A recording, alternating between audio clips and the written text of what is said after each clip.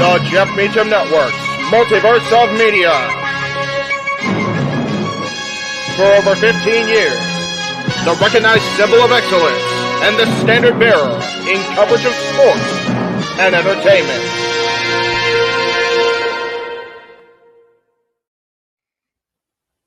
JJ, Jeff, you want to kick this thing off? Because I'm still trying to process everything here. Yeah, it's like, who wants to go first? Yeah, who wants to go first? Well, Come on in. It's open mic night with your host. you could maybe say there's really 4 topics, but it's split into 6. The Renegade, JJ Williams. The Sammy and Eddie Kingston thing, which one's the better smelling turd? And his panel of co-hosts. I am the founder. We'll call me that for today since we're going with the Jeff Jarrett love theme here this week, according to JJ. The West Coast Professor, Jeff Meacham. Karma is karma is karma. That's professional wrestling! Damn it! The Simple Man, Noah Foster. It's showtime! Yeah! How you doing, JJ? How you doing, Jeff? James. Yeah. And the He-Man, James Hebert. Imagine Bill Burr, Joe Rogan, Paul White, the Baldies. There you go. It sells itself. Get in there. Short his ass and shit the bed. He's not Amber Heard. Give it time, JJ. Give it time.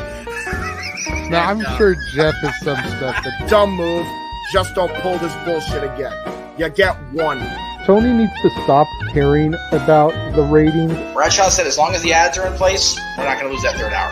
Ring of Honor does not have to be AEW Live. They don't necessarily have to coexist with each other. We kind of saw that tonight to a degree. Along with a panel of guests. He is no longer glorious. Don't you bring that up. You want me to rant about what my NXT used to... No, we are done here for the night. I swear, James. Because you never know who may show up for open mic night. I leave our company in the capable hands of an extraordinary group of superstars, employees, and executives.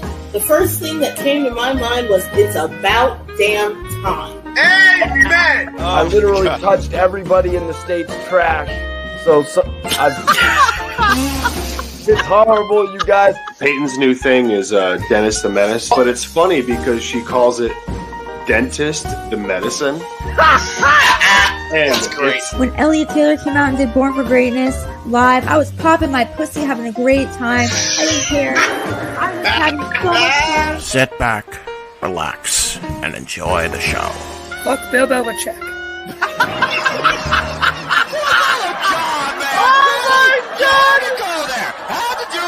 Football thing. We get it on wrestling, and then you bring in that shit. Then just how the thing goes off the damn rails. Brilliant, brilliant.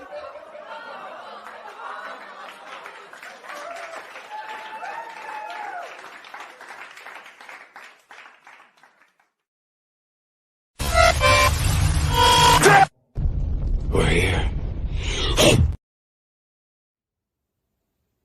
Hey everybody, Adam Pierce here on New Year's Eve, and thank you for giving me a minute of your time to say thank you for a wonderful yet tumultuous 2023. So much went on throughout the year, and it ended up being a wild ride, but one we're all grateful for, and one that I'm happy you went along with me on and through. As we head into 2024 here in a few short hours, I wanted to take the opportunity not just to thank you, but to make a very special announcement. And that is going into 2024 that we are no strangers to love. You know the rules, and so do I. A full commitment's what I'm thinking of. You wouldn't get this from any other guy. I just want to tell you how I'm feeling. Got to make you understand. Never going to give you up. Never going to let you down. Never going to run around and desert you. Never going to make you cry, never going to say goodbye, never going to tell a lie and hurt you.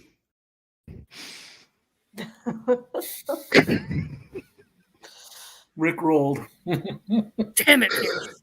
Happy New Year, everybody, as we kick off the show here with the infamous Rickroll from the Scrap Daddy himself, Adam Pierce. Oh God, I can't stop laughing right now. I can't even with this shit. I know. Oh my God. Welcome everybody. Aaron's confused. Tuning in across the multiverse of media. We've got some old familiar faces and some new ones joining us today. We've got Aaron and Caitlin Rift on the show right now. Welcome, you guys. I thought that intro was going to go into 2024. The full video from Adam does. So luckily, I love it. Thank you for that. That was like, Jesus Christ. Whose idea was that? I felt a little uncomfortable with that Adam Pierce one. And then there was a comment during your intro. I had to do a double take. I'm not going to say what it was, but I was like, wait. I know exactly what you're talking about. We know. Again, that's the open mic night. So welcome to the Nerdy Q, Jeff Meacham Network officially, Aaron. There you go. That's what we do on Saturdays. Yep. Oh God. The reason why our intros are so long like that is so that when we come off those intros, if someone just drops an F-bomb right away, it doesn't hurt us because we've already gotten past the 5-minute mark. Oh, that's a good strategy. That's why my F-bombs are at the end. Reason there's the longer intro. It's like, okay, get that over with. I had to learn because the young boy can't learn his damn self.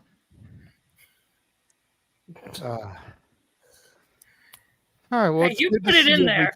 Exactly. Well, James put it in there. He's the one that made the opening. And he'll be here a little bit later. But it's good to see everybody this evening. The last day of 2023. The time of reminiscing, a time of pondering, a time of looking ahead to the future. So one of the things that we thought we would do today is we thought we'd go around the room and just kind of talk about, reflect on what happened to us personally in 2023 and what happened for us, positive and or negative, professionally in 2023. Maybe what we hope is on the horizon for us in both our personal and professional lives. Sounds good. For the rifts down in the bottom, I know you guys told Jeff that you weren't going to stick around too terribly long, so we'll go ahead and we'll throw to you guys first. That way, you're more than welcome to dip out whenever you guys feel like you need to. Well, this is already past my bedtime, so you guys are getting me in an off hour here, but it is New Year's Eve, so I made an exception tonight. First thing I wanted to mention was seeing good old Jeff Meacham again in February. I finally got out to California for the first time since 2020. Jeff was gracious enough to get me into Disneyland, and we did some rides. That was fun. Got to meet up with Brett Buchanan. Shout out to him. If you guys are familiar with him, maybe some of you out there watching this know who he is. He's a great guy. We also saw JJ at that restaurant. What was the name of that restaurant, JJ? I want to say it was the Lazy Dog or the Salty Dog Tavern or something. Yeah, it was pitched as it was a dive bar. Yeah, very much a dive bar. Yeah, if we're being honest. It was the way it was laid out. I swore to God it was going to be I apologize with Caitlin sitting here, but I thought it was going to be more like an adult club the way it was described to us. Yeah. It was going to be like a topless Hooters bar. Yeah. It's kind of the way, it was kind of, don't yeah. roll your eyes, Noah. That's kind of the way it was described to us in the chat. Was like, think Hooters with less clothing. And it's like, how do you get less clothing than Hooters? Like, for real, you're talking to strip club. Right? So a man by the name of Wayne Needham, some of you may know who he is. Yes. Yeah, that's all Wayne. Pitched the idea, and then he no-showed. He was not even there for the event. So what a bum. Missed out on seeing Wade, but maybe 2024 I'll be able to meet up with him again. And I also got to go to my cousin-in-law's wedding in Tennessee. First time visiting Tennessee. Stat Boy Mike was gracious enough to get us into Dollywood, so we got to do a few rides there. That was a lot of fun. The wedding was great. Beautiful scenery. Tennessee is a very interesting state, very scenic, has a lot of interesting people for good or bad. And I'm a little jealous that Stat Boy lives in Pigeon Forge. It's a fun little town. I love Nope, not Pigeon Forge. I work in Pigeon Forge. I live in Sevierville. Oh, okay. Okay. So not quite as cool, Which but we also saw. Yes. We went to, what was the chicken place we went to? That's a southern Oh, Raising chain. Cane's? No, not Raising Cane's. No. Stat Boy, what's the fried chicken chain down there that's really popular? We have Bojangles and Zaxby's. Bojangles. That place was pretty epic. But not good for your cholesterol, so don't go there too often. But yes, that was a lot of fun. And as far as wrestling events go, one of the things on my bucket list was to go to a wrestling show at Madison Square Garden, the world's most famous arena. I've been wanting to do it my whole life. Finally got to do it this year. SmackDown, saw the Bloodline and LA Knight just as he was breaking through that glass ceiling. That was a cool moment. And then we went to SummerSlam at Ford Field, which we live in Detroit, so that was an easy trip. That was a lot easier than Madison Square Garden. That was like 35 minutes down the road. Got to meet up with Sun Goshuaku. I can never pronounce that name correctly, but he's a great guy. And Noah was there. It was great to see Noah. He sat right next to us for the show. Noah, it was a pleasure to meet up with you again, and hopefully we can do it again in 2024.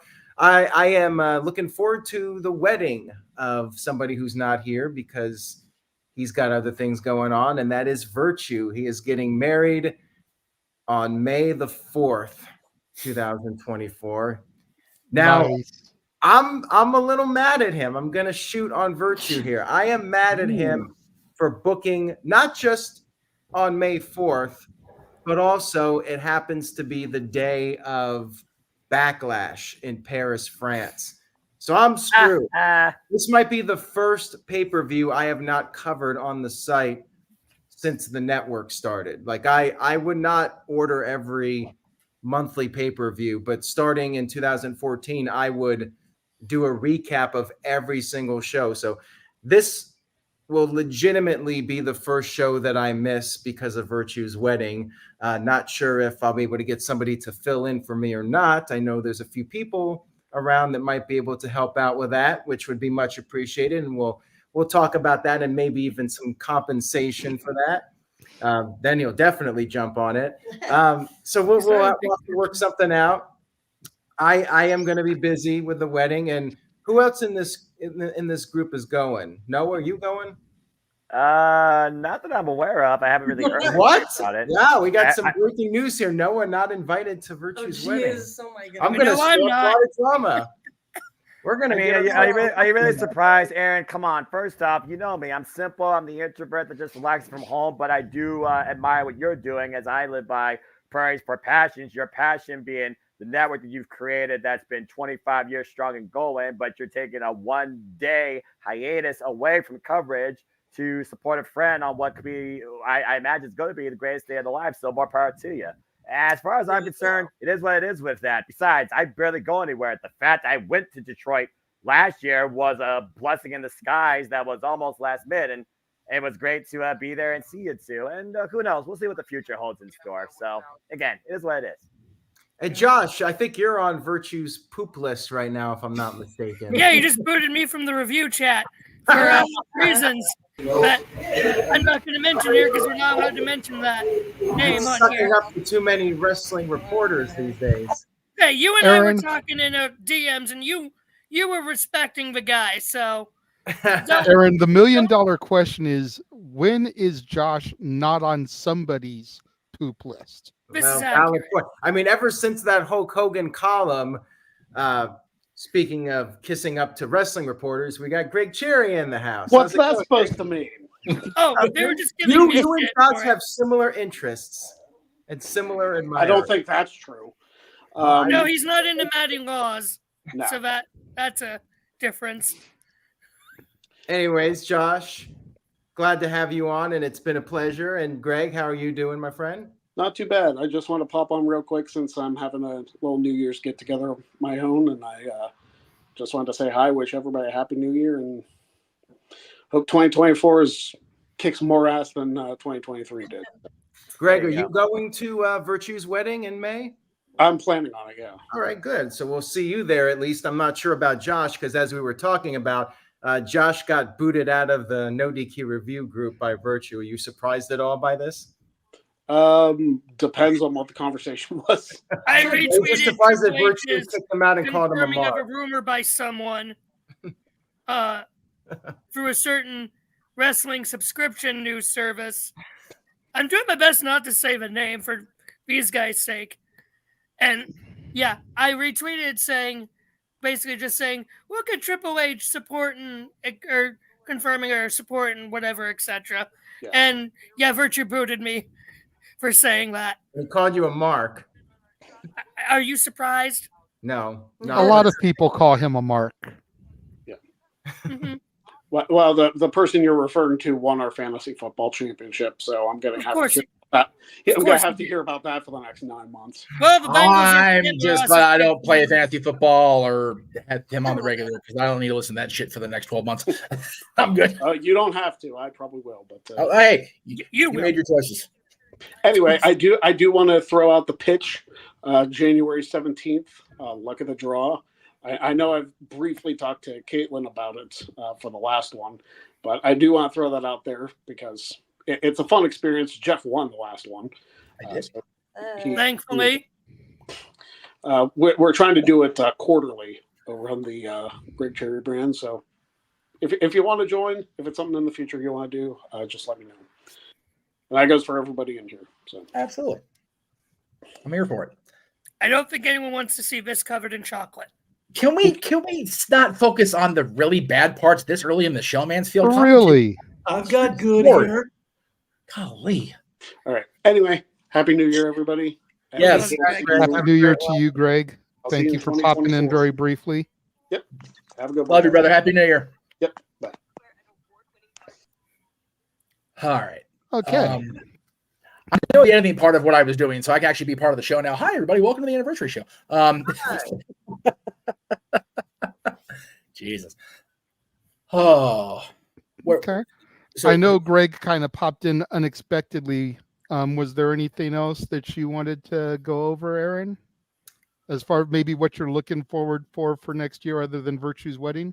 I did forget to mention I got to go to an AEW show for the first time. That was fun, although you guys know female Aaron, her son was with us, and during the John Moxley Kenny Omega cage match, John Moxley started using a fork, and Aaron's son started crying. He was very upset by that. That's awful. She said hi, by the way. That was hello to Lady Aaron and Tommy. We love them both. And as far as 2024 goes, just want to get out and see everybody as much as possible and get back to California and maybe visit somewhere I haven't been before. Maybe Caitlin and I can go somewhere we haven't been before. Always trying to travel to new places, see new things, and that's about it. Just staying healthy. You know, that's the most important thing. Taking care of yourself physically and mentally is the main goal, and then everything else is just icing on the cake. So hopefully everybody has a great 2024. I'm excited for the future, and I hope everyone else is as well. And that's pretty much all I got. Okay. What do you think? Throw this to you real quick. With TNA coming back on January 13th and rebranding, what are the odds that you'll start paying a little bit more attention to it? Because I know they kind of fell off your radar, as they did mine, as they did a lot of people many years ago. I'm looking to try and give them a chance again with the first Impact post Hard to Kill and see where the TV product takes me. You know, much like I've given AEW a chance here recently. What are the odds that you'll start getting into that? And could a future TNA pay-per-view be in your future for 2024? Unfortunately, I don't think there's much that could get me to really give them a shot again. The one name that could have turned things around, well, he's in WWE now, so that's fair. That's the this way guy. it is. But I know they do run in exactly. I know they run in Windsor, Ontario on occasion, but I hate crossing the border. When we went to SummerSlam in 2019, we actually had a bit of a problem getting back into Michigan. They stopped us. They searched the car. I don't know if it was a random search, although somebody may have tried to sabotage us. I have no idea, but we're not going to get into that. But yeah, it's a pain. If they run in Detroit, I might go. I might consider it. I mean, I would definitely be open to that. You know, there's a small hockey arena that's about 15 minutes from here. It would be very convenient. They actually held, I think it was 2006 Bound for Glory at this arena. It's Plymouth, Michigan is the town. They ran there. It's like a 5,000 seat hockey arena. Hell, AEW should run there if they're struggling to sell Little Caesars Arena. That would be great. Like it's literally a 15-minute drive from us. Like it would be very convenient. So yeah, if TNA ran there, I would be open to checking it out. According to Zombie Fighter, he says that they ran Grand Rapids, Michigan this year. So yeah, that's like 3 hours from us. It's exactly down the street. Wasn't sure the location to you to there, but yeah, like downtown Detroit's about 35 minutes. Ann Arbor's about 35 to 40 minutes, and then Grand Rapids is like on the other side of the state. It's like 3 hours away. Yeah, I'm pretty sure the arena you're talking about is where the Red Wings minor league team plays. I could be wrong. It's been a minute since I've kept up with Red Wings on the regular, but pretty sure it's where their minor league. I mean, it's a good little arena. It's not the Joe, it's not Little Caesars, but it does the trick in a pinch. So yeah, it's a nice little venue, and I think TNA could maybe get a couple thousand people in there if they had the right card and the right people on the show. So yeah, it'd be a great thing. It just Windsor's tough. Yeah. It's a big. Go ahead, Walter. Aaron triggered me a little bit talking about the border of Canada because the same crap happened to me. I got pissed. I got my car up. I went from Vermont. My father-in-law lived in Vermont at the time. He's gonna bounce. It was on the border. That's fair. Okay. Okay. I'll stay on for Bye, another minute. Bye.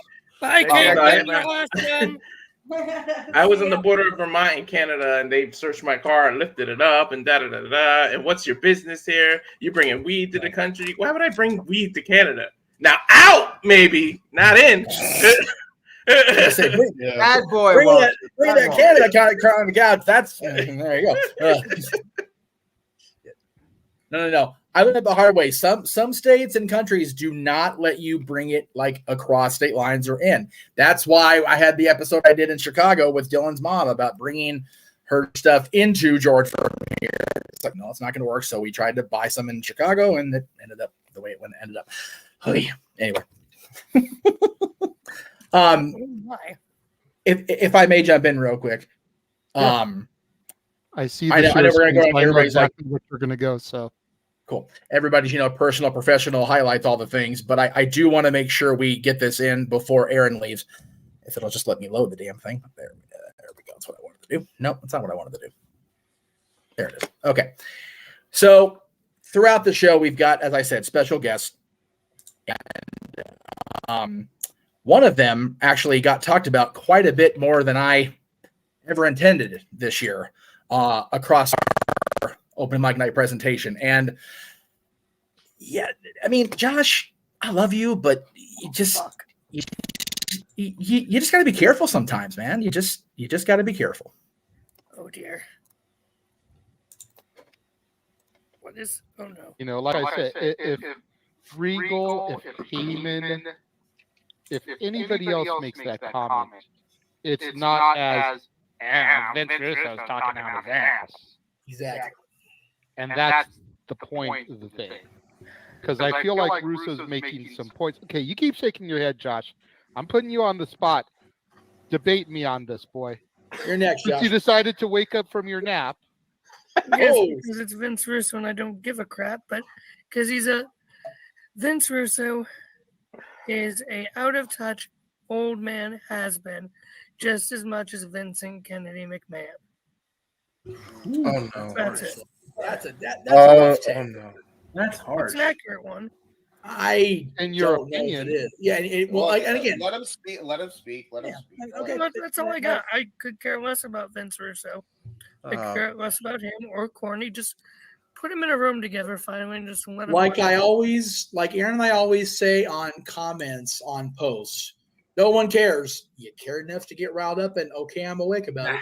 Yeah, exactly. If you're going to sit there and shake your head in disagreement with the topic, then give me something other than Vince Russo sucks. I think what JJ is looking for is more of an elaboration than just Russo's out of touch like the old man, because we are going to lay into the old man here in about an hour. So let's just not even front about that shit. I was never alive during the territory days, like the rest of y'all were. I mean, way to make us feel old, man. Right? You're already a freaking fetus. I gave you so much praise, Josh, for being a good boy, and then you want to make that dig, bro? Come on, bro. Don't make me go full Russo, bro. Bro, I'm turning it off, bro. Oh, fuck that old jabroni piece of shit who doesn't know how to write worth shit.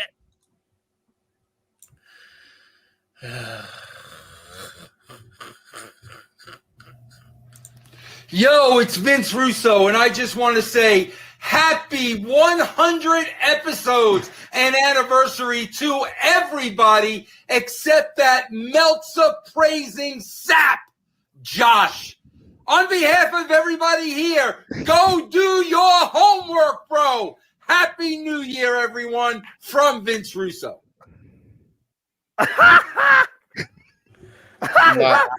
Yeah, boy, you just got schooled into oblivion.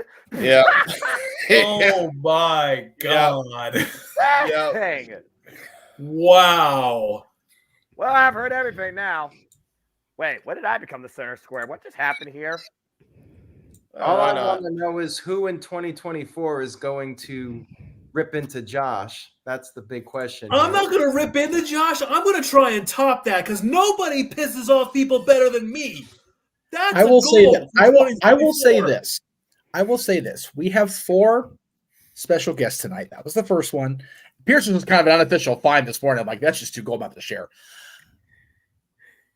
He is the only one that, as a writer, surprisingly, stuck to the script to the letter. So thank you, Mr. Russo, for your cameo this year.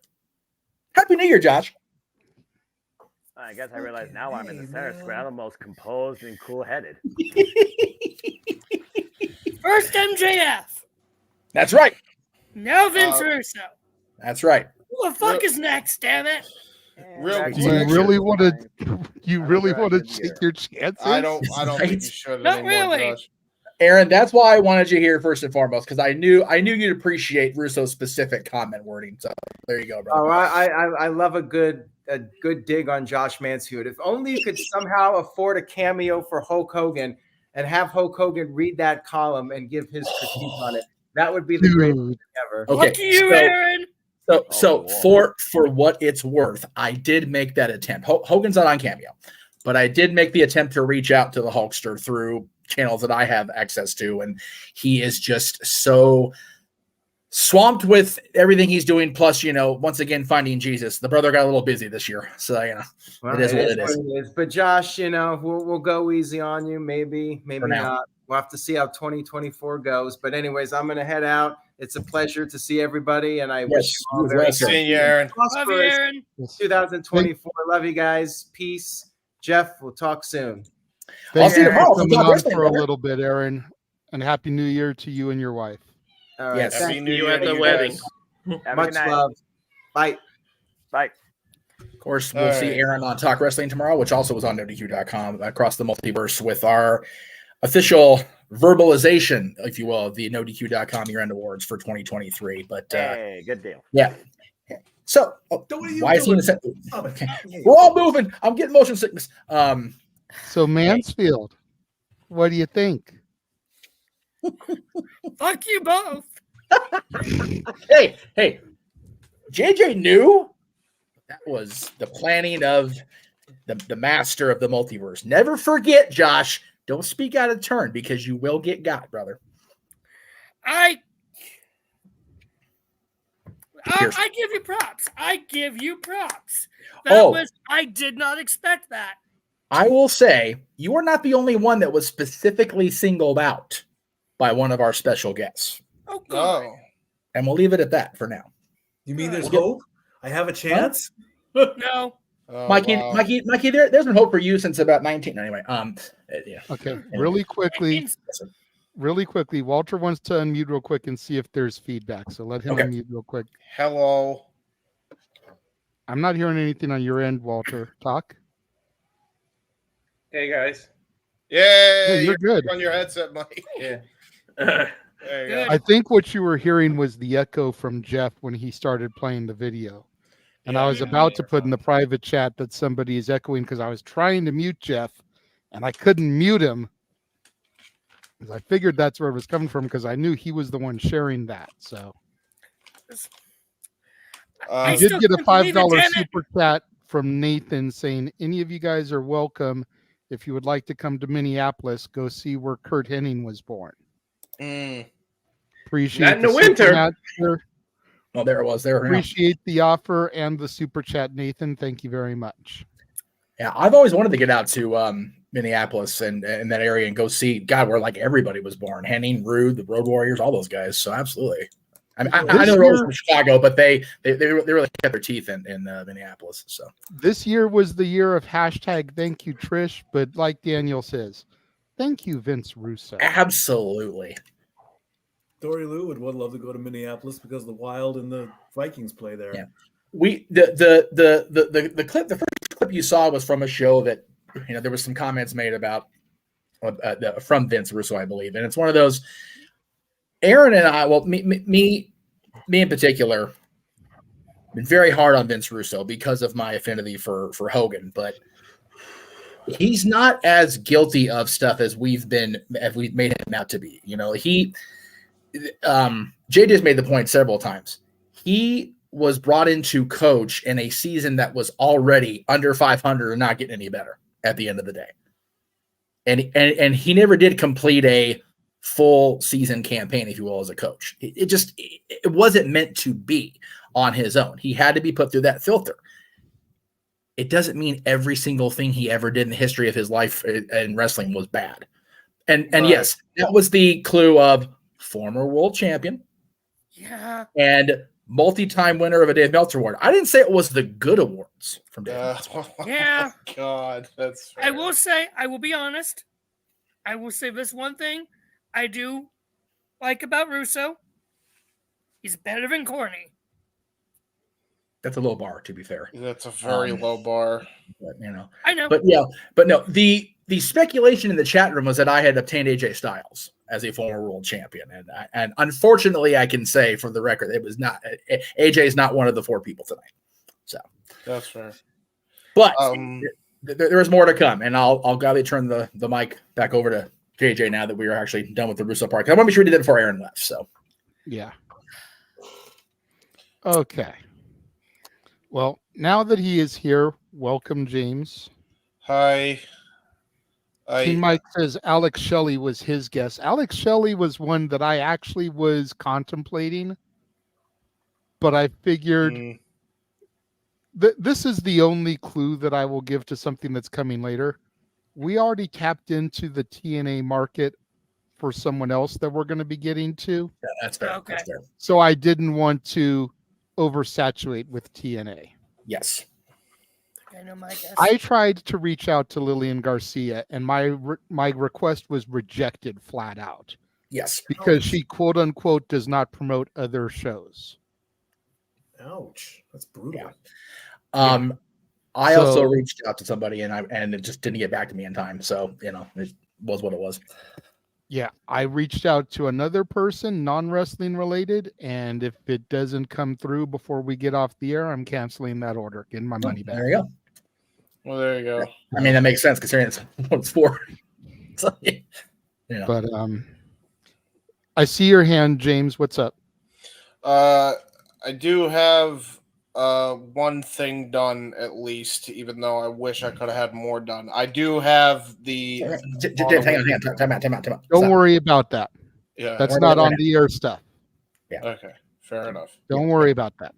I was just saying because I have it ready. I'm not going to spoil the surprise. PM. I'm uploading it to my side of things so that we can just share screen it. That's fair. That's fair. Okay. Let's get back to what we were doing. Yay! Which is going around the room. Yes. Discussing what has happened for us this year, both personally and professionally. Yes. Josh, I know you're probably going to be the next one to bow out, so we will go to you first. That way, if you don't stick with us past the first hour, you've already gotten your shit in. So go ahead, sir. Thank you, you amazing renegade. JJ, you are awesome. Let me find the rest of my chapstick here. Yeah, I was going to say, especially after just getting your ass handed to you by Russo, now you're really trying to kiss ass. Listen, I've been trying to kiss ass for you since yesterday. Let's be real here. I don't know why. Trust me, Mansfield, you will know when you are on the shit list with me. Yes. Fair enough. Just ask TJS. He knows. Yeah, TJS is on my shit list too, as is. I think he's on most people's fucking shit list, to be honest. Excuse my French. Why is somebody we don't even have on our shows even being acknowledged? Just on the shit list where he belongs, by God. Yeah, that's true. Just that's making true. a point. No, you're good. Like it, yeah, absolutely. Yeah. The hell with him. I agree. So, read, mother. This year's been fucking crazy. Let's be real. February was absolutely shit because of my constant anxiety attacks, and that was not fun. Finally, I'm on anxiety meds, which I got to take here in a half hour.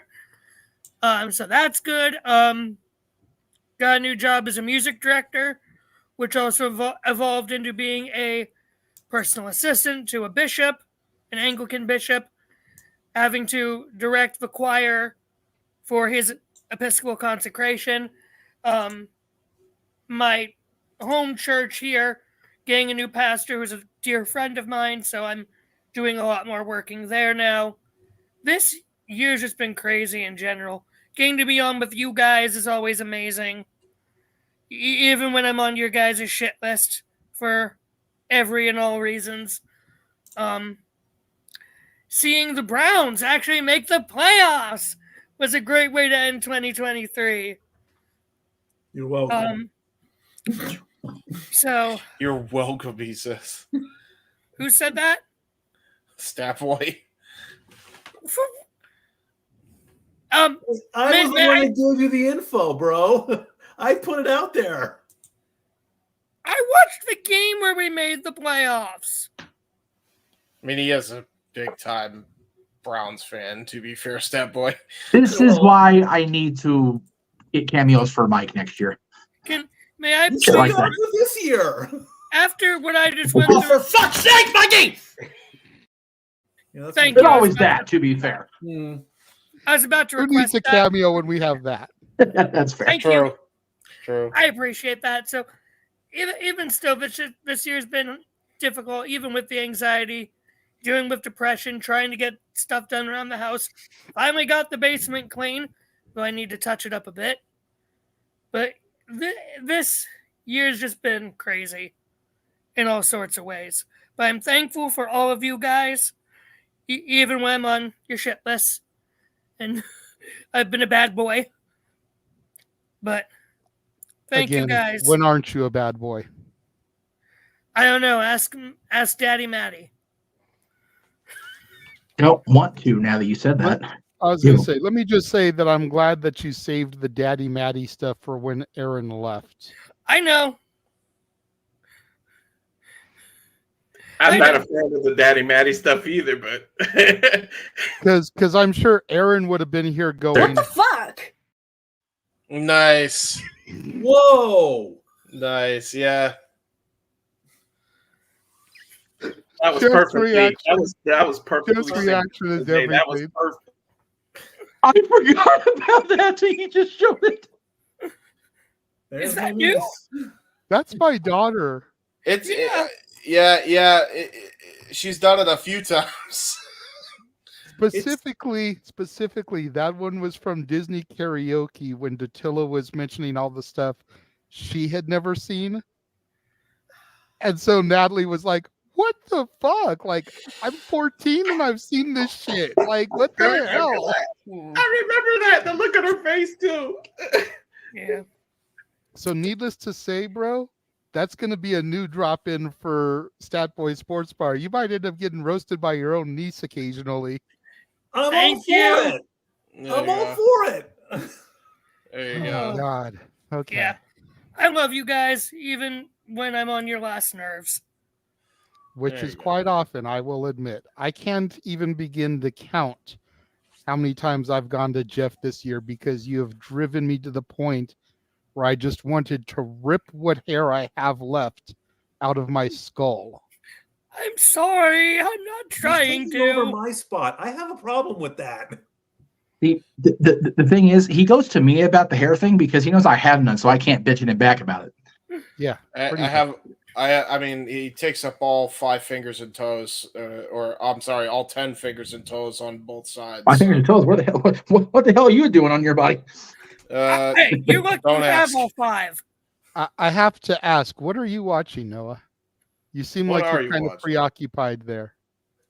Match game 75. Nice. Damn it. Wow. Wow. Love you, Noah. I do love me some match game. Ever since we did it on here. Yes, Mikey, you are welcome to take that spot back. I'm Please. trying. Apparently, I'm not doing good enough. No, you just have to. Well, I'm not going to say the names, so. Sam, I don't care. God. No. Can we please let JJ run this show? Pretty please. Yeah. I know it's a different night. I know it's the anniversary, but can we let JJ run this show for once before this year's over, please? I'm Thank you. good. I'm done with my spiels. I've been good. Yes, Walter, you've been good. Wait. Yeah, go boy. Okay. All right. It's crazy. Oh, yes. Love You, Walter, have been a surprising and welcome addition to the team because you just kind of fell into our lap one night. Like, literally, you were just hanging around the chat room. We all know you from the review, Mr. Reliable, but you never really came on this show until like mid-year. You were just hanging around the chat. You're like, hey, I can come on if you guys want me to. We were like, fuck it. And you've been here like every week ever since. So why don't you go ahead and go next, bro? Talk about what's gone on for you this year, both personally, professionally, you know, all that kind of stuff, what you're looking for next year.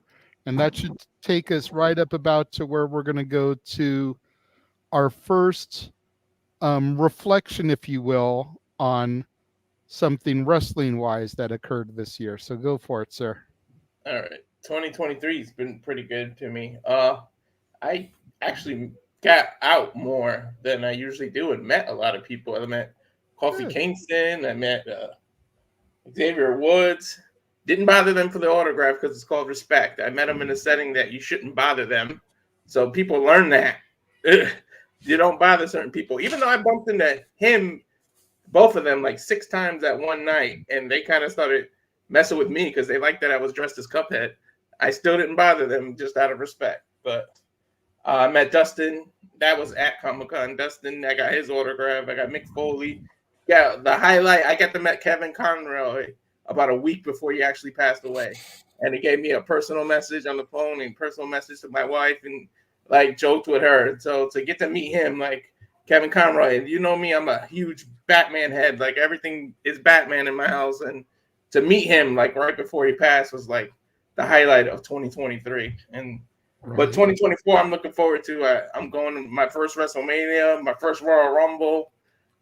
So hopefully it brings more for my YouTube can blow up. And thank you guys for linking me with you guys. So I'm just looking forward to everything, and especially here on the Jeff Meacham Network. I'm looking forward to everything because we're gonna die because I can see what's going on in 2024 already. So I'm ready for it to happen, and we got about 16 minutes over here in the East Coast, so we can say goodbye to this But especially my guy Punk came back to WWE, even though I was calling it. I was calling it the whole time, and then finally see him and that psych out that Triple H did. I got to give him credit for it with the pulling up the credits, and then he pulled out. So my 2023 has been good, but I know 2024 will be a hell of a lot better.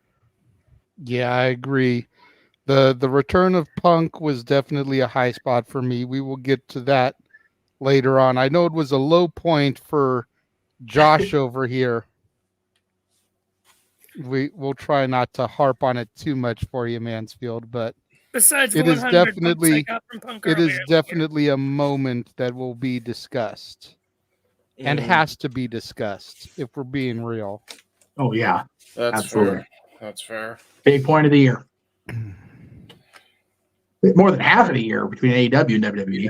Yeah. And I got to see my brother, who's was gonna make a cameo, so I could have him meet him, but he's waiting until he dies. And Mario, I don't know what they're playing. I didn't Mario. pay him for a cameo, so he probably won't show up. He's. I was gonna introduce him and show who's the man behind the Cal Fire Farms and started it and does all the hard work. I just get to promote it and help what's already done, but.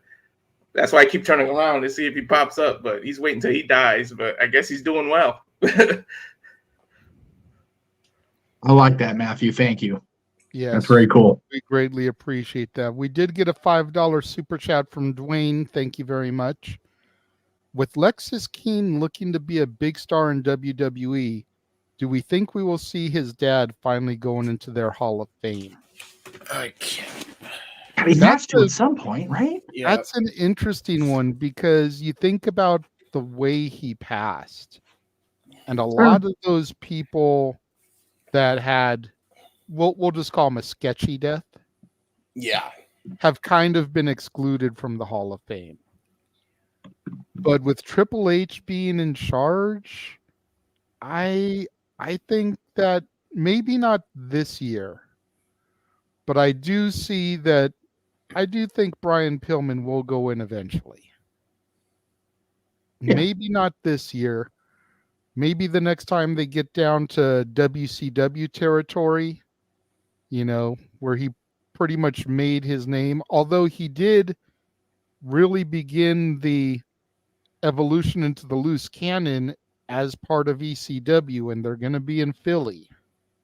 It's true. So there's that little tie also, but I feel like when they get to WCW turf, where Flying Brian and the Hollywood Blondes, and where he was a horseman, and all that stuff really start to, there's that kinetic energy there. You know what I mean? Yeah. And you got to have Stone Cold induct him. You just got to. Yeah, have to. Yeah. Yeah, I would say Steve induct and Brian Jr. accept. Yeah, I would imagine. Like, who else do you have in that spot? I mean, there's there. I don't think there's anybody more appropriate on either side, inductor or inductee in that case. Yeah. Really quickly, go around the horn. Yay or nay? Stat boy, Pillman in the Hall of Fame. Yes. Yes. Jeff. Absolutely. James. Yes. Josh? Yeah. Noah?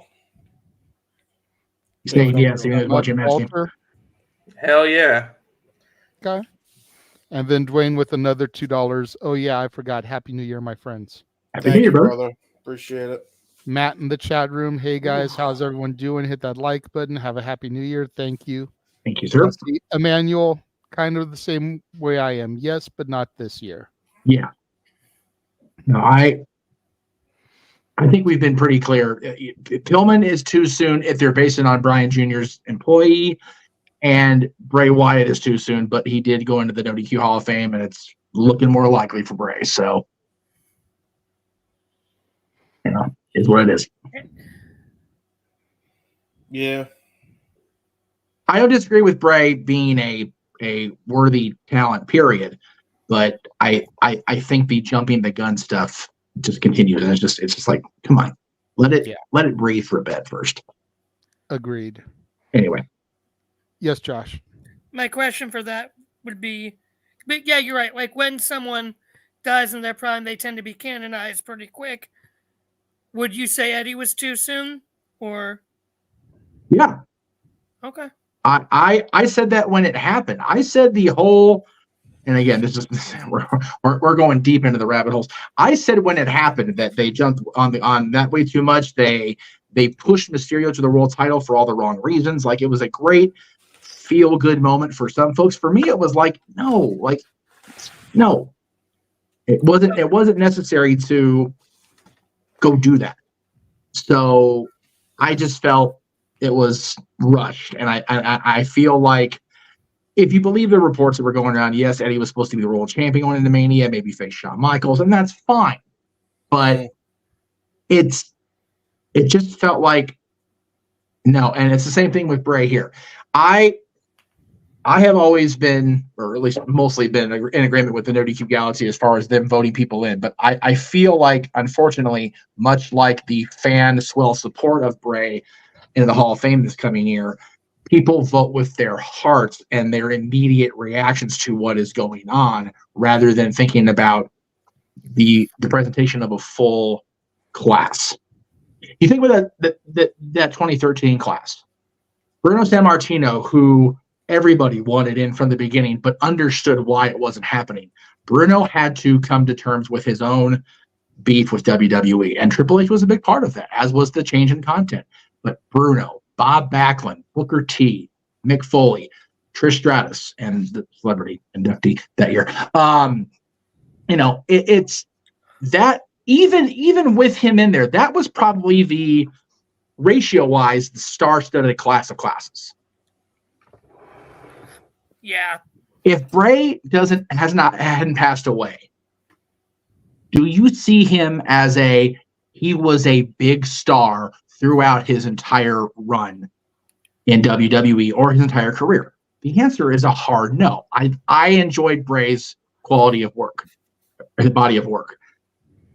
But had he not passed away, I don't think he even got to the point of Hall of Fame in a year. No. Where Bray was in his career when he passed us, I could see 5 to 10 years down the road, the Wyatt family being inducted. Yep. But not Wyndham Rotunda, not Bray Wyatt, not The Fiend. The Wyatt family as a stable, honoring Luke Harper as well. Yeah. Absolutely. Yep. What they did as a unit was as impressive as the run the Shield had. Yes, I agree with that. And the Shield is a Hall of Fame worthy stable as well. Yep. But Bray solo? No, I don't think so. I find it hypocritical that Bray is being, put him in this year solo. Where the hell was that for John Huber? There wasn't, because Luke Harper in WWE didn't get there. Exactly. Even if you combine the companies under one umbrella, I don't think Luke Harper or Brody Lee as characters got to Hall of Fame level. I'm sorry. And again, this is me, this is me bitching about, the fact that, people like that are being, put in there. But yes, I understand I harp on Coco Beware way too much. Okay, fine. I'm guilty, whatever. But if you line up the Hall of Fame inductees that are in now, even when they restarted in 2004, they were put in the Hall of Fame when they were put in the Hall of Fame those 3 years because they were in good standing with the company and to make a statement. Retroactively speaking, the way we all live in 2023 now with a retrospective look at things, do you put Moolah in now? Probably not. Because, she was just so evil. Yeah, but she held the championship all that time, and nobody did anything to stop her at the time for what she was allegedly doing. Do you honor the human beings or do you honor the career at the end of the day? And career-wise, whether we like it or not, whether anybody likes it more than other people, Superfly Jimmy Snuka had a Hall of Fame run. Hulk Hogan had a Hall of Fame run. But Bray, Luke Harper, at the time they inducted Eddie Guerrero, no. Yes, Walter. I don't know how you guys feel, but I honestly think for about 2, maybe 3 years, WWE should skip inducting any celebrities or any post-mortem people and just stick to legends and give us a real Hall of Fame. Just maybe 2 or 3 years, and then maybe you could start slowly bringing back celebrities and people who have passed on. I honestly think for at least 3 years, they should just stop doing that. I don't know how you guys feel about that, but I agree with you to an extent because there are still celebrities like Cyndi Lauper that should have been in the Hall of Fame fucking 20 years ago. This year for sure. Raise my Pepsi to that. When the entire WrestleMania class went in at WrestleMania 21, she should have been in there. Yep. That would have been cool for me. Because that was Hogan, Sheik, Piper, Volkov, like Orton. That was the entire WrestleMania class. Yeah. She should have been there. Yep. This year in LA, WrestleMania Goes Hollywood, she should have been there. Yes. Even more so than Andy Kaufman. And Andy I agree with that. Andy Kaufman is definitely deserving, but he was more of a New York comedian. So the next time they went to New York, they could have done it. Taxi was set in New York. He was banned from Saturday Night Live in New York. You know, he wrestled in the Memphis, which was not far from there. He was an East Coast-based comedian. Yep. Right. You know, I one agree. of the final things on his bucket list was to play Radio City Music Hall, New York. Yep. Him Carnegie in LA Hall. didn't make sense. Yep. Sydney should have been in there before Mike Tyson. Like, how do you induct Mike Tyson and not Sydney? There's another one you go, not good PR wise, but I get why. Yeah, Mike Tyson can go in, but not China. Yeah. Right. Yeah, exactly. That's the thing. As long as the Hall of Fame is not universally voted on or universally one or two people, Vince or Hunter or whoever, it's never going to feel like it's done proper. Nope.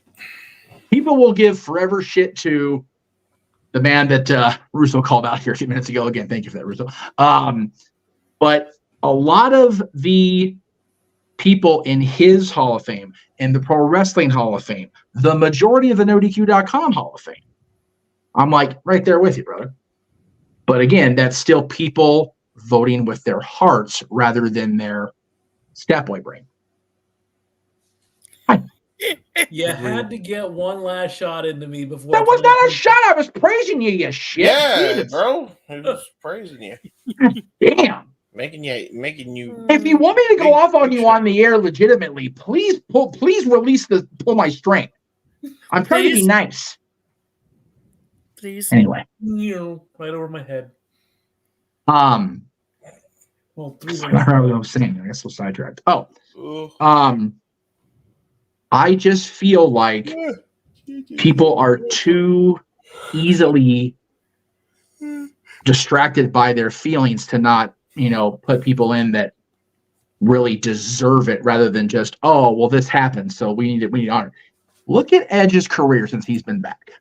I dare say Edge's career since he's been back has been awesome also. Yep.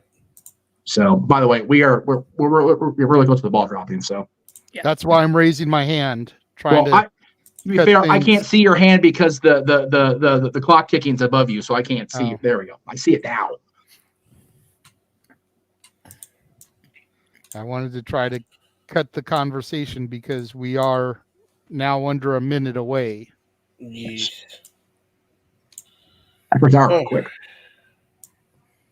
Yeah, they go by way too and quick. I'll see you all after me and my mom welcome in the new year to join whatever the heck y'all doing and see what sort of dignified super chat nonsense you try and come up with tonight. Later. See you in a second, brother. Love you, Noah. That's fair. God damn it, Noah. My dad will probably want to do the same thing, but I'll just do it after we do the countdown here. They're probably going to run in behind me and bother me, so I'll wait. No, you're fine. Trying to get a clock in front of me here so we can do it proper. I think it's 10 seconds now. Is it 10 seconds already? Wow. Jesus. I think mine's on delay. Yeah, it's there. Okay. There it is. Happy New Year. Yeah, Happy New Year. We Happy couldn't even find New the Year! clock. Happy New Year to the East Coast, which is us. Woo! And everybody in the room except me and Jay. I can finally leave this absolute shit-tastic year for me behind. That's fair. Fucking hell.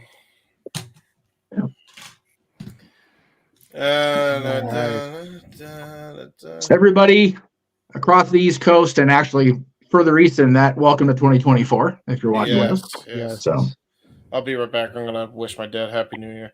Go for it, man. I'm the only one in the house besides the cat. Josh, you want to go ahead? Oh, you want me to do it? Go for it, bro. Okay. Well, thank you. Should old acquaintance be forgot and never brought to mind? Should old acquaintance be forgot and days of old lang syne?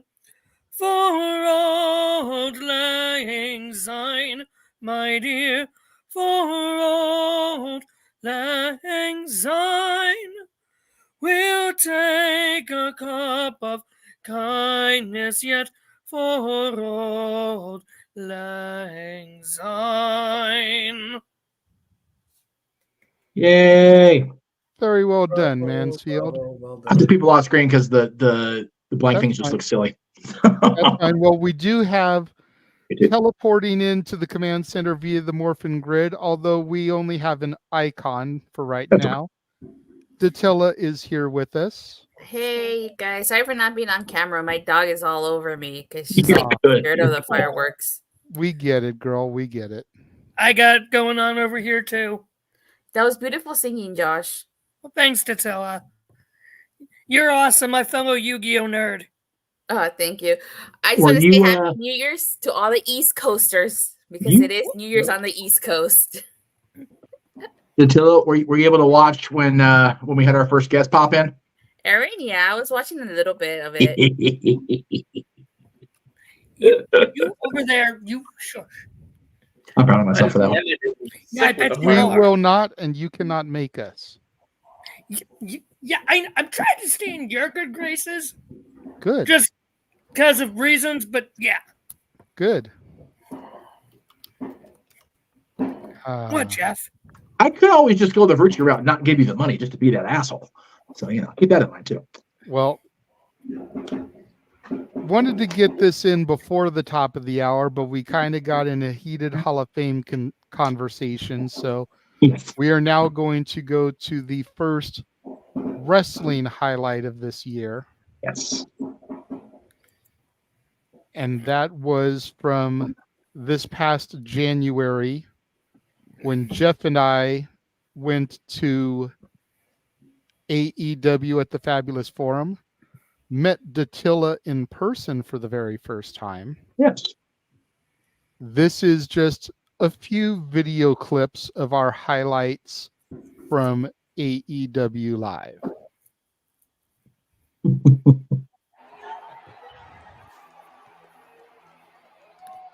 Right on.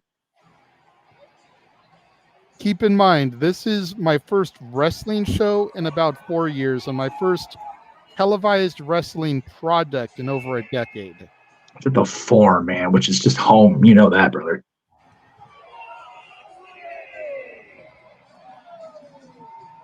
That was a good day. Oh, jeez. Forgive our shitty singing, but you guys should be used to it now on open mic night. I'm gonna say it's karaoke. It's not quite karaoke night, but we've been singing shitty for over a year now, brother. That was a really fun night. That was a fun I night. still have the picture we took. Yep.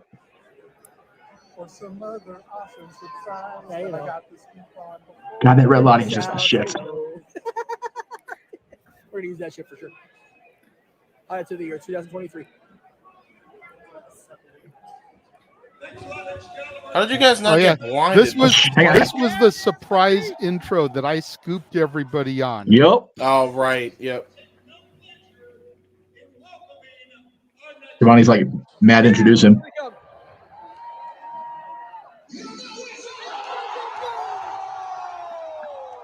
So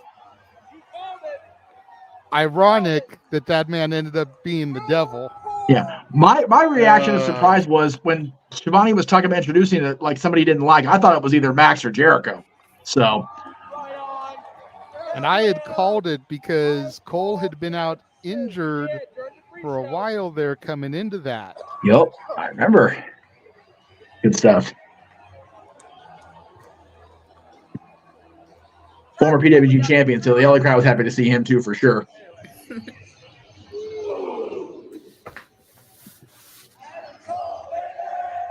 God, I'm such a dork.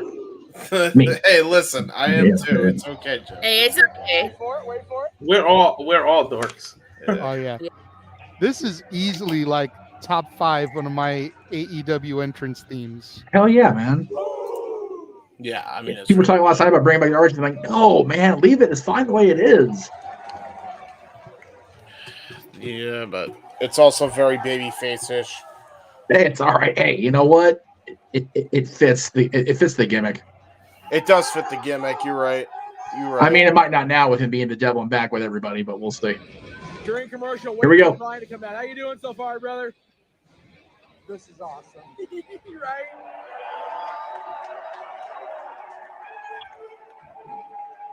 And then I didn't see you guys after the show. You guys just like.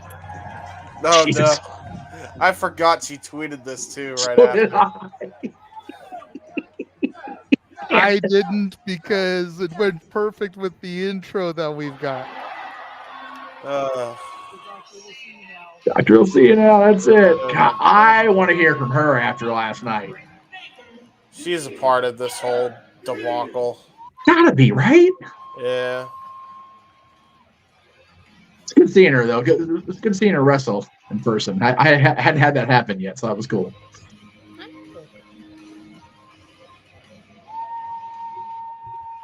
Never seen Sting wrestle, and I'm still debating whether to go. Jamie, you should, dude. Noah. You should. Where's Noah for his Jamie Hader? Where is Noah? He's off ringing in the new year with his mom. That's fair. I'm only not at home because I'm doing this because it's we too loud. Yeah. JJ, he's in Georgia. Georgia. It's only 4 You know, you know. hours away from me.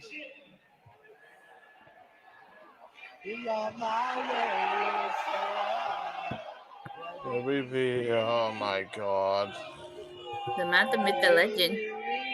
Yeah, the man, the myth, the legend. Not the Young Bucks. Hey, we're still singing along with this song. We may not like the assholes, but you know. We did get the video, but never mind. I'll wait to see if it pops up. Even singing along with the song, he's looking at the ring like, oh, fuck these guys. Bro, the face by JJ is just like, the minute you told him, they're still our boys, he's like, the fuck you say? Fucking lie. You a lie, Meacham. I think you a freaking liar. Did we not get the video of us doing Judas? I think we made sure we didn't put it in there because of copyrights. Oh, that's right. But yeah, but yeah, that was really cool because that was the first time I'd seen. There you go. There's Noah. First time I'd seen Judas in a wrestling arena, not just on the damn boat. So that was cool. Whole different capacity. Anyway, hello. That's Happy New Year from the East Coast, everybody, and to my fellow East Coasters, Happy New Year to you. Happy New Year to you too, Noah. I gotta say that two more times for the Central people and for us West Coasters. 3 more times. 3 more times. Mountain too. Mountain. I don't know anybody on the mountain. Oh no, what you say? Do I know someone on the mountain? Go tell them on the mountain that the new year here. The year's almost here. I know there's somebody on the mountain. Man, you guys are all gonna be in 2024, and me, Jeff, and JJ still gonna be like waiting. For real. They exist in the future. Jesus Christ. Hey, I like living in the West Coast. Oh, I do too. Mostly. Come to I the miss East it. Coast. It's more fun.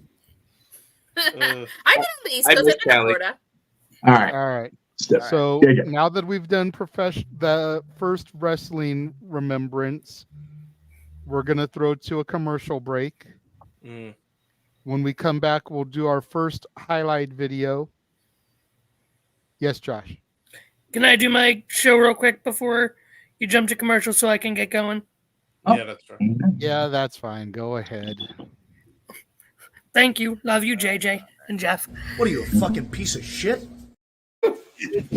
Yes. Talker of the year, everybody. Michael Jacob Friedman. Especially what Vince Russo said earlier. Yes. That's right. Well, I can't takes laugh one, forever. hey, in fairness, it takes one to know one, right? That is True. So follow me on the Twitter at Walking Hymnal, Instagram at Melomangram. You can find me usually on here and usually pissing off Jeff or JJ with something. Accurate. Or Noah. Depends on the day. Most likely all three. But I love each and every single one of these awesome people on this panel. And hi James, you too, buddy. I was just waving. Don't worry. Yes, but Don't worry about me. love you guys. You guys are amazing.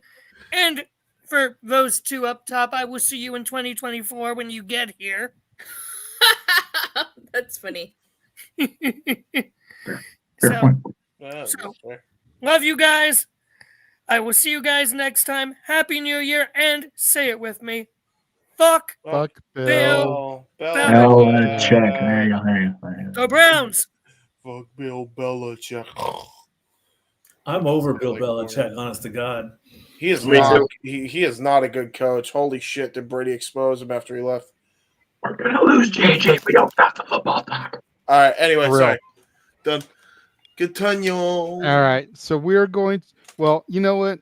Since we just had the outro of Fuck Bill Belichick in sports, let's throw to James's trailer for his uncle's project. There you go. A little sports centric action going in. And then that gives everybody a few minutes to go take a leak ski if they need to, go fill their drinks, because it's about 3 minutes. We'll see you guys in a few minutes. Yeah. Gary Hebert, the man, the myth, the legend. I was amazed, and I was looking to become a better skater myself, and I wanted to be like Gary.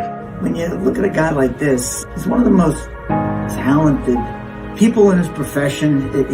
He's been given gifts by God. It can get frustrating at times when you're trying things that, that maybe don't come as quickly to you as other things. And, you never really felt that sense of frustration with Gary. It was always about improvement and positive reinforcement. Was it really the end? Was that head injury really the end? God has called Gary to continue to be a blessing to others and to be a passionate example. My name is Gary Hebert, and this is the World Academy of Hockey, otherwise known as the Inside Edge. I would recommend anybody that have a chance to come to his hockey school. I think it'd be well worth it. It'd be rewarding to all the kids and anyone he coaches, from whether it's an adult, a professional player, to a little kid like a Mike or a Squirt. Gary, from day one, has been instrumental to my hockey career. I started out as a potential Division III player, and Gary brought me single-handedly through high school and into a top Division I prospect. I owe it all to Gary, the biggest legend on and off ice there's ever been. Listen, watch, learn, be confident, and have faith.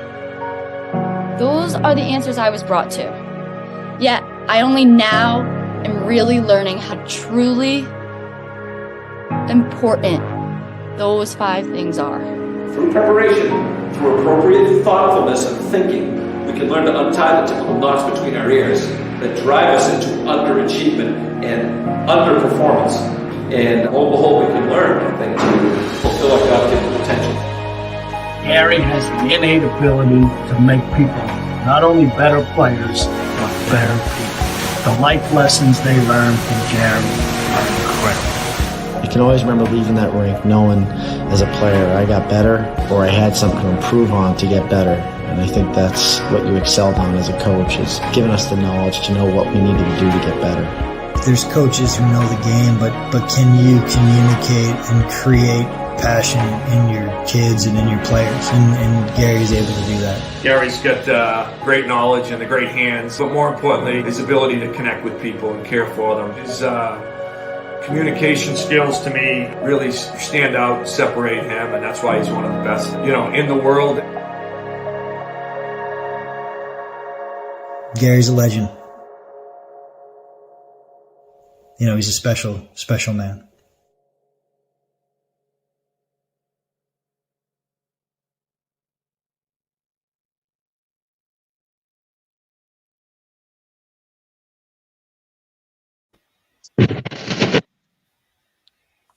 And we are back. I love that, by the way, James. Thank you so much. I appreciate that. At least one thing went right this year. That's how I look at that. Well, some things went right, but kind of back, sort of back. Yeah. What did I glitch out? No, I did. Oh, there you go. Mike, keep your hand up, or you just twirling your pen? I'm just twirling. Okay. Okay. Before I saw what you mentioned, Jeff, before you do that, yes. I do still have this $2 super chat from Nathan to bring up. I was just trying to get to commercial and everything, trying to keep us on track, but I'm being yelled at in the chat room to bring up super chats. So yeah, I know. I guess can't just run a flow of the show, but apparently Jake Roberts was the most emotional for the Hall of Fame. Cool. Yeah. Okay. What is it you wanted to do, Jeff? Go for it. Well, since we just did a hockey promo, I'll go ahead and introduce our second guest. Yeah, that makes perfect sense.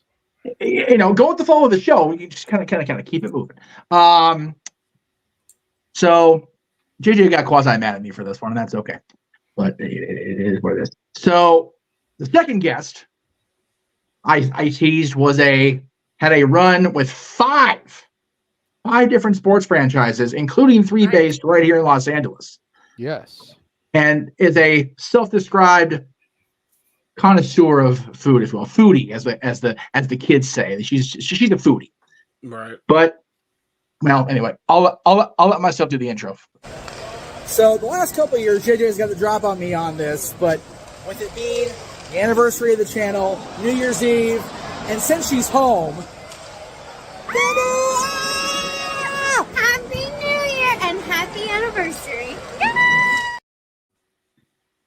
There you go. Nice. One of my, I say this every year because we're both March babies. Early first week of March babies, actually, just 10 years apart because I'm an old fuck. She's one of my favorite people I've had the opportunity to meet through the Kings, and she's just such a cool beacon of positive energy, which is so rare especially in LA sports, especially in life. So just want to make sure I got that out there. That is going to be the least promoted, least like ooh-ah moment, because at the end of the day, she's a friend of the channel more than she is a big star, if you will. But yes. She's a star to us because she's our buddy. So anyway. Yeah. And she has appeared quite frequently whenever we do these type of things, whether it's an anniversary celebration or Jeff's birthday. Yes. I always reach out to her because I know how much she's meant to him. Yes. That's why he said that I'm a little bit pissed at him, because he knew that I was more than likely going to message her for this year. And yes, since she just recently came back to LA and he got to see her, he took advantage of that himself. So it was one of those, we were just BSing. Like I spent the entire third period down at I still, I'm like, you know what? Screw it. Let's just do it now since I'm here anyway.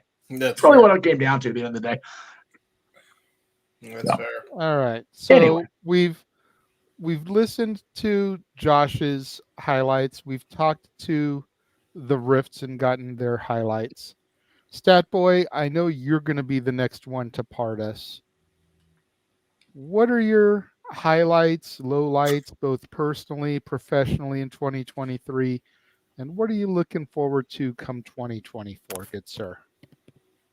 Well, I've still got plenty of time to go, so I'm not. I know, but you're the one that we're going to lose next, so we okay, want I you to got get your All right. shit in. Well, I guess the biggest thing that took place in 2023 was the one thing that I thought I would never do in my life, and I'm now a licensed driver in the state of Tennessee. So, that's awesome! Congrats. Thank you. That happened back in October, November. You know, it wasn't because I was just anti-driving. I just didn't have the desire to do it. I didn't want to, you know, gas prices, upkeep, insurance. It's, you know, that was one of the things, you know, and just be thankful you're not living out here, bro. I talked to my mom yesterday for her birthday, and she was saying that Chuck filled up his truck with gas that was $1.62 a gallon. Yeah. I told her to shut the fuck up. I'm paying $3.97. $3.97. Oh, but you're out in the valley. That's why. Wait, you told your mom that? And I have a 10-cent card that I swipe to save me 10 cents per gallon. Man, so I it's remember like the $3.87. Sorry, I remember the days $25 would give me a full tank. Right? Oh, I remember my dad giving me a 20 to go into the Arco AM/PM on Bellflower and Delamo and coming back in to get change. Oh, I know where that's at. Bellflower and Delamo. Go ahead, Mike. I didn't mean to cut you off, but I just you sit there talking about the cost of gas in Tennessee. Freaking Cece's supposed to be going to Chicago in a couple of weeks. I'm like thinking about going to Dollar Tree and buying some gallon cans of gas for her to fill up with some $2 gas to bring back for us. Hey. Yeah, no, for real. When I was in Texas 3 years ago, the gas was $1, like $1.47 something. I was like, what? What? I wanted to siphon gas out of Texas to bring it back. That's fair. Yeah, absolutely. Go So, ahead, you Mike. know, I mean, my driving is still limited. I do have a friend. His name is James, not Hebert, of course, but I can't drive for the same reasons you didn't want to go for your license for ages. It's my reasons for it. Yeah, I mean, So it's like everyone's like, you know, oh, you rely on other people. Don't you think it's freer to go? And I'm like, okay, fine. I'll go and get it. I put it off, and the test itself was a disaster, but hey, at least I got through it. And so now, like I said, my driving is limited. I do drive, you know, to and from work, which is only about a 20-minute drive along the back roads of Sevier County. So it's just like I just do it, and there's no big thing. So possibly the goal in 2024 would finally be to break down and get a car, but I'm not pushing that anytime soon. Probably by the time New Year's 2024 going into 2025, I could probably say, hey, I've got a car finally. You know, we'll never say never. No, of course. I mean, if you were to get a car, what car would you want? If the lottery fell into your lap and you could buy your dream car, what would you buy? I would probably go because I say Ford on the streets, Chevy on the track. I'd go with a Mustang. Okay. Oh, nice. I have to stay true to my NASCAR roots out here in Tennessee. Work has been work. Big Frank loves you for that one, brother. Thank you. Work has been work, so everything's going fine with that. I will be going back in the spring for my 4th season at work and see where that goes. So I'm happy about that. As far as the channel here and Sports Bar, you know, the sky's the limit. I want to do a lot more. I know I said last year, coming into 2023, I still want to pursue the possibility of sports watch-alongs. That still is a desire. I want to be like Noah Foster, like you and JJ do with the wrestling watch-alongs. I would like to possibly make that a thing if there's a market for it. Super Bowl's coming up next month. That's still in the works. Maybe, I don't know. Yeah, I don't see why not. As long as the Super Bowl isn't on a pay-per-view PLE Sunday, let's go for it. I mean, I'm down right now. I have no set in stone plans to work for the winter. I'm going to be in between jobs right now. I've got a few feelers, but there's nothing, hey, you're working for me for the winter. So as of today, 1/1/24, I am free and clear for the winter. Never say never. I am definitely looking forward to the Rumble watch along. I've made the promise at Survivor Series. I made the promise the Rumble stats will be better than last year, because last year I was green as whatever.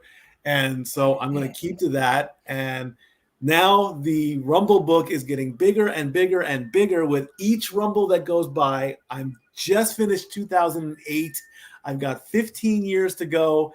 And I'm very certain that all the stats that are needed up through 2023 will be ready by the end of January, so that when we gather for Rumble 24 and they come out, Noah can say stat boy go, the stat is there, boom, and done. In fact, here's a little teaser.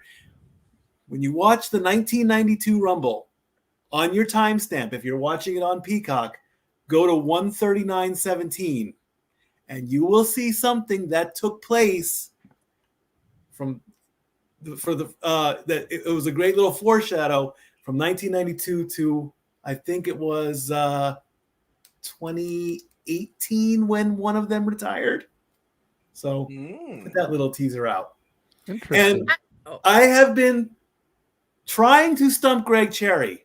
I have failed one right after the other. It's not you. There is not one Rumble question you can ask him. He's got it. He did slip up a couple times, but I haven't truly stumped him yet. And it's just amazing how he can tell. And I'm so obsessed with this. I'm putting off football results. I'm putting off hockey results. Oh my goodness! On the Rumble, and I'll be glad when it's over, but I will be so proud that I finally finished this task. Well, and here is my thing for you, and consider this a challenge, if you will, because I know we're going into 2024. It's technically a new year, but the season of Stat Boy always kicks off in August, September when football season starts. Right. But it is officially January 1st for you now. By this time next year, by December 31st, 2024, I would like to see Stat Boy Sports Bar at least one episode have live coverage from a Grizzlies game. Ooh. Live coverage from a Titans game. Live coverage from a Predators game. And do you guys have a baseball team? The closest one would be the Braves. Okay, so not a pro baseball team.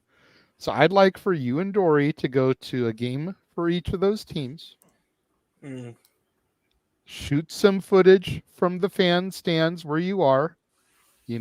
Titans get a touchdown, get the reaction from the crowd.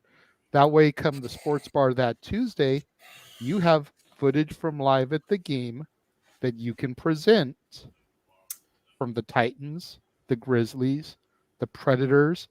If WWE or AEW come to town, Nashville is the former TNA stomping grounds. Maybe get to a show for each of them if they come your way.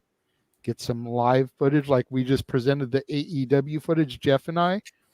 That way the sports bar can have some live reaction footage of the Stat Boy and Stat Girl at their hometown teams. That is your challenge for next year, good sir. It sounds like a good challenge. I think it will be done. Also, and NASCAR too. You guys like going to the races, so get some Bristol. live footage next time you go to Bristol. Bristol, baby. Yeah, we Well, I did go to Bristol. We do both still want to go to Bristol real bad because the last 2 races Dory didn't get a chance to go, and I would really love for her and I to go there. I mean, she's Team RCR all the way, and and also for 2024, like I said, I want these 2 to come to Tennessee. So super chat that. Remember, never say never. Get my brothers, Noah Foster. You come out here too. Heck, the almost the entire multiverse. If you come to Tennessee, like Aaron did, you will be welcomed with open arms, especially for me. I'll take you to Waffle House. I'll take you to my place of work. I'll show you all of Bojangles, baby, Bojangles. Oh, wow. Good luck with that challenge. That sounds expensive. If again, if we've learned anything in 2023, it is never say never. Exactly. Yeah. So like I said, Okay. But yeah, I mean, there weren't any very many low lifes. I mean, going in debt, maybe, I don't know, but everyone has that one, so I can't really call that one. Going in debt. That's Going everybody in in 2023. Everybody's everybody every year. Yeah. Yeah. I mean, year after year. Lately. I know, really. How much further in debt can you get? Right. I really don't know. I know in my life I've hit rock bottom many times. I mean, but luckily, again, since moving out here with Dory Lou and just going to work, doing our things, watching sports. Her son Tyler just had his 30th birthday a couple days ago. He's ecstatic that the Ravens are the number 1 seed in the AFC, even though he's not a football guy. We got a lot of new sharp, pointy objects in the house.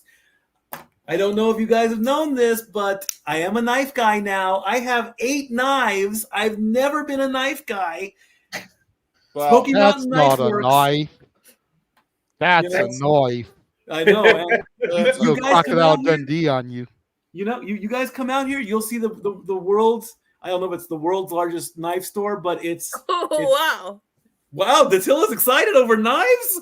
No, I'm just saying, World's Largest Knife Store. I've never heard of that. Oh yeah, it's called Smoky Mountain Knife Works. It is amazing. I mean, that's where I got my first knife on my first birthday out here in 2021, and I've just been hooked on them. I don't use them as weapons. I use them as tools, but I just keep getting one after another after another. Tyler has a collection of samurai swords. He actually has a replica of the hero sword from Zelda, which is amazing. Oh wow! I know, man. Like a legit thing, like a legit sword. Knives. Oh yeah, it's legit. Oh, wow. It's legit. Absolutely. It's got the Triforce and everything. Nice. I know, man. But hey, sky's the limit in 2024. Just like I always say, Skyloft reference. I get that. Is it a bigger knife store that's with the gun store at Knott's? Oh, much bigger. Much bigger. It's 2 floors. Jeez. Okay, you're good. It's 2 floors. Knives. Oh, damn. Okay. Jesus. 2 floors It will of knives. definitely be on, and of course, you guys get to go to Fuddruckers when you come out here too. Because Damn right we're going to Fuddruckers. Are you kidding me? Jesus. I told that to Dory Lou. I said, if Jeff and JJ come through Knoxville, as soon as we get to the airport, hey Mike, are we going to Fuddruckers? Hell yeah, we're going to Fuddruckers. We'll skip every Waffle House along the 40 and we'll go straight to Fuddruckers. Yeah, I did Waffle House in Georgia. I'm good on that. Or if honestly. you're 8-year-old autistic me, it's called Rud Fuckers. That's dyslexic, not autistic, but anyway. Yes, that too. It's fair. Sky's the limit. Stay tuned. Yes. Okay. Yes, Walter. I see your hand very patiently. What's up? I want to give Stat Boy a trivia. Uh-oh. Here we go. What's the first Rumble where everybody had their individual music played? Ooh. Good question. I thought it was actually 1993, but I think it went later than that. I'm going to say it was 1998. No? Go down. 95? Darn. Because I think I remember I know Marty Jannetty was the first one to come out in 93 or 94 or 92. His music came out, and then I guess they decided not to play music after that. So Well, remember the 92 was 89 they played music because Demolition came out to theirs 1 and 2. Right. Same with 90, 91, 92 through 95. 95 they did everybody's. Right. Mm-hmm. And 92 Anyway. was the cowbell. Okay. Can I say something? Sure, Yes, Attila, what's up? I actually saw the 92 Royal Rumble stat boy, so now I'm curious to go back and see that stat that you highlighted. Because 139.17 is the timestamp. 139.17. Okay, Mhm. I actually watched it. I watched it like this year, actually. So now I'm curious. Not for the first time. Well, Yeah, for the first it's time. 139.17 if you're watching it on Peacock. If you actually have a DVD, I have no idea where it is. I wasn't around for the 92 Rumble. None of us were. I wasn't either. I So wasn't. I watched it multiple times. Hey, listen, we all start somewhere. It's okay. I'm an old fuck. It's what it is. Okay, anyway, JJ, go ahead. JJ, you're trying hard to throw to something. I can see it in your eyes, brother. I am, because before you threw to Demi, I had wanted to throw to our first highlight package coming out of the commercial. Yes. And then we threw to Demi, and then we got all kinds of side Yes. So I wanted to throw to our first highlight package. Yay! Yay. Oh, Jesus. Oh, man. Look, let's just put it out there. There's no main title on Raw. The Oh my top God, everyone looks so titles different. are merged under one tribal chief, where the WWE title is playing accessory to the Well, other except champion. James. Let's James just put still it out looks the there. The only same. thing he hasn't done is dropped it in a trash can yet. The friggin' blueberry, strawberry, fucking dimes on the Usos is friggin' holding down whatever existing tag team division you have in this damn company, where tag team wrestling is still a non-existent damn thing on the forefront. As far as the women go, okay, you got 14 women on Raw, and how many of them right now, folks? Let's see, 1, 2, maybe 3, 4 for the time being. Damage Control. They still have the WWE Women's Tag Titles. It doesn't matter. It still doesn't. Fucking 7, possibly. That's accurate 8 still. You even try to be the damn champion, you might as well merge the freaking women's championships at this point. If any championships need to be merged, with the fucking women's championships in the fucking first place, where I can't believe I'm fucking saying this. JJ's crap pull NXT has more freaking capable women than the damn main roster. Yep. And I'm still accurate, by the way. Yep. I just Agreed. want to say that This is the first time I see now Stat Boy without a this hat. whole Mercedes, Monet, Oh, yeah. Sasha Banks coming back thing is over. It's done. We don't have to worry about, is Sasha going to show up at the Rumble? Is she going to come back to WWE with open arms? Is Triple H going to hire? It's over and done. Yeah, right. Japan. And now it's starting all over again. You're saying that she can't be a surprise. What are you guys talking about? For New Japan? Yeah, I was about to say. Mercedes, I don't- Monet.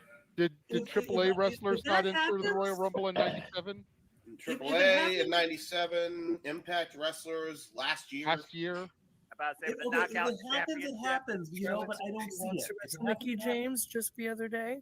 Okay, yeah, but Impact, yes, That was last year. that We was a just thing. mentioned that. That was fine. That was last year. You know, I don't know what kind of business arrangement New Japan has with WWE. I don't know what kind of business Impact had with WWE. If all parties agree to it, I'll just see it as a surprise entrant. I won't see her as a full-time coming back to WWE. No, This is the point in our program where Mikey's stepping in and is trying to not track it through the whole house. As far as surprises, Michelle coming from out of the crowd, I thought was a nice touch. As much as I can take or leave her, much to Josh's chagrin. Don't give me that shocked look, Josh. She only got as many championships as she did because she was fucking Undertaker. Ooh, wow. Ooh, that was the big That one. may be a hot take, Yep. but it's the truth, damn it. Yep. Damn, JJ on some of the night. Damn. And it was married bad. him till And late it- 2010. I didn't say she married him. I said she was fucking him. As throw it sexy as around. Scarlett is, as much as I will like looking at Scarlett, whatever she isn't wearing. Oh, Jesus. Let's be agree. real, Noah. Yes. How true. little of outfits does she wear? You're not you wrong. You don't gotta be Stevie Wonder blindfolded asleep to see that. I think Maria Candelas and Scarlett Bordeaux is just a match you're waiting to see happen on a different level.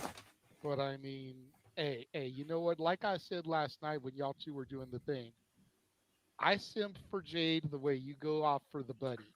Okay, so don't act like you don't have people that you go Seriously crazy came up for. with simp. Is that an Urban Dictionary thing? Like, seriously, what the fuck is wrong with freaking American You know language? what? The first time I do remember this. Grammatically correct and can't speak for their lives a constructive sentence.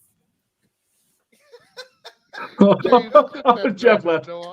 Bye, Jeff. Oh, okay. With what he did last Hi, night. Jeff. The first time I ever even heard that word. The first time I even heard that word, my daughter used it. And I was like, "What the hell are you talking about, girl?" Bro. But I digress. Buy the shirt. Stop with the blows. You're starting to sound like. I hate that word to this day. Oh, I do too. It's the worst. Simp. The worst. Yes. Me, Eric, and King are giving him shit for sipping for the buddy. It's like, what the hell is sipping? Goes on this absolute diatribe. James having a moment. But anyway, I was legit in my diatribe. I will send this thing off into the rails and the dark forest if you're not careful, James. You better shut up because I still don't fucking understand what that word means and what jackass came up with that bullshit. Okay. So first of all, I co-sign with Noah because the first time I heard it was out of your daughter's mouth too, and I still don't understand what the fuck. Like, just say what you mean. This damn teenager thing drives me ape shit. It does. Christian Cage was right about one thing when he talked about this generation on AEW. Yeah. Hey, I take offense. Again, it is totally okay to have this. I feel like long 9 months later, distance Noah regrets crushing giving on Christian somebody Cage you props watch on there. TV. Yes, agreed. Yes, accurate. Anybody in the club, the age club that we be in, the four of us, no. Big I no. don't. I like I said, I only understand the lingo because I live with one half the time. Yeah, That's fair. That's fair. The reason I That's like fair. using some of these words is so that the kids turn around, look at me, and say no, and I'll be like, "Now you see how stupid you sound." Yes, Jay. Yes. Yeah, really. I do that more than once with Dylan, and Dylan actually talks. But Simp is like our cool and dude. Remember when we used to use those words and then our parents used it and we were like, ugh, that's like simp now. No. Oh, wait till the clip's over to respond to that. Hang on. Because at the end of the day, and whether we want to acknowledge it or praise it or not, it is the perfect combination of WCW Eddie Guerrero and Conan. Yeah, it's a balance. See, I don't mind the comparisons to Conan when it comes to that because they're very much blending the best of Dominic's upbringing. They've got Rey Mysterio as his father.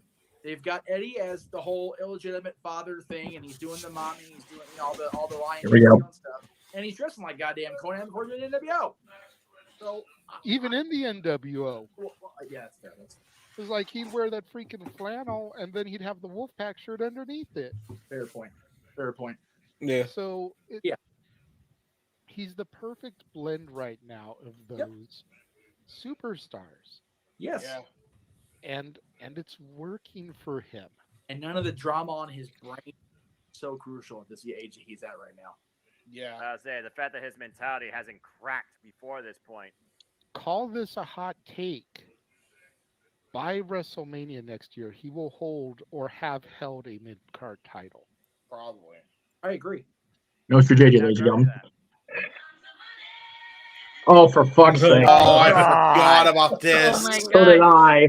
Fucking idiot. I forgot about this. That is a lot of blue jiggling. Good Lord. man. Oh, sweet Jesus. Oh, my God. It's bad. Who Oh, was I'm the showing contest my- behind this? Look at this guy. We were doing, I think we were super chatted to do a Shane Shuffle or some shit. It was the wrestling karaoke night, I think, wasn't it, Jay? No, it was before karaoke night. Oh, my I had God. no room to do that shit. Oh my God, the Spinneroonie. No! The The Noah Noah Rooney? Noah Rooney, baby. Yeah. Really did it. Yeah, Super spoiler, chats at work. spoiler alert, I hate you Noah. all. This did not go well. I hate you all. You can't shut up when you comment! forgot he bumped it into the chair. Oh my God. Thank God you're skinny, Bro, Noah, you fucking like. I will never forget the Spider-Man. Oh, shit. hang on. Wait, hang on. Hang on. Dan for a super chat of $30. Oh, no! Oh, Oh, God. oh my Three men God. awkwardly shaking their hips. Only on open mic night. Of course. Well, down the wrong way. That's okay. It's all Whatever. good. Take the camera. God. Oh, shit. I hate. I don't think he does Dude. it. I have no idea what he does. So I don't know either. I just know the side feint. That's all I know. That's all I know. The green screen and my big ass. Oh, my Lord Jesus Christ. Fuck me. The whole, you know, he does the whole little fucking this shit right here. And he My tries fucking to- camera tries to be cool and- freezes. Of course, well, yeah. Come on, yeah. There we go. There we go. Go over. I'm providing commentary over on. William Shatner was that. Nice. What in the William? That was the best I part. forgot Greg was a part of that. Shit. I did too. Oh, God. So full Thank disclosure, God. JJ sent me the William Shatner is that? I'm like, what the? I know that was what the fuck was it? That's what it was from. Oh my God. That was Damn from it. Disney Karaoke. Oh, Greg did that after somebody's performance. He was like, Oh, okay. what in the William Shatner was that? And I thought Oh, that was just too great. That needs to be used as like a drop-in. oh yeah. God. Boy Flippy. Sports Bar, open mic night, something. That just needs to be a regular drop-in now. That is Like, the kind of what the fuck, Mike? The for fuck's sake, Mikey, or shut the fuck up, Josh. Yeah. What in in the the William William Shatner Shatner was that? Yeah, that's right. Yes. Do your homework, bro. That one too. Yeah. I'm sure I can flip that out. Oh, sweet Oh. Jesus. Oh, I'm in God. tears over here. Thank God I I got Kleenex right next to me. I told JJ I can't laugh because I pulled a muscle in my stomach from coughing so much, and now I'm gonna die. I'm really gonna die right in the air. It's gonna happen now because I'm laughing On so the hard. I'm air? hurt. On the air. Well, of course, die in the air. It's better for business. All before the We're Gonna Die schedule officially goes into effect for you yahoos on the West God. Coast. Oh. We're still not even remotely close to being midnight here on the West Coast. That's all right. That's all right. We got time, baby. We got time. It's all good. Well, I love how that for most of that clip, I've got a Jack Daniels in my hand, and I've got some sort of ridiculous goofy going on in the same shit. It doesn't change in a year. Before. How the hell have I stayed sober? Well, you haven't technically. You had Baton Rouge for your birthday, so Yeah, that's fair. That's fair. It was Villa and Russo, but I understand Villa what and you're Russo, saying. It was my just bad. a sample. Question, JJ. I'm gonna help you out here. What do you have next, sir? Well, we're spacing it out, James. We got it. That's fair. That's fair. Okay. I'm just trying to help. No. You're good. You're good. Jesus. Fireworks and shit. Man, okay. Damn. He's trying to breathe after the highlight reel. I am, because we're about a little less than 15 minutes till the new year on the next coast. Yeah, That's Central. fair. So trying to figure out what to do here. I'm going back to my Walter, can you give us your highlights from 2023, professionally, personally, what you're looking to the next year? I went already. Yeah, you already won. You did? I think. Mhm. Yeah, he did. Just go with Yeah, me. I didn't go. Yeah, Or go with the other. Go with the other guy with the beard. Well, no, me and Jeff are probably going to be the last ones because Right, because exactly. we're the West Coasters. Yeah, That's exactly. That's actually fair. All right, so go ahead, James. Yeah, well, I have the beard. Yeah, so, man, I have like highlights and then there are low lights. Like this year has been such a freaking roller coaster. It's absurd. So I won't get into the low lights too much. If you know, I'm not really going to get into it here. Mainly because I'm not going to take the approach that certain people take online. But yeah, other than that, I mean, that's a highlight, working with my uncle. I mean, thank you guys so much for airing that trailer every week. It's super cool that, I get to promote that to so many people, and just, I'm going to be able to tell my uncle's story by the end of the winter, if not sooner than that. So that's going to be really, really cool when that's all said and done. I don't know about Jeff's shows, but I know that it makes every open mic night, every Stat Boy Sports Bar, and every Throwback Thursday. Yeah. It airs at least once on all three of those things. The feedback for those have been tremendous. I've always relayed the messages to my uncle, and he appreciates everybody's feedback, by the way. As far as other things too, I mean, just the fact that I still have you guys as well. The fact that I actually have a platform still to be able to kind of be myself. And really, I don't think I realized, and I don't know if I've ever said this, but like, I'm allowed to be myself. I'm allowed to make mistakes, no matter how big or small. And you guys will be like, listen, we understand and that's just with mistakes. On the other hand, you guys allow me to be myself and be funny, and you guys find me funny. And that doesn't just go in this call, but that goes into the live chat as well. I can't even begin to tell you how much of a confidence booster that was. And especially when I got rid of the toxic ass shit that was always like kind of putting you down, kind of like squishing you down by the thumb. When that was out of my life, I didn't realize how much I needed something like that until I joined this. And then this was all I had pretty much, YouTube wise. And now that it is, it's like, wow, okay, yeah, this is how real life is supposed to be. Pretty much. So yeah, I mean, thank you guys so much for that. And I don't know if I can ever repay that, honestly. I mean, I've said that multiple times over the years, but it really kind of came into fruition this year. Like without Jeff, kind of bringing me into the fold and trusting me all that time ago with one of my own shows and us shooting the shit for like however long about NXT. And then we transitioned that into this format where that all started because we were shooting the shit out of an Impact show. And we just clicked. And then JJU came into the fold and clicked even more. And it was just like, naturally, we just grew the audience because we were ourselves and we didn't really have much of a filter. And we actually just went on and on about anything, and we could literally just talk about anything and everything. And we have, quite literally, not even just about wrestling, but just in life. And then I think the only other thing that I could think of is I'm grateful for the people that were the positive influence in my life, not just in here, but outside of here. If you know who you are, you know who you are.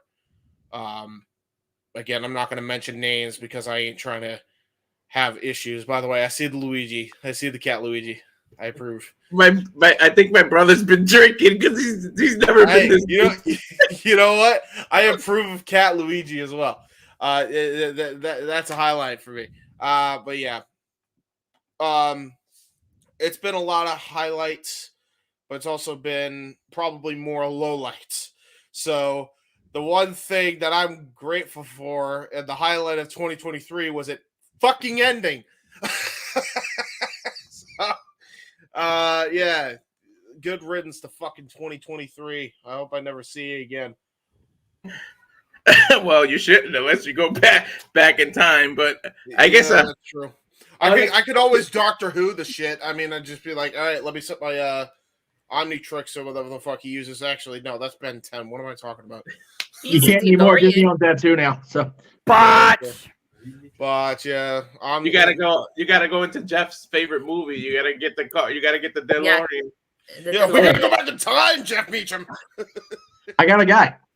Yeah. I got a guy for that. My brother, the owner, the operator, the CEO of Cal Fire Farms. Hello. He's the one you hear in the voice Hi. on the Instagram when you go.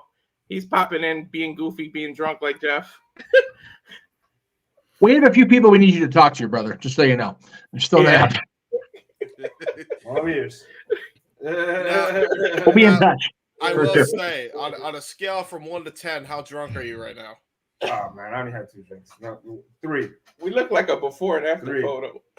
You kind of do. I ain't gonna hold you, bro. It's a good thing that you said it and not me. This is your brain. This is your brain on drugs. Any questions? Well, I mean, hey, listen, man. I mean, it's cool. It's cool. Now, which one is the worst of the two? Is the question. Like, Worst what? Opinion. Worst what? Yeah. Well, I mean, you're saying it's a before and after, so that implies somebody's worse. I was talking about the weight.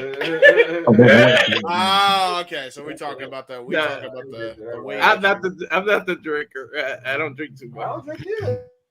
So JJ, back to you as the host. Anyway. Here I was running. There he goes.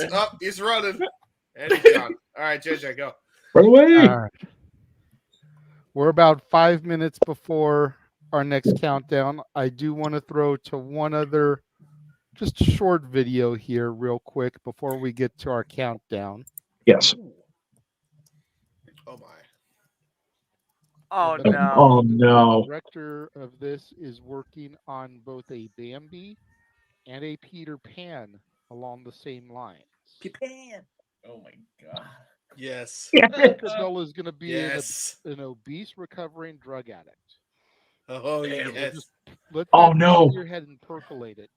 Think about the image you have of Tinkerbell, whether it's the Disney cartoon or Julia Roberts in Hook, and now imagine her as an obese recovering drug addict.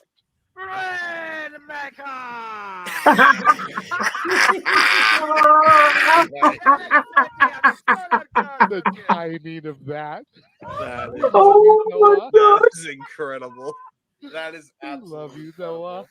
By the way, Here, highlight number 1. James, I hope you clip that. What the hell? I clipped it about 17 times. By the way, little preview. Hey. Oh no! And Sean O'Malley's the new lightweight champion. Oh yeah. I knew that was gonna be. Oh, Jesus. Oh, gosh. That's a great cover. There you go. There you go. James, clip that. Oh my God! I guess he listened. That's our quote of the year. James clipped that. Yeah. Oh, trust me, I clipped. You. All week I clipped. I know I asked for a clip last week on Sports Bar. Oh my God! Just for the record here. Yeah, go for it. James has been hard at work, but he didn't get the highlights put together like he wanted to. Yeah. So I had to come in a clutch and put together what I put together. Yes. His official highlight package will be featured in, what is it, Noah, 2 weeks when we hit our 2-year anniversary for Open Mic Night? So when we hit the 2-year anniversary mark in 2 weeks, that is when his official clips will be presented. Now, the weekend of Hard to Kill. Now here is. There you go. I will give you all a little preview before we do the countdown here. That's the bad news. Here's the good news, and I told this to JJ earlier. 48 out of 52 episodes from this calendar year have been clipped. Wow. There you go. Okay? And we're talking some episodes have maybe 1 to 3 highlights. Other episodes have like friggin', I don't know, 7 to 8. Some have gigantic highlights like 13. We did a lot of funny shit. I know we did. And you will get to see that. There was one folder that I had where I had damn near like 20 clips in it, and it wasn't even a karaoke night. Yep. Right. And then there was like a folder I had with like 1 clip in it. Oh, Jesus. So, yeah, I totally get where James is coming from. Dude. Just crazy. Dude, it's a lot. But we have nothing to worry about now, folks. It's clipped. It's in my hard drive. and that shit means I got time. I got 2 weeks to make this shit look good, as Booker T would say. So trust me, you ain't gonna want to miss the anniversary show. And it's gonna be a good one. It's gonna be a good one. Hey, might be some familiar background music. Shh, can't say more. Can't say more. So yeah, be on the lookout for that. Where's my clock at? Oh, my clock on this thing. Should be pretty close. Excuse me. Because I've got 59. No, Hold yeah. on. I think I have a second thing on my. Do I? Where's my seconds? Click the clock on your computer. Oh yeah, clock. There we go. Found I a got the clock. second on mine, so Wait, what the fuck? let's have JJ go ahead and do it. That way we've got the host actually. I got 10 o'clock on mine, so Happy happy New Year. Happy New Year! We're trying to the find Central. Yes, to all the people in the Central Time Zone, Happy New Year. Yes. That's Mama, right? That's Yes, my mom is in that time zone. Yes. So Happy New Year, Mama. Happy New Year to. Oh, sorry, wrong song. Go ahead. Sean Garner put in the comments that MJF has been removed from the roster. That is accurate. He is accurate. Yeah, that's accurate. Uh-oh. Let the speculation begin, folks. Is the bidding war? 2024 could very well be underway. There you go. Oh Jesus! Oh boy. After having him last night, whatever money he gets should go to his hospital bills. Holy shit! Yeah. Well, I was about to say. I mean, is he off the roster page or just making it look like he's not coming back because he's injured to shit? Well, we don't have an internal roster because we don't claim to be insiders because we're actually not. So you know, we don't know. We just go off what we see. Seeing is believing. Believing is seeing, right, JJ? Yes. What's up, Mikey? I'd like to say excellent call again. Excellent show you guys put on. I did watch some of it. I did watch. I think I stayed through your entire call of Adam and Christian. Great call on that one. I didn't even have to have seen any clips or anything. I could see it all in my head as it was playing out. So good on that. The Adam Cole swerve being the devil. Wow. Of course, my question I think would be like, they have to finish this story between Adam and MJF, but the bidding war question is an even bigger one. How can they finish this story if he crosses over to WWE? They just can't. That's fair. This is an unfinished story right now. And now this news drops, and I'm not even a follower of AEW, and I don't like it. You know? Yeah, it's not great. Well, again, we're now in at least half the country, or half the lower 48 is in the new year. So happy New Year to everybody in the East and east of that, and in the Central Time Zones. Mountain Time, you're on the bubble. Or you're on the button, however you want to phrase it. All right. So before we go to our next official commercial, Yes. we're going to go to our next professional call that we're going to take a look back and remember. Huh. Ooh. Hopefully we'll get Noah's. Noah, you're definitely going to want to see this. Oh, yeah. What? It's our call center. Who is the absolute best of the best? Who is the best wrestler in the world? 23. My life is complete. Beautiful. Dude, JJ was a wreck. He was an absolute wreck, and rightfully so. Yes, rightfully so is the word. Like that's why I was like, and I understand why he wouldn't, but I wish he had given him a little bit angry right before I went go out ahead. there, and then I heard Final Countdown play, and it literally just put a smile on my face. Like I said it out there at the end of the show, but I legitimately don't think I've heard that song since I last came out to it in Ring of Honor. So yeah. Accurate. So okay. All right. So before anybody says anything, let me just say this real quick. I purposely I wasn't at the watch along because I was where was I there that night, Jay? Do you remember?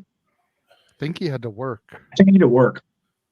I have not watched that on purpose because I knew it'd be part of this.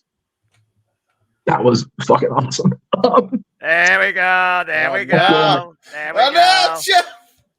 He No, said, damn it. And you know, to your point, you know, I'm still a wreck about it. Yeah. Every time I watch that clip back, I get tears again. It's because just like Brian said, like I listen to Europe's Final Countdown all the time. I fucking love the song. Yeah, it's a great song. But I hadn't seen him come out to that since the last time we saw him at Gorilla. Which was and we missed his final appearance at Gorilla due to shenanigans that I won't get into because it'll just piss Jeff and I off. Beyond our control. But the time before that, the last time we saw him. Yeah. It's just, it was a moment. You guys have to understand, when I first moved into the apartment with him in 2011, even before that, we were just hanging out for the year or so prior to that.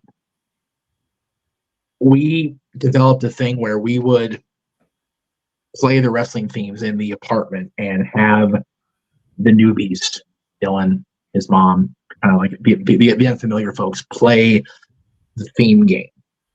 And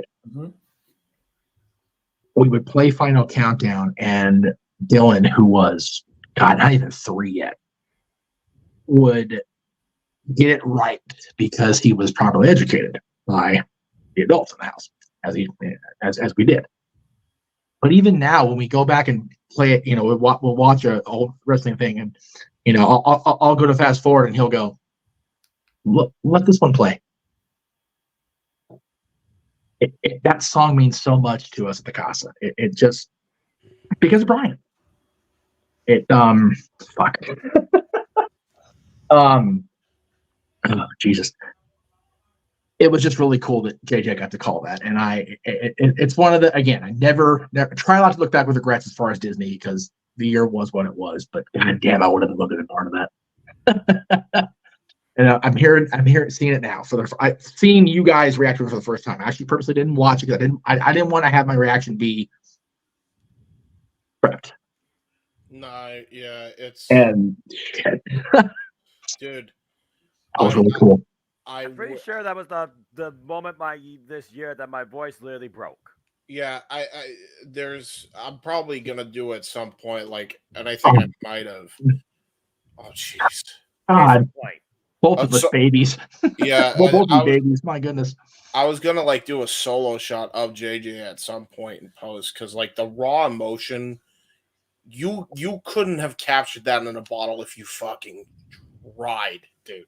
Like you guys, like in wrestling, and I think this is true with any fandom, but it's especially true in wrestling. I think a lot of people take tribalism too far, but there's a type of tribalism that's always amazing. And it's when you connect with someone so much that when you hear a theme song, the first freaking note, JJ knew immediately it was the Final Countdown. We had to hear the trumpets start playing, and then we knew. Yeah. That's because of how many times I've listened to that song, like I know the spaceship intro. Yeah, when he heard the I will never spaceship, forget the fact that CC came out of here from a dead ass sleep. Yeah, like somebody died. Like what the fuck was I reacting to? Because I was so fucking loud. Yeah, which for JJ to be loud, you're doing something right. You know, he and I both told the story about, you know, going to Access and me not being able to afford that particular session of Access, and Brian getting up off of his chair, from behind his table, walking to the perimeter of the Access area, and like leaving his line hanging. Yeah, because I wasn't, and he hadn't seen me in over a year. It's that man is a gem. Even now, Clay and I went and saw the Garcias twice this year. And, you know, both times, Bree made it a point. Oh, God damn it. That session, matter of fact, of Access, that session, as a matter of fact, There's no picture because I didn't want to get Brian in trouble. Bree, made it the point. How have you been? I asked how Brian's doing. She asks about the casa, asks because she knows that Brian would ask if he was there.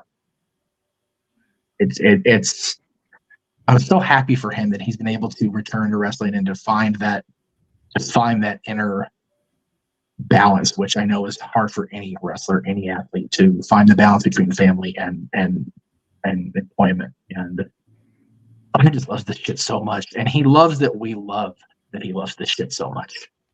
Amen. Oh, yeah. I have to say, 100%, as much as War Games and Punk coming back to the E meant to me. Yeah. This was my favorite call of the year. Absolutely. Yep. No argument. As much crap as I give AEW, and a lot of it justified, I feel. This year for sure. This was my favorite call of the year. Yeah. That moment. Moment's incredible. From a theme standpoint, I will agree with you. For the overall moment, I'll give you a 1A because I was trying to clip this and got interrupted 45 times tonight. And because I was there, I wasn't able to be on the call or on screen with you guys till after. But you and Noah calling Sammy and Kevin being the tag champions. That was fucking beautiful. Dude. Oh my god. That got to me, but not near as much as this one did. No. Because Brian was legitimately our friend the entire time. Yeah. Having our PWG boys win in the main event of a WrestleMania night was, I don't even know how I was on the post show. I was so hoarse from screaming, literally screaming. Just guttural, I couldn't believe it. I couldn't believe they'd done it. Yeah. Wearing those PWG shorts at that, which was just icing on that already ridiculously rich cake. And by the way, for anybody that wants it, the Sami Zayn basic figure with him wearing those trunks is coming out within the next month. Hell yes. I wish it was an elite figure. Right. But I'll take the basic one for now. I am going to be looking at my local Walmart, Target, every time I go until I find that figure. Yeah, that whole. And then I'm going to go on eBay and see if somebody is selling a toy El Generico mask that I can put over him. There you go. I'm telling you, the moments from that weekend alone, like figure form, Undertaker, the Elite 1-0, whatever it is this year, where he's in his one dead man show gear, that's on the way. As a Christmas present, thank you, Patrick, my brother. If I get the Sammy and Kevin figures to put next to him, I'm. Because that whole weekend was just so. As long as it was delayed, as much as it was a letdown because everybody wasn't, able to be out here because of Philadelphia, fuck you Eagles.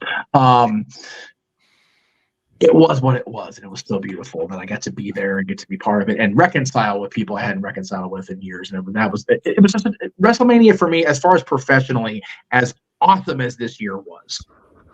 Across this multiverse, basically the expansion of the multiverse. For being honest, this was the year it really took off, right? Yeah. But I think that WrestleMania was one of those everything just lined up perfectly. Yeah, and I think that WrestleMania start in that first quarter, as awesome as it was, and then that last quarter with Max, I think was just a great bookend for the year. Yeah. Anyway, I'm rambling, and we're going to get to that stuff later. No, it's okay. It's okay. Really quickly before I move to anything else, for the people in the chat room that are continually asking questions, if you would like us to answer your questions and you'd like to dictate the conversation, super chat. Yeah, it's as simple as that. It's still open mic night, guys. It is still open mic night, to be fair. Damn it. All right. So I feel like after that, yes, we need to get some haha. Oh yes, Oh no. Big haha. I have not watched this yet. Uh-oh. It is the only thing James put together. Oh no. What did you do? What have you done? Evil bastard. You'll see. You'll see. You'll see. This is still good for a restaurant. Oh no, motherfucker! Jeff Meacham Network Records presents a very special offer, only available for a limited time.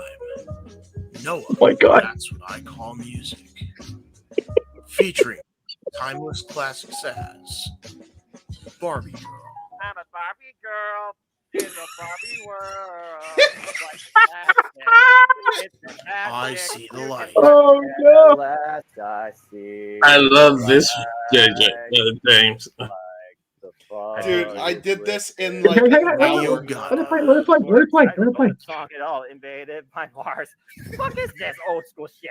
You made them laugh, you made them cry, you made us feel like we could fly. What makes you You beautiful? light up my world like nobody else. Oh, fuck that. Without you flip your arm and overwhelmed. I can't do this. One Direction. DuckTales. Woo. Every day they're out there making DuckTales. Woo.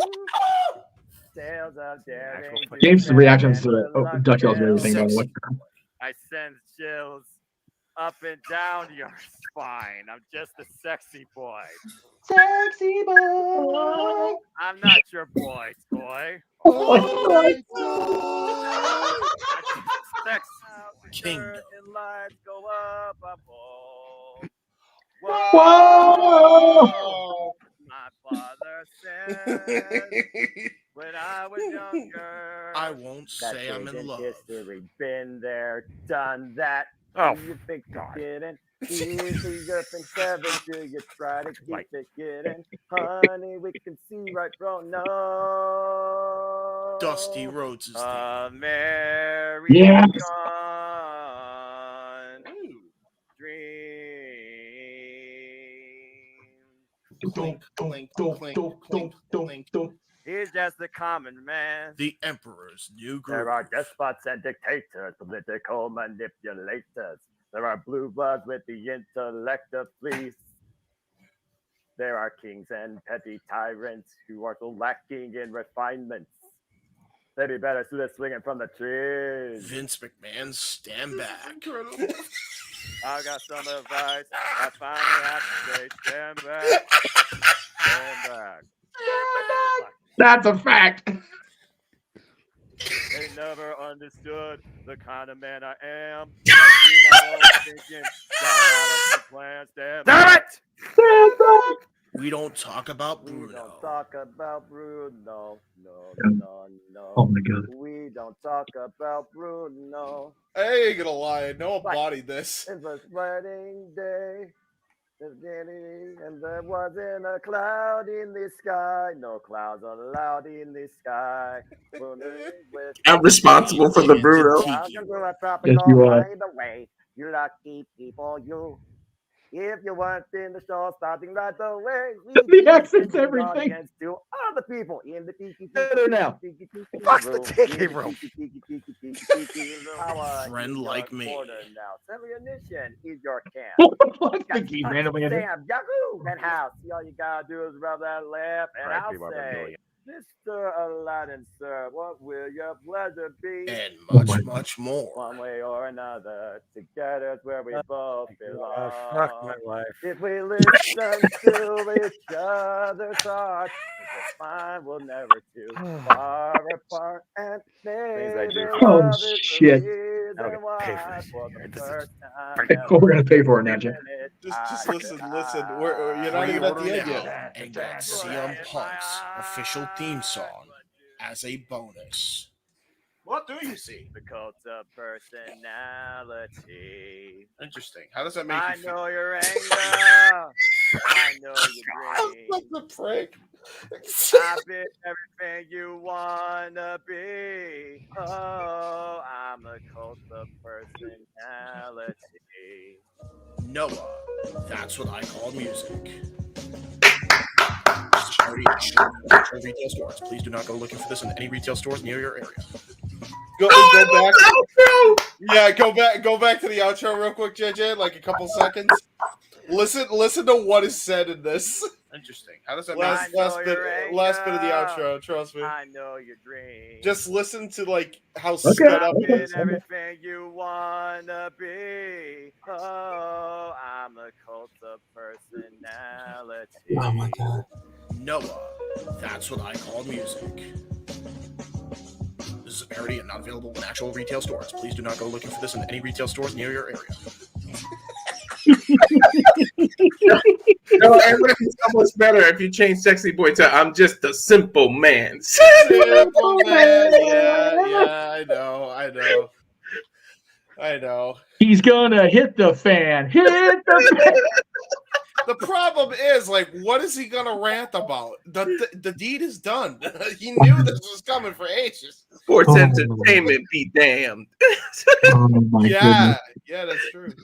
The funny part is you can see him trying to find a smile back because he knows it's so fucking good. It is. You gotta admit, Noah.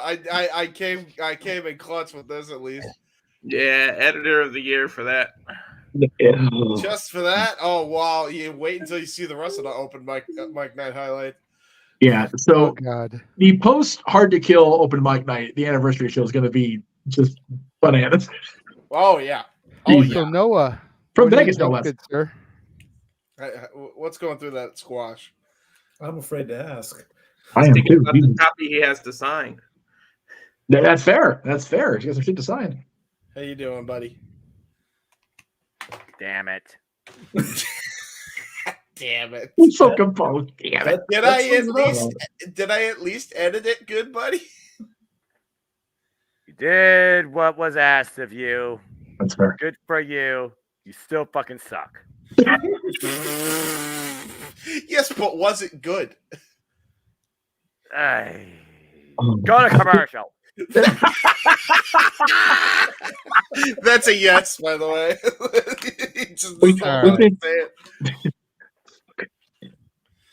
That's fair. That's fair. My eyes hurt from crying, from laughing. Oh my god. Well, first you guys were crying from emotion. Now you're crying from laughter. It's all emotion, just good or bad. Here's another James production. Here is everything you can see on Stat Boy Sports Bar every Tuesday, traditionally at 4 Pacific, 7 Eastern. Oh yeah. You ever wanted to come into a sports bar where the barkeeps know their game? Well, the Jeff Meacham Network, Multiverse of Media, has got a production just for you.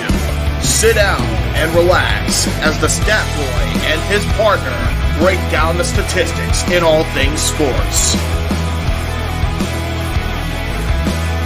Whether it's football, basketball, motorsports, baseball, hockey, soccer, professional wrestling, mixed martial arts, boxing, and much, much more. All are welcome. Your barkeeps here keep you up to date and in the know of everything going on in sports, while also having a pleasant conversation about it all. Your host and owner of the bar, Stat Boy Mike.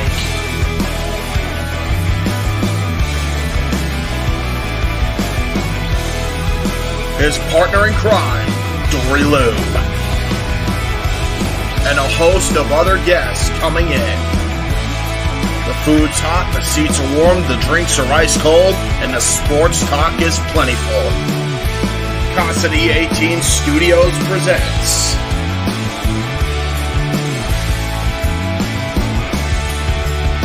Stat Boy Sports Bar. Take a bar stool and enjoy the show.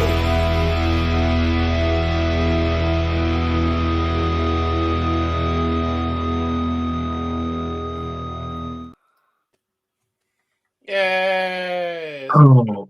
There you go. Jay, Jeff, I saw your private chat. Yes. I just messaged you on Facebook. Oh, okay. I'll get that. I'll fix accordingly. Also, announcement from most time producer director of Stat Boy Sports. We're actually moving back to 6 o'clock permanently. 6 p.m., 3 p.m. Only because we never know what NXT is going to throw a special at us that we all want to have called. Yeah. So figure go live at 3, we're done by 5, more often than not. Okay. So starting Tuesday, 3 o'clock is the official time. Now, is that with a hamburger today? Apparently, Statboy was unaware. No, we talked about it. I'm responding to Josh's comment. Oh. Oh. Hey, Josh, I'll believe you're there when we see it. That's fair. That's why. Do your homework in the meantime, bro. Anyway. Yeah, But I am certain it will be Stat Girl and myself this Tuesday. We will both be there, ready to go. There you go. After what happened today in football. Great. Hey, Cowboys won. Screw it. I don't give a shit. Cowboys did win, but I did hear there was a bit of the refs fuckery with the officiating. Yeah. Now we'll talk about it on Tuesday. Yeah. Yay. Between them and the officials, it's pretty much a shit to bed Saturday. So anyway. Yay. Per usual. All right. Anyway. Oh, sweet baby Jesus.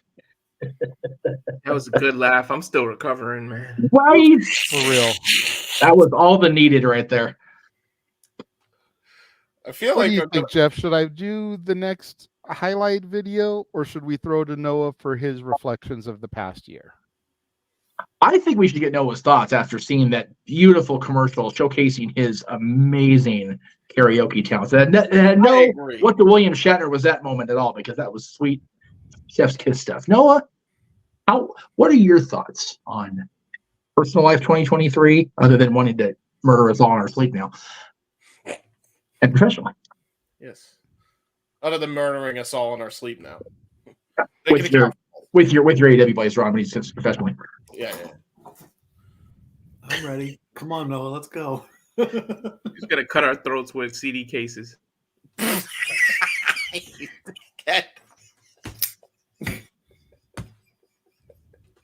All I'm gonna say. Oh my god. What the hell has this year been for me with this connection of friendships I have made on this screen and in this chat? Okay, focusing on the task at hand. Reflection. Funny enough, church was reflection as far as spiritual growth and goals to look forward to, because I don't buy into New Year's resolutions, but I invest in goals because you definitely can put your worth into accomplishing those. As far as this year, positive-wise, it's been a good time. I've definitely have done a lot that I'm proud of as far as self-growth, and there's been some good fun and professional wrestling as well. Again, one of my highlights definitely around my birthday. Paul took me to an independent show, and I got to see Burke and engage with Camille, the former NWA World Women's Champion. It was very nice to have a conversation with her and see that title and all its little glory, and then engage with Rich Swann talking about Impact Wrestling. Finally got the band of brothers back together. We went to go see our first ever AEW show right here in Toledo, Ohio. Collision was a blast, seeing Sky Blue, Chris Statler for the TBS Championship, and Christian Cage and Brian Danielson for the TNT Championship will be highlights I always take with me. Two of the best matches I've ever seen live. And despite my meeting of WWE being boring and underwhelming, even under a live standpoint, where I felt like the longer I was there, I was almost sleeping. For the first stadium show ever in my life at Ford Field, that wasn't, unfortunately, at WrestleMania. SummerSlam was a lot of fun, actually. It was really great finally seeing Darlene General live and perform his art against Drew McIntyre. And a bunch of other stuff happened too. And also it was really great engaging once again with Aaron Riff, Caitlin, and Mini-Son Gosaku. That's his name, Aaron. Get it right. That dude is energy level, the guy, power level of over 9,000. So it was nice to actually get away from, I guess you could say, the proverbial play-by-play chair and engage in reality, where, again, I'm still very introverted naturally by nature. As far as negatives, there was a couple of decisions that I definitely questioned my morale and if I made the right call, but after looking back on where they led, I have no regrets whatsoever at all. And as far as anything else, I'll say this as far as this goes. To the chat, particularly Emmanuel and especially Arlene, Thank you for your constant continued support and encouragement to try and bring out more personality in me.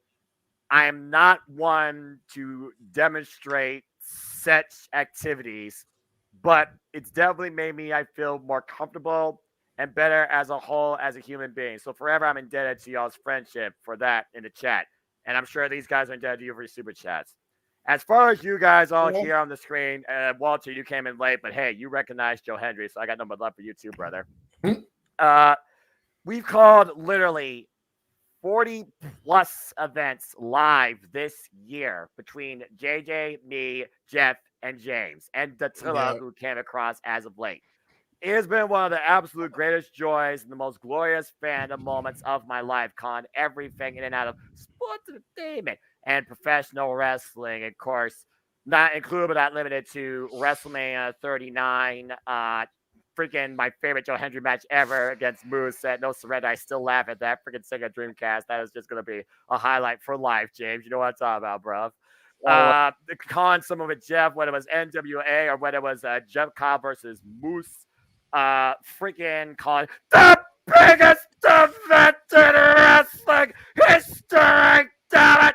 But I digress with a 3-person booth that flowed very smoothly. That was also a lot of fun too. And matches I will take to the grave: Bryan Danielson, Zack Sabre Jr., Bryan Danielson, MJF Ironman match, Kenny Omega, Will Ospreay, both at Wrestle Kingdom and Forbidden Door. Countless moments that pissed me off and made me with so much joy, and always looking towards what's next and what in store. In general, as a human being, as a professional wrestling fan, as somebody spiritually sound, as somebody that's more naturally shy than maybe not pass on screen, I'm just forever grateful and humble towards everything that's happened in 2023. And I'm looking forward to doing that and more in 2024. And I can't wait to see how things kick off and what's in store. As far as goals, spiritual growth, balance my budget, and hopefully, just be a better human being. Now, whether or not that means you all further use my dignity for your own self-gain, for everyone else's joy and entertainment, it is what it is in that regard. But again, in general, just thank you all, and it's been a great year. I hope to make 2024 even better in our professional wrestling. Dude, the quote of the year is what he said about Emmanuel and Arlene, like getting him out of his, basically getting him out of his shell. I know that's not exactly what he said, but like that is, wow. That I wasn't expecting it to be so emotional. That warmed my heart. Oh, my heart. Oh, awesome, man. That's cool. That's cool. Speaking of the Dominguezes, we have a super chat from Emmanuel. Oh. He wants to know, in our opinion, is Sasha worth more than Charlotte? Ooh, this is a fun one for JJ to answer. I'm going to JJ start in this case, and then he could dictate how the rest of the panel answers. Right? Right. On the spot, brother.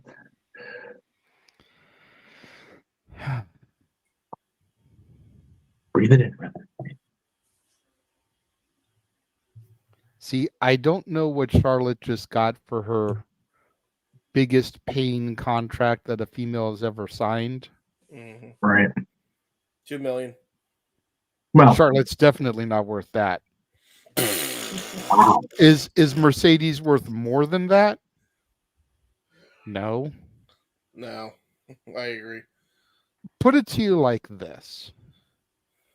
Do I feel that in general, Mercedes Moné is worth more money than Charlotte Flair? Yes. Yeah. Do I feel that she is worth more than $2 million? No. Do I feel like Charlotte's worth $2 million? No. That's basically the long and the short of it with me. Okay. I could see, and I don't know what the rest of the roster gets paid. Right. I could see Charlotte at $1 million, maybe Mercedes at $1.25 million, $1.5 million. I could see that. $2 million? No. Yeah. Before you send around the horn, for perspective, Stone Cold made $1 million in 2000 and 2001. Maybe 01, because that's what Joni was asking for before she got released. Was awesome money, which was $1 million at that point. Money also doesn't go as far. Like $1 million in 2001 would probably be akin to 2.5 or 5 today. So right, that's what I'm saying. The biggest star in the company was at $1 million. So figure 2.5 million would be Roman or Randy Orton coming back or CM Punk or whatever. Charlotte Flair is not worth Roman Reigns' money. No, she's not, and I can even concede that. Whether I like her or I don't like her, she is the most prominent face in the women's division. Yes. As such, she does deserve a hefty penny. Right. Are there people on the roster that I feel deserve more than her? Abso-fucking-lutely. If for no other reason but tenure alone, there's no reason Charlotte Flair should be making more than Natalya. Yep. After almost a 20-year career with the company. 10-year-wise, you're 100% correct on that. Absolutely. Especially when you consider the fact that I think she's doubled as a coach of recent years now. Yeah. Does Charlotte deserve more than Bianca? No. No. Yeah, that do they deserve equal? Yes. Does Charlotte deserve more than? No. Especially with what Bianca does outside. Right. Bringing in that demographic that WWE's been trying to get a hold of for a long time. Need any further point? Look at the Divas of Compton at WrestleMania 39. Yep. That was there. A big moment. So I do feel that Mercedes deserves more than Charlotte, but neither one of them deserve what Charlotte is making right now. Mikey? And we'll just go around the horn. Jeff, James, Walter, Noah. I can pretty much agree with all the stuff you were saying. I mean, it also comes back to the equal pay for the women in sports as long as equal to sports entertainment. The only name you didn't throw out though was Jade Cargill. I mean, I'm guessing her contract has to be up there close to 7 figures, if not in the 7-figure range. Do I think Sasha is more valuable than Charlotte? No. Only because of tenure, like you said. I think I'm pretty certain that Sasha's tenure is a lot shorter than Charlotte's. So that's only because she walked out 45 times. Yeah. Well, that too. I mean, that's part of it also. I mean, the walkout could probably decrease her value slightly, and we're aware of the stories. Let's get the white elephant out of the room here. There are stories going left and right, and as just whenever you hear those stories, just remember, never say never. You never know what's going to happen. Okay, you don't know. It's the biggest. There are now 2 or 3 big swerves happening in wrestling right now. Don't go crazy with it. Bottom line. Don't go. Okay, MJF's profile gone. Go keep it to yourself. If you're not a professional, keep it to yourself. But as far as the Sasha thing, no. Teleporting back into the command center via the Morphin Grid. Woohoo! Attila is back. What's up? Hey, you guys. Sorry about that. I was like, my brother got home and he bought us Oh, In good. and Out. So In and Out, double doubles. Well, at least your God, brother I has miss those. respect. My brother was acting goofy behind me. That's fair. I don't disagree with that comment. I think Sasha Banks as a character in WWE peaked during pandemic. Her and Bayley were on TV, both shows every week, ruling over the women's division roost. And you know what? They needed to at that point because they were kicking ass as characters. Hang on, we're going on the horn to tell us. So okay. we'll get there. Sorry. I promise. Sorry. No, you're good. So, is Sasha worth more than Charlotte? Is the question that was posed in the chat while you were off screen. Okay. I don't think Sasha is worth more than Charlotte based on her flip-flopping on staying with the company. Now, if she comes back in this current incarnation, I feel like she, will have to prove herself. And I do believe she will prove herself to be a reliable, for lack of a better terminology, company man. But she's got to do that. That's the thing. Excuse me a second. Bless you. God bless you. Bless you. Golly, that hurt. God, my stomach. Oh, I'm going to the doctor on Tuesday. It sucks. Anyway, I think the unfortunate thing is that Charlotte has been almost Taylor Swifted at us out of the company's necessity, because the ones that have been reliable besides her have been going off and making families. Not disparaging that. Go and have your babies. Do your thing. Be a mama. It's awesome. Being a parent's fucking wonderful. But if they're not off going to make the families and raise the families, they're just not there. Like Charlotte, like Sasha, like Becky, who went off and had the baby and came back and became a bigger star than she was when she left. Mm-hmm. Same with Rhonda, had the chance to get that star power back, and she just, her mindset checked out well before she left, and didn't really come back when she came back, which is why she's off to an Independence now and a Ring of Honor cameo. Good for her. In a dark match, but I digress. No, I'm sorry, show it to you. Take it back. Which Datilla was there for. Yeah. Which I'm so fucking happy for you, by the way. That's really cool. Not gonna lie, minorly jelly. Just a second, James. Oh, sorry.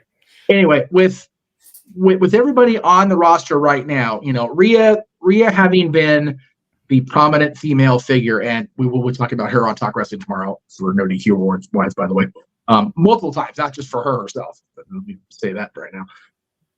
I think that anybody that is going to make that kind of quote unquote Charlotte money has to not only be the same star power as Charlotte or Rhea, but be more involved in the matches as much as the stories than Rhea was. Because Rhea was very much story this year, very few matches. Her matches that she did were amazing. WrestleMania, Crown Jewel, whatever. But she wasn't in the ring a hell of a whole lot this year. That 30-second match with Natty notwithstanding. We don't talk about that. Well, no, but it's one of those. I just had to throw it out there because he said her matches in the ring were outstanding. That's fair. Well, for the most counterpoint. Good counterpoint. I think that if Mercedes is going to come back and demand that kind of money, she has to, much like the labor force in California, earn that minimum wage. Earn that $15 an hour. Well, learn how to do your job first. If you're going to come back, do the job for the company that you were supposed to have been doing the first 2 times you walked out. Fair. Yeah. Go ahead, James. Yeah, I mean, at the end of the day, I think. First off, if what is true and she's demanding to get paid $2 million, I mean, there's no way they're gonna pay her. I mean, I venture to think she will stay in Japan if that is the case, allegedly. I think here's a hot take for you. I think Bianca's worth $2 million. There, I said it. Done. I think you got a lot more mileage on her. I think there's a lot more star power with her. I think there's a lot more upside with her. I think you basically have your next female John Cena in her. And with how prominently they've promoted the women's division, you got Charlotte. Yeah, sure, I guess. You also have Rhea Ripley, mommy for life. But Bianca is the top star to me. Always will be, because she proved that during her women's championship run, which ended this year at Mania, or a little soon after Mania. So to me, it's just that Charlotte ain't worth the $2 million, and if WWE is giving her the $2 million because of her name or whatever, they ain't giving Mercedes Moné, Sasha Banks that $2 million. No chance. Unless number one, Barry Bloom somehow swindles them to do so. And number two, CM Punk, after a year in the business, after a year back in the company, goes to bat for her. So that's the only way that's happening. Dead ass. Like, that's the only way that's happening. I bet you. And by the way, I think even as abrasive as Phil Brooks has been, especially over the last calendar fucking year, I think he'd even say, you got to prove yourself first. Exactly what Jeff said. I think even Phil Brooks would say that. You got to draw. And she was drawing, and then she got injured. Therein lies the problem. We don't know how good she's going to draw. I think really she owes herself to give Japan one more try before she tries to go anywhere else. That's my personal take on it. You want to prove that you're worth $2 million, and you don't want to do it within the company that thinks that you don't deserve it automatically. All right, prove their ass wrong. Do it over there. Yeah, because at the end of the day, she only had a 3-month run in Japan. Yeah. And which, ironically enough, even in those 3 months, I mean, and say what you will about her, she was making freaking headlines in history over there in that short time. In 3 months. Yep. Imagine what she could do in a year, 2 years. Make an effort.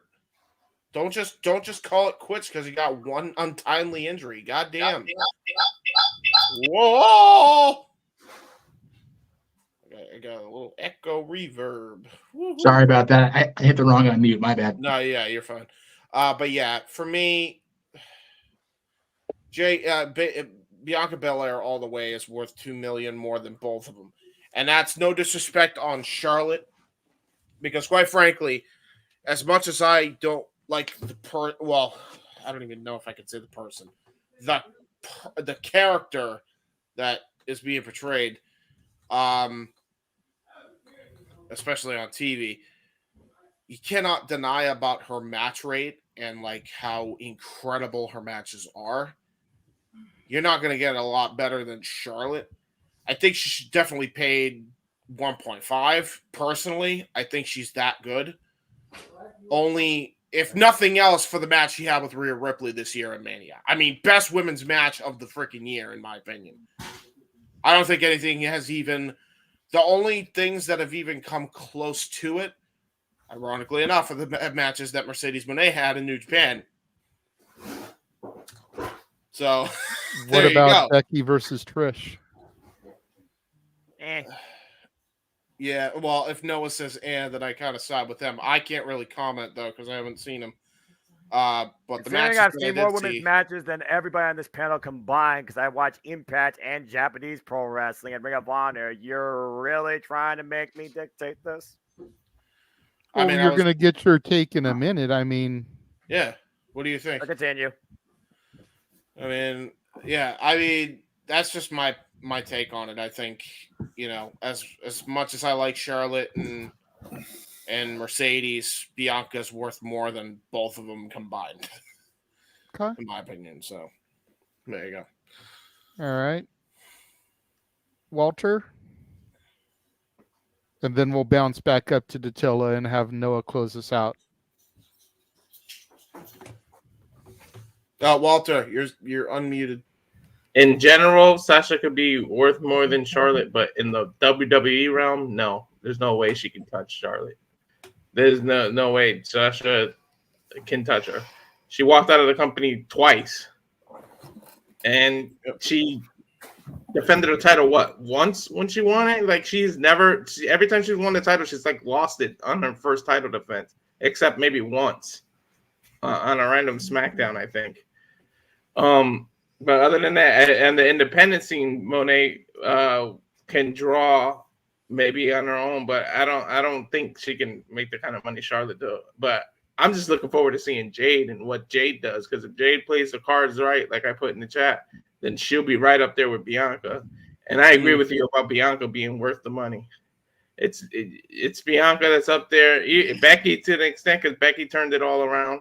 So, I mean, we're going to see, but in terms of Sasha being worth more than Charlotte, not in the WWE world. Maybe on the independent scene, we could see that, but not in WWE. I don't even think in the independents should be worth more than Charlotte. I don't even think in the independents, no.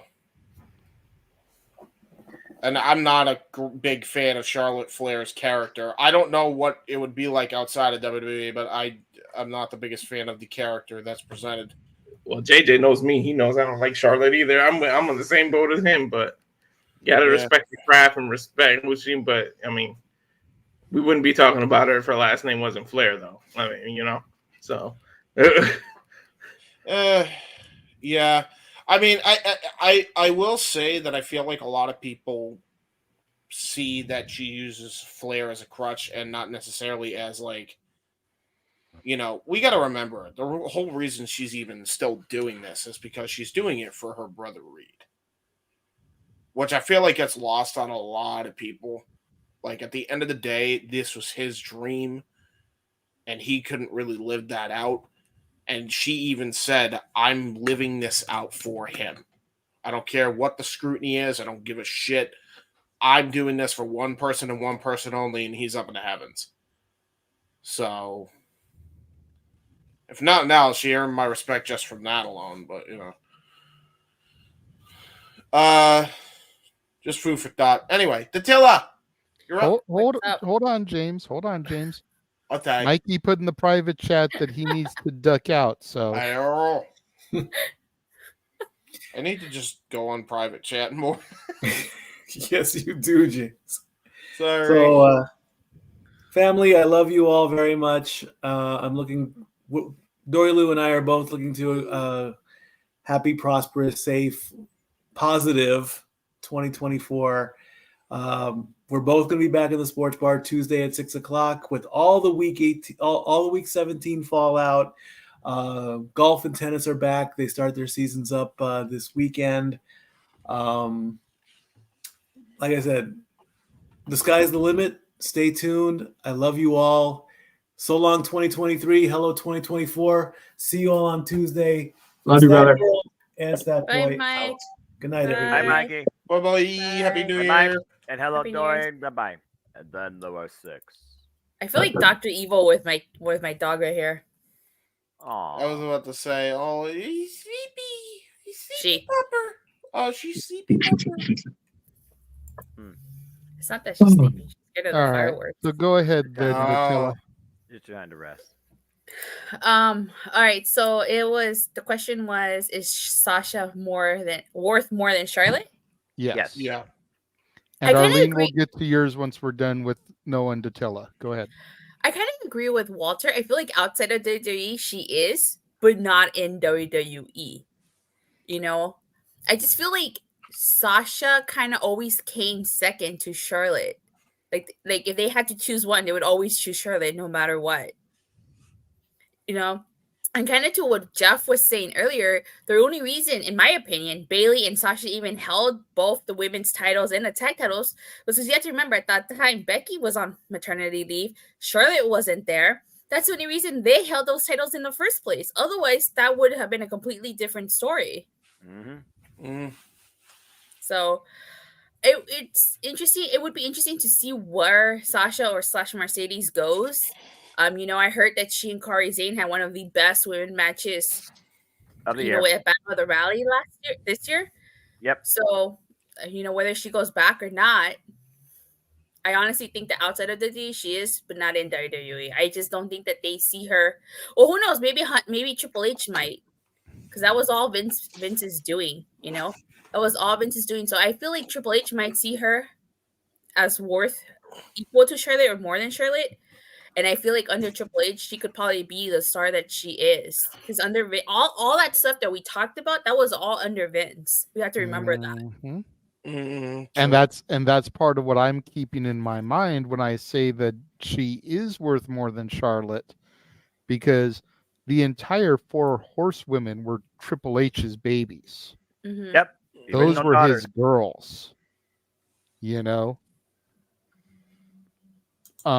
So Sasha, and like you just said, everything that's happened to her, every reason why she walked out was Vince booking decisions. Vince wanted her and Naomi to feud with the Raw and SmackDown champions and lose while being tag team champions. What sense does that make? None. This is Mr. Man we're talking about. You don't put Logic and WWE in the same sentence. Exactly. That's my point, Noah, is that don't make no sense. Would Triple H do that type of shit? No. Nope. Probably not. Probably not. So, and to Keen Mike's point, Triple H texted Sasha the day she showed up in New Japan to congratulate her. So he's still very much in contact with her. I disagree, Safet. Booking can make anybody look good. Yeah. Yep.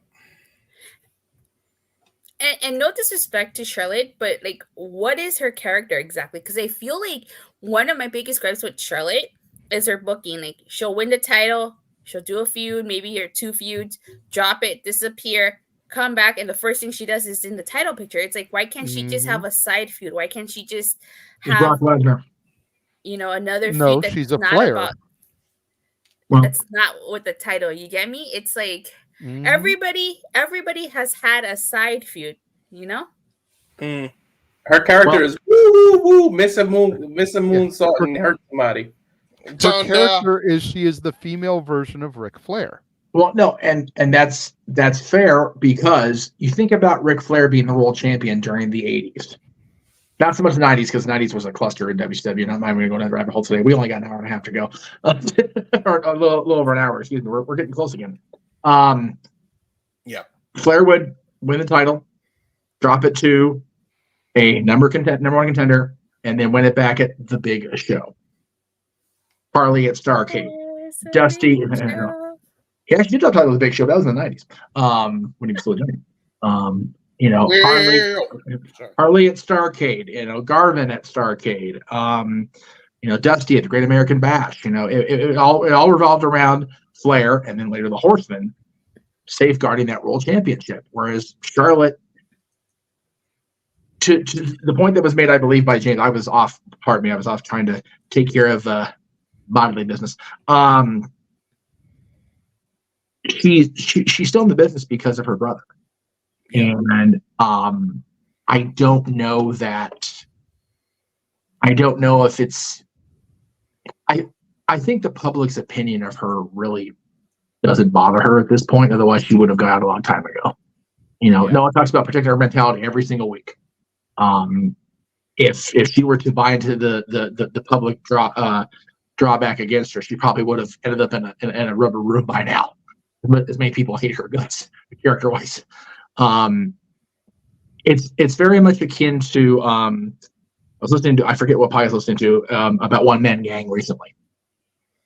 He enjoyed being around the boys, he enjoyed being around the talent, but it wasn't about the championships for him. It was about making the money and living the dream that he wanted to live. I don't know for sure how much Charlotte has influence on her creative direction, because I don't work in Connecticut, thankfully, because it's too cold. It's cold enough here as it is now. California cold. I'm a wuss. I can handle Connecticut cold. Hell no.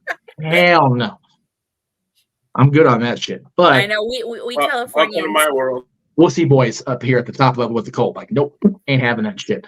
I just don't think that, at least not now. She's not worth it. Sasha, Mercedes worth more money. But 2024 is going to be a big, hard reset year. I've been talking about it all week, guys. So we'll see. Got that time. Yes. Got a little bit less than a minute, and then we'll get to Noah's thoughts on the topic. Oh, it's going to be Years on Mountain time, people. Yes. Mountain time. For those of you up in the boonies, 30 seconds to go. Woo-woo. Wait, that's Utah, Colorado. Let's see. Nevada, I think. No, Nevada? Or is that no, Nevada's anywhere on the right, anywhere on the left side of Yellowstone. I mean, yeah. Someone give me a map. I got Colorado, Montana, New Mexico, Utah, Wyoming, Arizona, some parts of it. We are down to the final. Oh, Happy New Year, everybody in the Mountain Time Zone. Happy New Year. Central. Happy New Year to Central people as well. Yes, it's right here. Oh yeah, because you weren't there for that. All right, we are 1 hour to go in the lower 48. And yeah, we got 1 hour. Hopefully for us on the air too. Yes. Well, we're probably going to go a little bit past midnight, but we were figuring that. Noah, go ahead and give your thoughts on this. Is Mercedes worth more than Charlotte? It really does come down to context, okay? And I'm not talking about the contract itself that you try and negotiate with, this being the biggest season of free agency, possibility and variety for the longest time in the professional wrestling industry and sports entertainment industry. I'm being perfectly honest, but I digress. I look at track record, I look at longevity, I look at not necessarily the amount of championships, but the importance of championships. You got to remember, in 2016, they were playing hot potato with the Raw Women's Championship for the better part with these two in the early half of the self-proclaimed brand split, LOL. When I look at things right now, and I look at the fact that I literally just spent today going back across all 40-plus events we covered here that was not a not a TV special, and I look at how many women matches did I choose outside of Impact Wrestling? Right. Okay, so I did choose a couple from WWE. And JJ hit the nail on the head. The only WWE women's match I actually cared about that wasn't in JJ's NXT was Charlotte Flair and Rhea Ripley, because Rhea Ripley needed to finish the story. And that's really the only other reason. As far as value goes, I look at it like this. Charlotte Flair is always the constant, but she's the constant same blueprint. I haven't seen no evolution. She's just there because the last name's Flair. But also she's doing this on her own demeanor. Booking is what it is. It's as simple as that as far as that goes. Sasha Banks was what Sasha Banks was originally in WWE. Again, Sasha Banks and Billy redefined what women's professional wrestling could be in WWE. Forever, I'm grateful for that. Damn it, in my NXT. But she's had a lot of stir steps, and during the Vince era that nearly broke her mentally, she left twice. While Trinity found her glow in Impact Wrestling, Mercedes Moné found money in Japan Pro Wrestling and gave a couple of the best matches I've seen all year out of Japanese wrestling that wasn't Joshi Pro. And she hung with the likes of Sume Hazuki. And so freaking Mayu Iwatani took the title from her. And then she got injured at Resurgence, and then I think that derailed everything. But for Sasha Banks, for the question to be answered, can she be worth more than Charlotte Flair? Absolutely. Is she worth more right now than Charlotte Flair? I would say no, because at the end of the day, she's injured. Now, if she goes the way like Cody Rhodes did to redefine his value, where he's pretty much one of the top stars in the entire WWE, let's just call it as it is, on a weekly basis, then it's absolutely possible. But as of right now, I have to say no, but there's definitely potential. And as far as who can be worth more than Charlotte Flair right now, in the current WWE ecosystem, Jade Cargill is the biggest X factor, but I think the biggest definite right now is Bianca Belair, especially how much they've been branding and endorsing her. Hell, she came out of SummerSlam. I was there live for, drinking a damn C4 that SummerSlam was brought to you by in that women's triple threat match. And she won the title and got injured. But either way, you still talk about Bianca Belair and Charlotte Flair, and right now they are coexisting in a feud against Damage Control. So, hey, it looks like they're keeping Charlotte Flair away from the title for the time being, which is a nice change. But I'm just waiting to see what Mercedes Moné can actually do when she gets back inside the ring under a WWE led by Triple H with no Vince McMahon influence in sight. Mm-hmm. Okay. Really quickly, to piggyback off of that, we had a super chat from Arlene come in saying, should people who say that talks with Sasha are no longer being held be considered credible if she comes back? Nope. 100% no. Yeah, I mean, I think this is unanimous with everybody in this damn room right now. Hey, we want to do a barbershop quartet. Everyone just says no in a different pitch. I'll just start. No. Hey.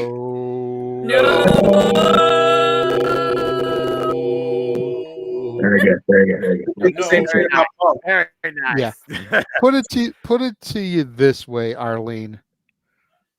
There was chaos caused in a group chat amongst us for bringing that up. And I'm just going to leave it there. Like that the topic of that was so toxic and polarizing that it caused rufflings. It did. Sibley. So there, but But I firmly feel no. Yeah.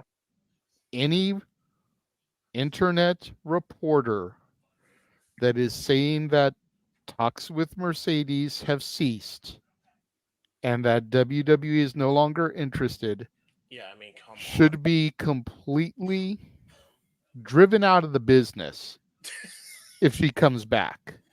Yep. Because this will be the second time they've done that.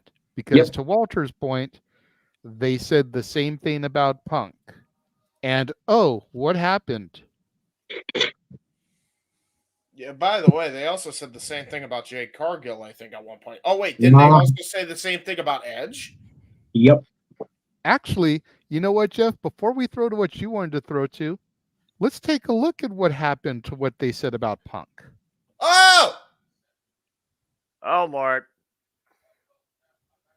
Uh-oh. Wait. No, it's okay. Just give me a second. What happened? Yeah, Guys, let me, moment. Calm down. how do we go? Let it breathe, brothers. Let it breathe. I love how. I'm the civil man, Noah Foster. CM Punk is fucking She's just messing like a madman. Here we go. Here we go. Survivor Series War Games. Thank you for tuning in. Stay tuned for the Saturday Night Shenanigans, our open mic night. CM Punk is fucking back. Goodness. 2 war games back to back because I got emotional as hell when Jay and Sammy hugged, and that's then my quote. And I was frozen after that for a period of time. That's funny. Such a cool moment. It was. That was a incredible moment. Too cool for school. I'm seeing the message come in privately, but I can't access it because his computer's slower than dog shit. I will So- say, Don't worry about it's actually, looking at the actual moment now, because that's the first time I've actually seen that moment. It actually was a lot cooler than I even thought it would be. I think Yeah. I think part of it is because the All Elite crap was so fresh, but Yeah. now that I've just seen how everything is just played out, I'm like, you know what? I'm at this point of if All Elite Wrestling loses people, fuck them. There it is. I mean, honestly, yeah. same on the other side. I'm at the point now where it's like, Excuse me. screw the company. I'm for the workers. If the workers are happy going somewhere else, then there you go. He has finally seen the lights. Yeah, fuck corporations, dude. God, that's how I'm seeing it. Like, it's just, I have to kind of look at it with that mindset because it's like, okay, we're dealing with people who make mistakes. Like, we're all human beings, but like, No, I got you. I did want to throw it. I was going to throw it to, but we do have a super chat that I'm. Do you want to do like DQ and super chat first? You want to go ahead and throw to the clip? I didn't see the super chat come in. Oh, okay. Well, Emmanuel, let us. Yeah, we'll get to that in the next segment. Yeah, go ahead and throw to your thing. Hold on, real quick. Okay. So I know you're being so patient. I No, appreciate you're fine. that because I'm trying to do like 15 different things. That's okay. For the record, so this is not the one I was asking you to be on camera for because that was supposed to be the one I'm showing here was supposed to be in the third hour. So you can stick around if you want, but just It's, No, I apologize. Just I keep getting a phone call from. No, you're good. You're good. Okay. So while Jay is making sure we're ready. I have it because it led to this. Oh yeah. Oh boy. I, Joshua Mansfield, was wrong. I, Joshua Mansfield, marked the fuck out. There you go. Do your homework, bro. Yeah. Yep. There you Okay, go ahead, Jeff. Thank you for your patience. Oh, you're good, man. All right. So I had a great segue. We were talking about the women's stuff, and talking about who deserves it in women wrestling. Our third guest definitely has been an advocate of women's wrestling almost as long as I have. Actually, no longer than I have because he's been around longer than I have. The clue I gave about this person was a multi-time award-winning artist across multiple genres in their nearly 5 decades in the public eye. So not only has he been a winner in wrestling, he's also a multiple-time best-selling author. Oh, this thing's so slow. Christ. Chromebooks. There it goes. And JJ, if you can add. Oh my God. There we go. Thank you. Well, it's not working. Shit. I'm so glad you responded to. Hey Jeff, it's Mick Foley. And I'm so glad you responded to the end of year special. Don't worry about the expedited, more expensive version. The truth is, I always get my videos out. He does. In less than 5 hours. 24 hours. 5 hours. This goes out to Jeff Meacham Network's anniversary. Jeff, you'll have to tell me more in the DMs about this network of yours. First of all, I want to thank a fellow Santa ambassador for reaching out to me. Man, I have to tell you, I've slowed down in the Santa work, and I've realized that a considerable part of my income at these conventions comes from trying to make people feel like they did when they were kids, like they did 25 years ago. And I never had that big beard. And I mean, I loved being a volunteer Santa, but there's no money coming in as a volunteer, and it would, I'd give up my entire December. So instead, I've limited my duties to letter writing and videos. But the videos, I mean, you just try to create the magic where you can. And even though I loved having my own real beard, I look pretty good with a good theatrical beard.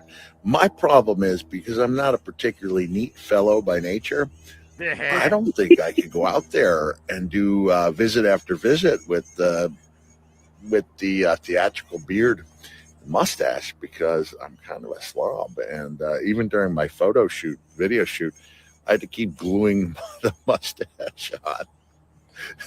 So I think in another 5-10 years, I might give it a try, but not grow it down to like my chest, but just do that nice little, thing, so I could start it in, July and have a pretty good looking beard by then.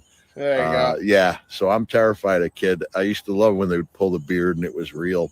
I don't know what I'd do if they pulled it and it came off. But anyway, it's all about the magic you create for the children and for the adults. I'm convinced that Santa is really about making adults feel the way they did when they were kids. So that's what I do in my real life. You'll have to tell me more about your network. We'd love to come on next December and talk a little Santa business with you. And I'm really glad you reached out. And it's a beautiful morning here, a little chilly. I wish I had more than just this Santa's Village. Oh, I am pretty Santed up. Santa's Village sweatshirt, Santa's Candy Castle from Santa Claus, Indiana, t-shirt, and the spirit of Christmas beating in my heart 365 days a year. Thanks, Jeff, for being a fan and a fellow ambassador. Wishing you the best and hoping your New Year's is nice. There you go. Big That was awesome. That brought a smile on my face. That was awesome. Now, let me just say this about the mixture, if you will. I originally had the picked out for a certain somebody on the other side of me, on the other side of the cylinder. And it occurred to me in the lack of reply. It's like her and Nathan are still on the other side of the world. Let's not wait for that to happen. So I canceled that. Saw that Mick, full disclosure, I'm a cheap bastard, whatever. He's the king of cheap. He's Mick Foley, for Christ's sakes. So he was running the sale. I'm like, shit. Okay. And then I realized, I didn't mention that the show was going to be like soon. So I DM'd him for another whatever they charged on Cameo. I'm like, I forgot to mention it's the anniversary. And he messaged me back. He goes, you need to message me, but I appreciate it. Yeah, he's dead ass serious about coming on the show next December during Santa season and talking about Santa stuff, about his career. And what's so funny is, in conversations we've had since I got the Cameo back, he remembered when I asked him for an interview, back in 2000, I'll say 5. It may have been 6, but I think it was 2005. When XMV was still running, put it that way. Oh, wow. And he called Dylan's mom's answering machine, that's how old my ass is, and left about as long as that Cameo. By the way, 5-hour turnaround, he gives me 3 minutes. God bless that man. and explained that he would love to, but WWE would probably not be too happy with him because he was still very much involved in the company on that master, whatever you want to call it, contract, and so it was like he couldn't do it, but he would love to if he had the opportunity. Well, he has the opportunity. Give myself a year timetable. Mick Foley on December 2024 on the Jeff Meacham Network. There you go. Nice. That's awesome. My wife just met him in like October, and she's Is he not just the coolest dude? I love that man to pieces. JJ and I have met him a couple times over the years. The picture of JJ is great, and if you want to break it out, Jay, I'm looking for it. Give me a second. Well, I'll give the setup for it because I'll give you the setup for it. So the night that Mick Foley and Tommy Dreamer and Terry Funk are in the ring, and Mick completely turns on ECW and lead up to One Night Stand. Oh Jesus! At the Arrowhead Honda Center, if you will, just completely like, what did he just do? Because it was supposed to be Edge and Mick Foley, and then Tommy Dreamer came out, and Edge and Mick Foley just guzzled poor Tommy like a gazelle. It was ugly. And then JJ gets a picture with Mick outside the pond, and Mick, ever the old schooler, even though he's still Mrs. Foley's baby boy, no smile from either one of them. But still getting the thumbs up for the cheap pots because it's Mick Foley. Have a nice day. Have a nice day. Wow. I had the great fortune. JJ and I ran into him. I think it was at Frankenson's that time I first met Mick. I had my Attitude Eagle belt with me. He's like, "Can I borrow that for today?" He ended up using it in photos all day because he didn't have a belt with him. Like, okay, cool. When I saw him again out in Landscatter out here in California, I had the belt with me. He's like, "Oh yeah, here, give me that." He brought it again. I'm like, "All right, here you go." Yeah, so JJ, cool. you look like Buzz from Home Alone in that picture. Jesus.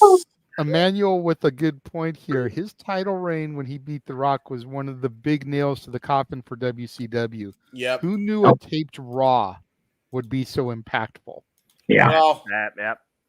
Well, no, it's funny when I gave the clue about Foley, it was the anniversary, 25 years since he won the championship, as far as the taping day. Wow. So that's why I gave the clue I did. Yeah. Did you guys see this Mankind meme? I thought it was so hilarious. Uh-oh. So it says when someone says you're losing faith in mankind, I remind them there's still Cactus Jack and Dude Love to count on. That's right. Right. That's right, damn it. Nice. Because the Foley that actually involved him in a Royal Rumble. Yes, good stuff.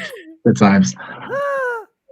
Oh, the man's a gem. I love him. I love Mick, and I can't wait to bring him onto the network in a year's time. That's so friggin' cool. So happy for that. There we go. Anyway. All right. So 3 minutes. We're gonna run another highlight video. Oh Jesus. Oh God, should I be? You should be scared. Get ready to cry tears. With the tear in my funniness. With a Oh tear. no! Oh no! Oh, You are beautiful on the inside. Oh my God! You are innocence personified, and I will drag you down and sell you out. Run away. There's no holding me back. Oh no! Driven by... Oh my God! I forgot he did this. Yeah, I forgot too. I'm sure Noah tries to forget these. With every fiber of his being, JJ. Every fiber of his being. Did you guys know Our Lady Peace actually doesn't perform that song anymore? They don't. Yes, Yeah. yeah. For good reason. Oh, man. I know. Good track record. It's so hard to Got your rules and your religion all Voices in his designed head. to keep Yes. But when rules I start still say my Getting broken, you start start questioning your faith. I have a voice that is my savior, hates to love and loves to hate. I have a voice that has the knowledge and the power to rule your fate. I hear voices crying. Dun, I dun. see heroes dying. Dun, I dun. taste I'm just going along blood with it. that's Fudge it. drying. Just going along with Courtney it. has one of the best Feel themes, though. tension rising. I always. Oh my god. Oh my god. I forgot I bodied this shit.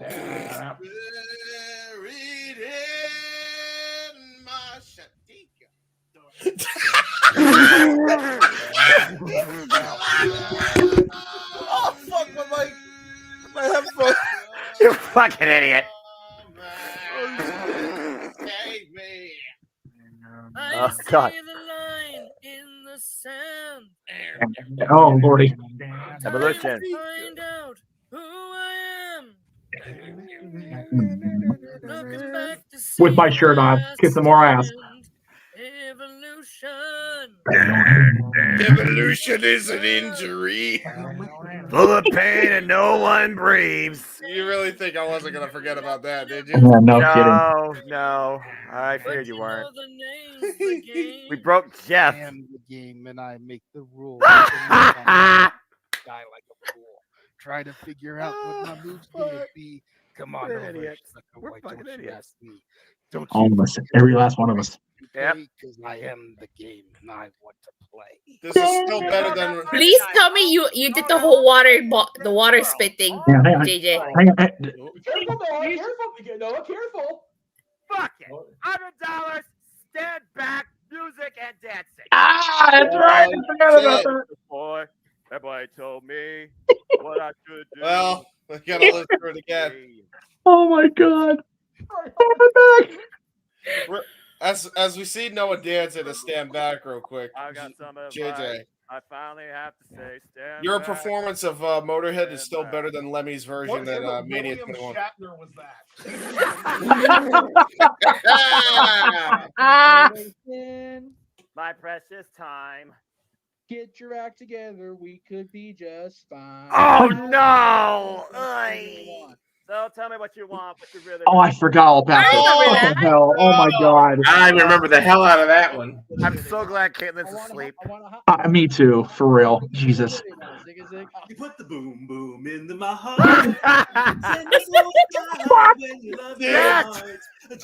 That boy thinks he's actually in the studio. Look, he's holding the laptop. He's doing this shit. Put me in the solo box. I'll do it with him. What do you think he's missing is the microphone? Put me side by side. Put me side by side with him. Wake me up.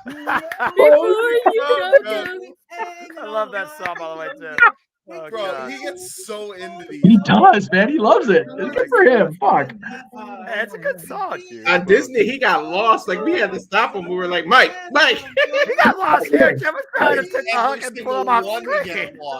We say you only have to do the first verse and the chorus, and Mikey says, "Oh, so the whole song? No, the first chorus in the song. No, Even got the high note. Ooh, ooh.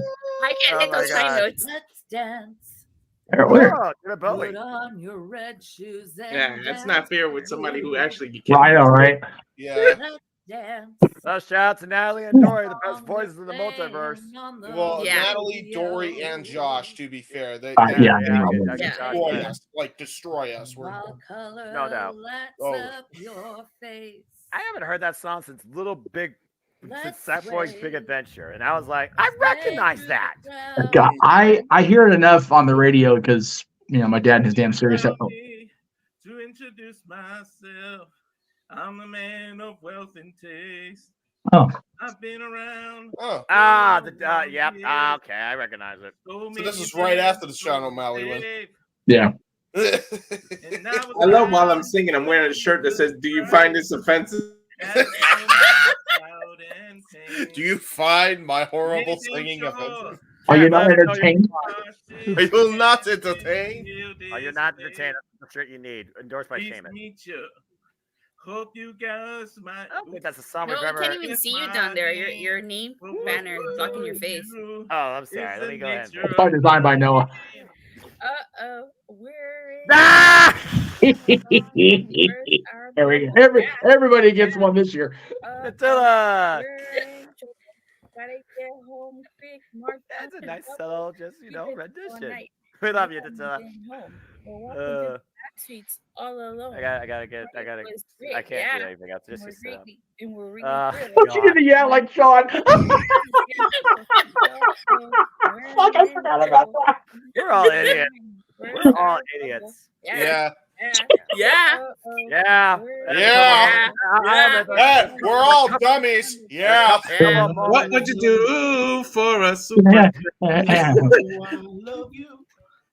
I don't like one night bars. Hey, Super chats though we like. Love me do. Love me do. That's pretty good. Yeah. Yes, my Eric God. Clapton. Tears in Heaven. If I saw you in heaven. Oh God, I'm gonna start crying again. Jesus. Didn't Jeff have a fear attack after this? You did Eric Clapton good, James. Yeah. I admire that. I do try. I do try. Once the blue moon, I might even try myself. You tried with Mary Did You Know? Well, that song holds a deep spot in my heart. That is an emotional song if you get into it. So There's some songs that if you can get into the in heaven. There's nothing you can do that can't be done. Nothing you can sing that can't be sung. Nothing you can say, but you can learn how to play the game. It's easy. Nothing you can make that can't be made. I remember that's this. what Is this all going to be on the album? Can't be saved. Oh God. Nothing you can do, but you can Don't learn remind me how of to that. be you in time. It's easy. Maybe 2 albums. Maybe. All you need never know. is love. Dun, dun, dun, dun. All you need is love. Dun, dun, Dun, dun, dun, dun. All you need is love. Love. Love is all you need. Woo! Why should I worry? Why should Oliver I and Company. Yeah, baby. That's my movie. Still one of my favorite movies of all time when I was once a wee lad. So glad they never CGI'd or made a sequel. Didn't The need it. beginning of the Renaissance. I'm with JJ. I'll die on that hill. Pollution, and I've got street side welfare. Maybe Who is that girl I see? Oh no. Staring straight back at me. Why is my reflection someone I don't know? Mother knows That's your best. voice. Listen to your mother. It's a scary world out there. She got it. Perfect having Natalie and Dory back to They back. have pipes. They got the pipes. They need to do a duet, not me and Natalie. I don't know what the people are freaking trying to get. Dory nailed Gothel here really well. She did good here. Yeah, I don't know what the people are freaking trying to get me and Natalie to do a duet. Oh damn it! I can't watch this part. Jesus Christ, Gene. Small to say the least. Both a little scared. Oh no, okay, we're good here. It doesn't okay. Yeah. This is the one where he balls and then you ball as a result. Is this the one his wife kissed him at the end all of a sudden? Well, no. The one where his wife kissed him was during Christmas. Well, there was that. No, he sang. Didn't he sing "You'll Be in My Heart"? And I just lost it. I don't remember. Might have been. It was. I know. That song- I know. G lost it during Beauty and the Beast too, but I tried to make sure I didn't get that part in. Okay. Well, like I said, the reason I lose it for "You'll Be in My Heart" is because I don't know what it was, but when I went back to Disney last year as a guest, the first time, and I was doing that countdown, I found that clip. And I don't know what it was. I put the little image of the Tarzan treehouse and had the song. And I think it's being a parent. Just that song just wrecked me more than it ever used to. So I think you did make a comment about that, even while I wasn't probably paying attention. I think you remember. I remember hearing some nonsense like that. it's the karaoke has just been such a gem for this year. Considering how crazy this year's been, every time we get together and sing like a bunch of jackoffs, it's just so much fun. I love it. It's annoying, but some of it's been okay, I guess. Dude, Big G during the last karaoke, That's what it was. the funniest and yet most wholesome thing ever. Because like he's singing, he's getting all emotional as he sings, and then all of a sudden, like halfway through, his wife just comes in. What are you doing? What the hell's going on? It was very sweet. Goes to Noah, just playing on a Switch. And then it goes into them, just like she's just. It was what's happening. the Christmas and Disney karaoke's were just so needed this year. I was bummed as it was not being where I was supposed to be on the 18th of November. So it was going to be a rough night. Luckily, Max retained.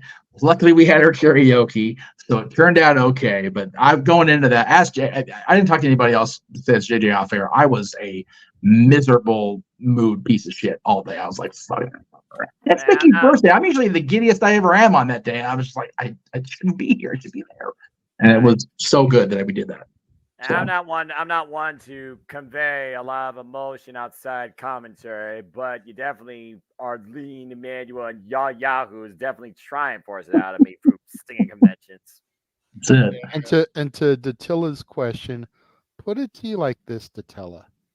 We've been plugging and harassing Noah with Noah, that's what I call Disney. I have 45 clips for Disney songs that aren't even Noah. It is just the rest of us. Golly. Wow. So we could literally do, and now that's what I call open mic night Disney CD. Yep. Just the rest of us. Yes. Without even putting Noah's on there and saving Noah for his own release. Yeah. Why? Because he's legit only got like 5 or 6 songs in the entire show. Yeah, exactly.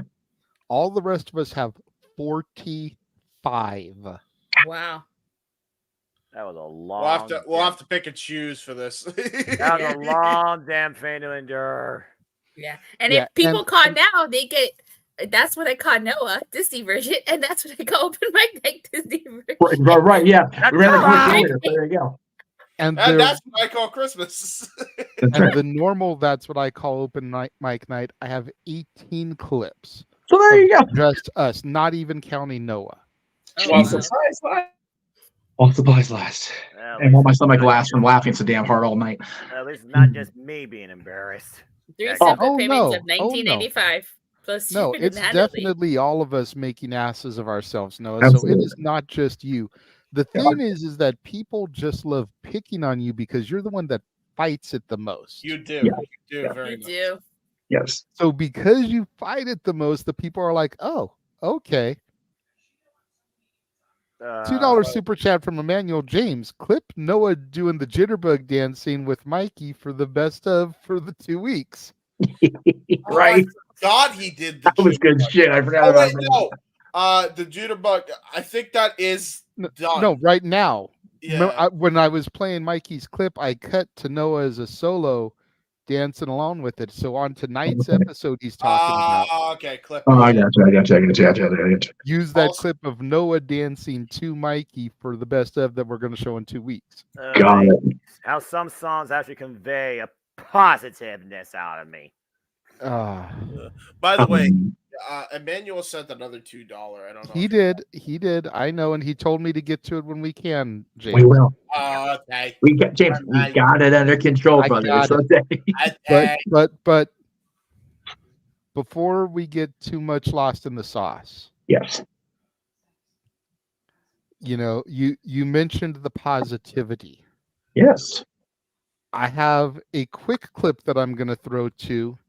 And while I'm throwing to that, Jeff, if you want to load up our final special guest. Oh, yes. That we can then go to immediately coming out of this. Can do that. You know, like we talked about, I didn't start out as a Star Wars fan, but I am very much a believer in all things the Force, and I am grateful to have been included in your journey as the saga continues to unfold even now, because as you and I both know, as long as the mouse has his hands in something, it will never, ever die, truly. So absolutely. You've got to believe in the Force. Yes. You know, believe in the positivity that is Positively Page. Believe in Mustafa Ali. Yes. But God damn it, I do not believe in Joe Hendry. No. Neither of us do. Damn that Joe Hendry. How dare you?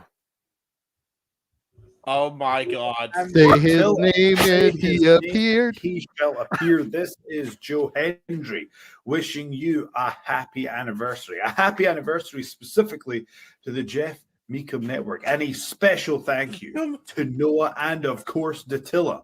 I have been told someone said my name, so I had to appear. So here I am. This message is from Jeff and JJ, and they wanted to ask Joe Hendry. Look, Joe, they got in touch. They said, you got to get in touch. I got two amazing people, Noah and Datilla. Who can we get? They went through Cameo, and Cameo said, listen. Fuck! What about me? One person to deliver this message is, of I course, believe in Joe Hendry. Joe Hendry. And Joe Jeff and Hendry. JJ wanted Noah and Datilla to know that they believe in you. And also, I believe in Noah. I believe in Datilla. So there you go. You got your own custom song from Joe Hendry. You can't be back. And look, Joe Hendry's dog. That's beautiful. That's awesome. Oh my God. JJ! Hang on. You got Joe Hendry's dog in a cameo as well. That's very rare indeed. But anyway, hope you enjoy the holidays and happy anniversary once again.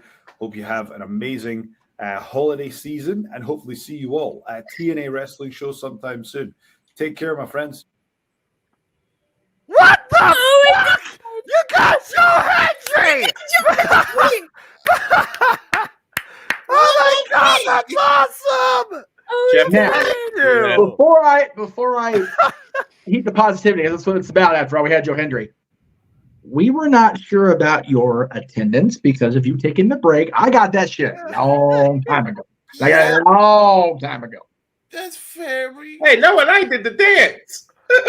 Yeah, and you. I know.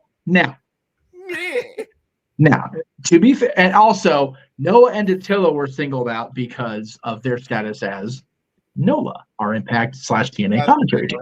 That's fair. All right. But yeah, JJ and I were going through the horn. There you go, baby. There it is. Say his name and he shall appear. And by God, on that Star Wars show, I said we will say his name. I even said damn him, so especially how much I paid him. And he did appear. That's now, awesome. so there you go. Yeah, did you ever go around the horn? Sung for you. Oh, that's beautiful. That brought a tear to my eye. That was weirdly awesome. I'm never. What was, by the way? Oh my God! If I see him at Hard to Kill, I have to let him know about that. You have to let him know who you are, for real. Please do. I'm dead ass serious. Let him know who you are, because he'll get a kick out of it. Oh my God, that's I'm the Jeff Meacham Network. I'm gonna go And Meacham, make sure you don't say it right. I'm screen record that, and if I meet him in the Hard to Kill, I'd be like, "Oh my God!" I will send you the video by itself so you have it to show him. Like, oh yeah. I'm just gonna say, like, I feel like he did that to you on purpose only because he has to know you guys have been shitting on him. I feel like that's probably. Well, again, the Jeff Meacham Network. Well, I mean, again, blasphemy on you. Yeah, well. JJ, that doesn't make you believe just a little tiny bit. I don't know what will make you believe. JJ. Come on, JJ. Come on. I just need you to believe. JJ, you know for a fact that Dark Side has cookies. Come on over. It's okay. Yeah. Oh wow. Now Jeff believes. See, you're the only one. You're the odd man. Oh, King Mug doesn't believe yet either. All right. I'll tell you what. We told Josh to do his homework, bro. Here's your homework assignment, Datilla. Get Joe Hendry on the show for Hard to Kill. Yeah. Make it happen. Find a way. I'll try. Hell yeah. All right. Hey, If I was going, I would do it, but I got things to the end of the month. All right, so we gotta be careful here. But TNA returning. All right. So that's It's not a guarantee, but I'll try. If I see him, I'll definitely will. So that's what I was alluding to when I said we were already going to have a TNA presence, and that's why I didn't go for Alex Shelley, because I knew that Jeff had Joe Hendry for you guys. No, that's awesome. As soon as he got the video, he shared it with me. I was like, dude, he fucking sang their name. That's crazy. I believe in Noah. I believe in Datilla. Like that was beautiful. That was a highlight of 2023 for me. I watched that back and I popped and I'm like, oh fuck, I gotta tell Jay like right now. Yeah. So again, I would share this with my ACW crew. They wouldn't fucking believe it. Right. I love it. So again, thank you to time you do an ATW show, just have Jeff send you the clip and fucking roll it for them. Or You know what? I we very do well might do that. predictions. I very well might do that. Just put it in Or our we do your private hard to chat. kill Oh, that's predictions. awesome. That's No, we so got to awesome. get somebody from NWA to single us out now. There you go. Yeah, there you go. Natalia Markova for me, please. Oh, for the love of God, control yourself. Sorry. Thank you again to Vince Russo, to Joe Hendry, to Mick Foley, you saint of a man, you, and to my buddy Demi from the Ice Crew. And even though I didn't ask permission, he would have given it anyway. Thank you, Adam Pierce, for that gem this morning to be able to add to the show. Thank you to everybody that appeared via clip or whatever this year in 2023. And tell you what, man, between Joe Hendry possibly from Hard to Kill and Mick Foley at the end of the year, that's a hell of a bookend too, kids. Just saying. That's No kidding. It's Attila Nola for life. No, where are you? Where are you? I'm gonna write that There you go. There you go. No luck. So yeah, there we go. And thank you to the folks at Cameo, because we got those on the cheap. I thank God. My wife tried to get me the Undertaker, but he was gone off of it. She tried to do. I once got one of my friends for their birthday, Ty Condi, and I think somebody once got me the bunny, which I thought was pretty awesome. Killer Kelly as well. So the thing with Undertaker is, like, had he been on there, I may have done it, but I had such an amazing moment that I didn't get the video, unfortunately, because it was what it was. But like I said, Undertaker this year, Max at the end of the year, and then getting these cameos for everybody was just so. I think I still have both those cameos. So needed. If It was Jade so is cool. on, if Jade is on Cameo, She is not. She's not. And she you imagine what she would charge y'all asses? I'm just saying. Yeah, we do actually imagine charge. God. Now, I'm not gonna lie. As I was perusing people that were affordable, right? We'll just leave it that. Yeah. I contemplated Masha Slamovich. Yeah. I contemplated Alex Shelley. Nice. I contemplated, just for Noah, Aubrey Edwards. Yes. Nice. So that she could have spoken of her love of the Jarretts for you. No one speaks. I'll put it out there in the universe. If Kennedy's on, or Mr. Anderson's on there, I would love him to go on there and just say Mr. Reliable the way he says Mr. Kennedy. That would be no. I contemplated WWE Hall of Famer Chico Santana. There we go with the Chico thing again. Just for that reason, Noah. Just for that reason. Right. I did just cancel probably about a half hour ago. I had one in for the girl who does the voice of Dolores from Encanto. Oh. And I was gonna try to get one from her. You know, she was even gonna razz Joss a little bit. Like in the script I sent her, I was gonna have her be like, you know, shout out to Noah, James, blah blah blah. The team wouldn't be the same without you guys. You know, Datilla, Walter, and even Josh. Have you really not seen Mary Poppins until recently? Have you seen Encanto? Like, that was in the script for her to say. It was like, just so we twist that knife a little bit more with him. That sounds too damn funny. I'm not gonna. If I could afford it, I'll get Will trying Smith to to do Men in Black just to know it. And then she was gonna reference Renegade's rule number 4, which is we talk about Bruno, which would have been perfect to like segue to my shirt, which you can buy now. But you know, didn't come time, so. I will say, if Noah's been the MVP for us on commentary and for just allowing himself to be humiliated, you know, bringing it on himself, Josh is up there with him. Jesus Christ, poor Josh. Jeff's gonna get on Cameo. Jeff's going to get on Cameo when there's actually a market for that besides this chat room. I love you folks in the chat room, but I wouldn't know what to charge for that because I have a very low-balled market value on myself. And I know I get shit for that because I do have people tell me I'm worth more than I make myself out to be. I have people tell me I'm worth less than I make myself out to be, if I'm being honest. But everybody's a critic.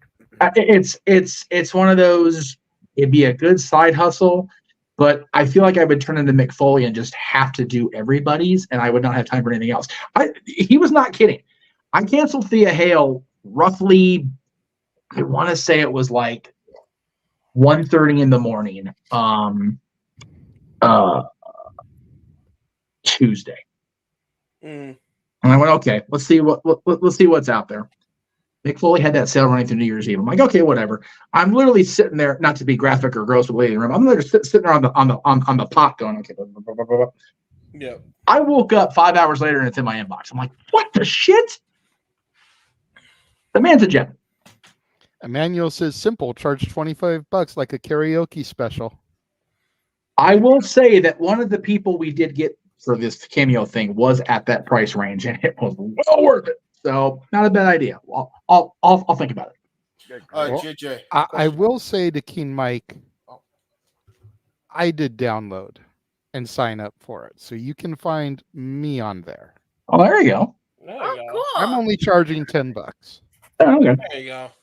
I figure that's cheap. Yes, James. Oh, sorry. Jesus Christ. I was trying. I thought he was done. I'm sorry. Go ahead. I'll let you finish. I feel bad now. If your hands up, you can see your cover. I was just gonna say I figured that was reasonable. Yes. Go ahead, James. Okay, cool. Damn, bro. I was gonna ask. Here. There you go. Oh. Well, now he's in the hot seat. Thanks. Now, JJ, do you have any more? Do you have any more highlights you were going to show? Because I have one in particular that I feel like should be shown. I do have another highlight video that I was going to show. I've been trying to wait for the right moment to get to that. Oh. Guys, we got 11 minutes. Is it about a certain If we let the producer produce the show, we might get to it, but I'm just throwing that out there. DM me. DM me what it might be. All right, go ahead. It's just a compilation of clips like the others have been. Okay. But we have 11 minutes and it's an almost 10-minute video, so I don't know if we have time now. Like we'll just get to it after the countdown. There you go. That's fair. Okay. Okay. Did everybody get their personal professional highlights in besides you and me, JJ and Attila? Yes. Okay. Just want to make sure because I forgot. I lost track of Attila, did you give yours yet? No. Okay, go ahead and give yours then. And then Jeff and I will do ours after the personal high. Oh, God, sorry. Basically, personal and professional highlights of 2023. Personal, the fact that I got to do WrestleMania week, it was such a chaotic week, but I would do it all over again in a heartbeat. You know, I got to go to Chicago and try the famous Mindy's Bakery. I got to meet my favorite female wrestler, Deonna Purrazzo, during WrestleMania week. You lucky son of a gun! That was such a huge highlight for me. As for business, what was the other one? Professional. Oh, professional. I was gonna say business. Same difference. As for professional, you know, my YouTube channel has grown so much. I'm almost 1,000 subscribers. You know, I am going to try for this upcoming year. You know, Power MorphoCon's coming around. I'm going to try to get the press pass. I got rejected last year, and that just motivated me to work so much harder to grow my channel so that I can get that press pass. Good on you. Okay. Are you working to get monetized? Is that a goal for you? Yes, but I'm nowhere near that right now. Well, I think 1,000 subscribers is like one of the first of 4 things you've got to scratch off. Yeah, 1. And then it's the watch Yeah, there's time. like 4 things. Yeah, the watch hours is the killer. Yeah.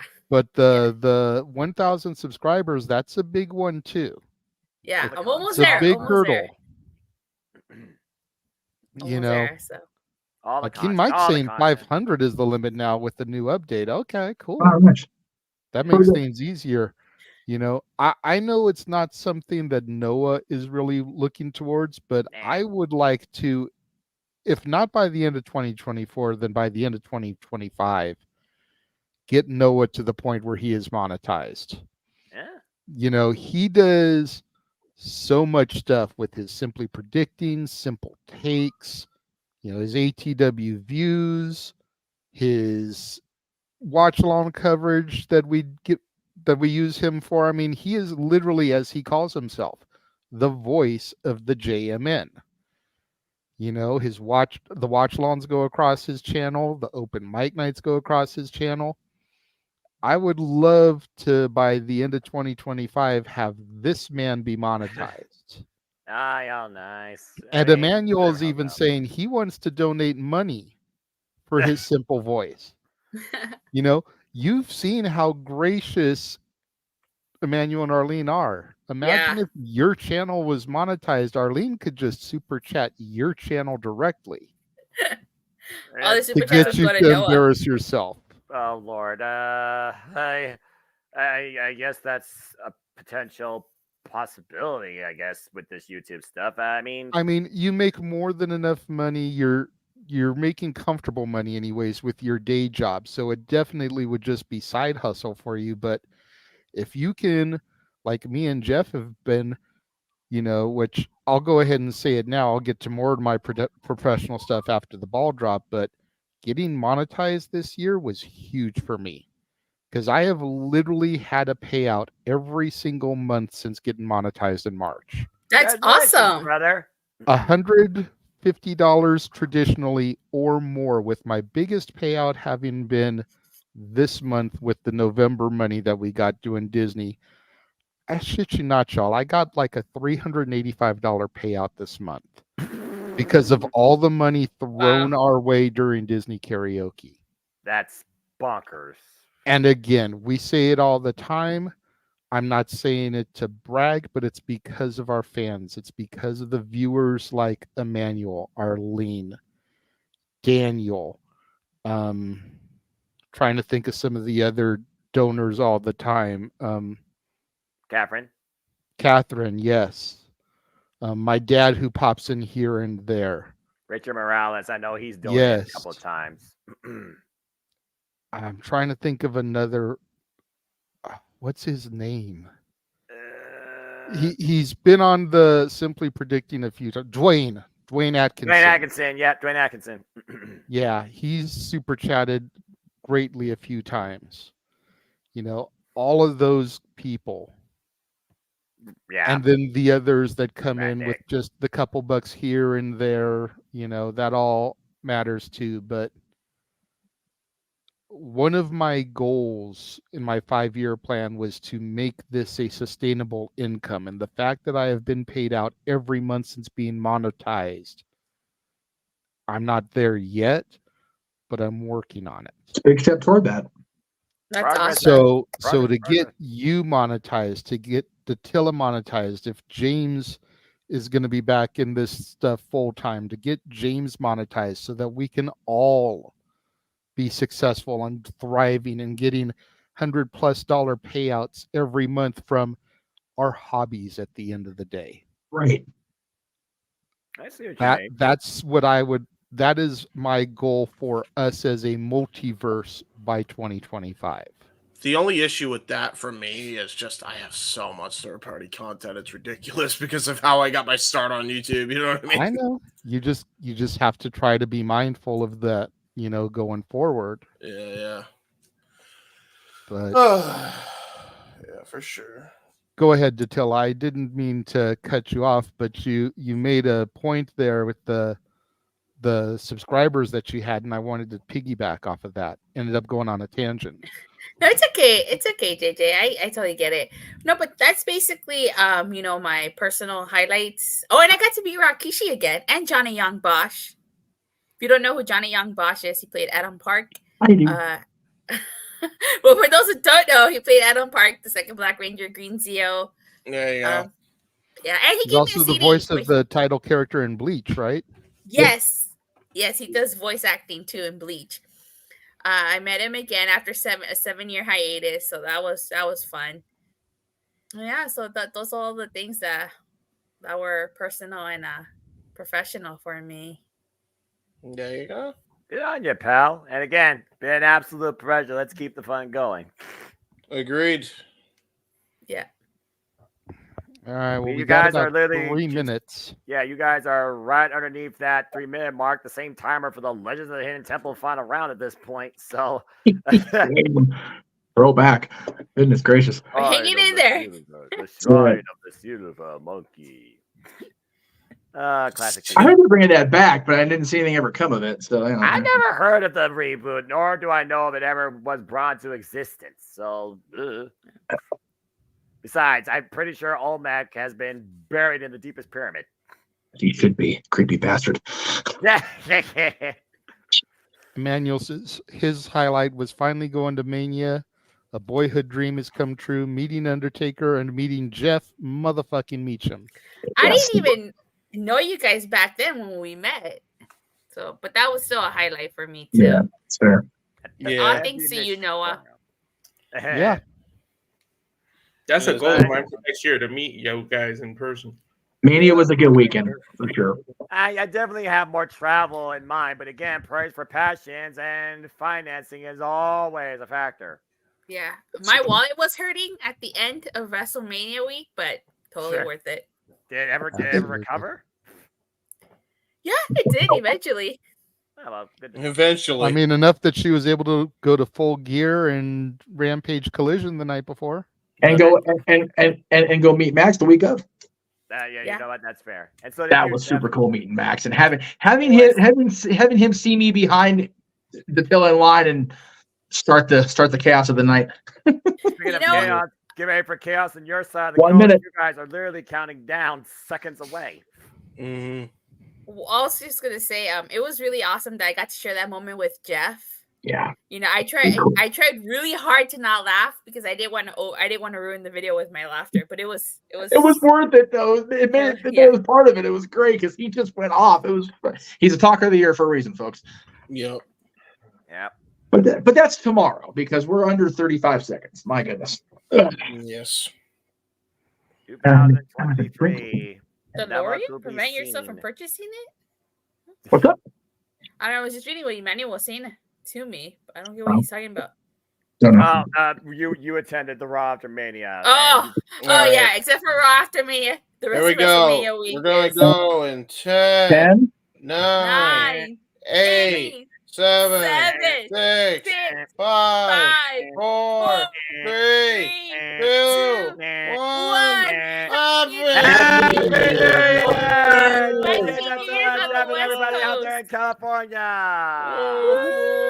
And West so Coast. the 48 continental states have officially entered 2024. It's a new year, baby. Woo! Oh, Welcome, no, not every- Hawaii. Hawaii's like 3 hours behind.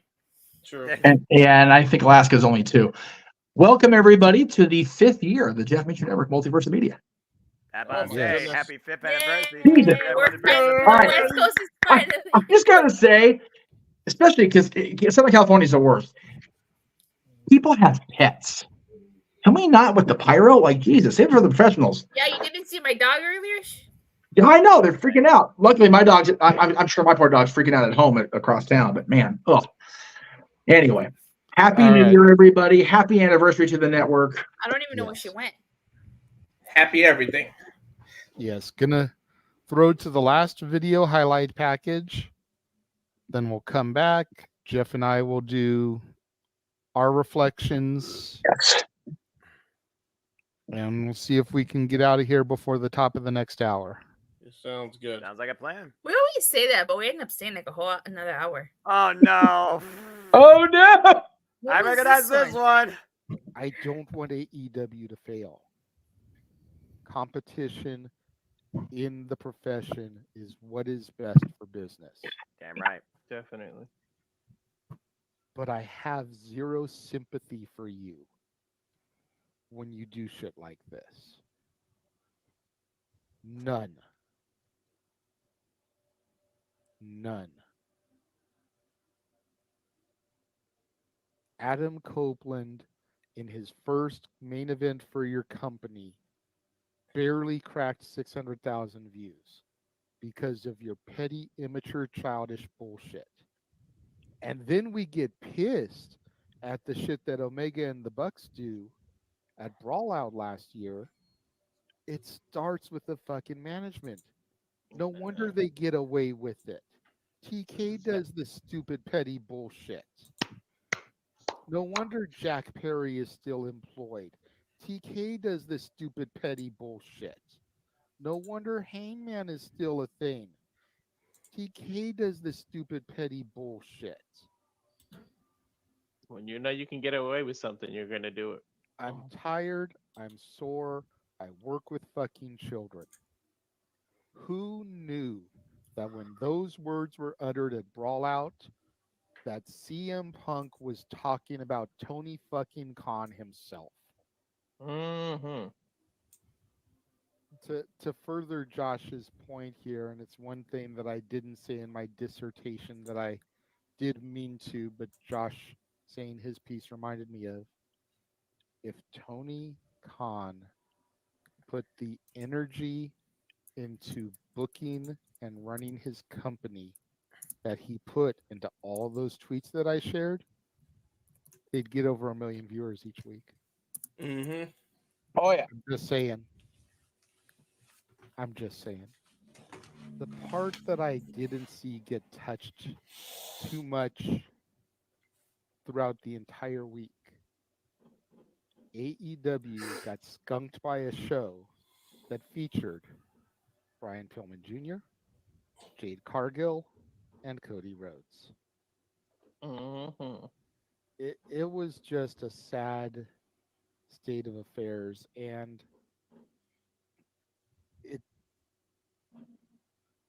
you watch TK unravel like this. You watch him complain about WWE stacking his roster to compete against him for a Tuesday Night Dynamite. You watch him complain when WWE runs a PLE the same night as him. You know, you watch him bitch and moan and complain about how WWE supposedly tampered with contracts and how WWE is out for him. And then you add Battle of the Belts to the Collision the same fucking night as Bound for Glory. You hypocritical son of a bitch. That's not the first time it happens either. I know, it's the 4th time in 2 years that they've competed with a Impact Wrestling pay-per-view. It'll always be TNA to me. And now it's Me too. TNA again. Yeah. It's the 4th Yeah. time in 2 years Yeah. they've done that. to Yeah. them. Nostradamus. You hypocritical son of a bitch. This was unnecessary from the owner of the company, the president of the company, whatever Tony's job title is. Unnecessary, uncalled for, unwarranted.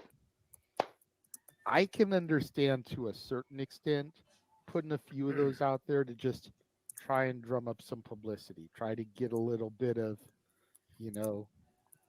water cooler talk going into the show. Cool. There's no such thing as bad publicity. And Eric Bischoff called his book, Controversy Creates Cash. I can give TK a pass on some of that. Mm-hmm. But there came a point where he crossed the line. And it just wasn't necessary. And personally,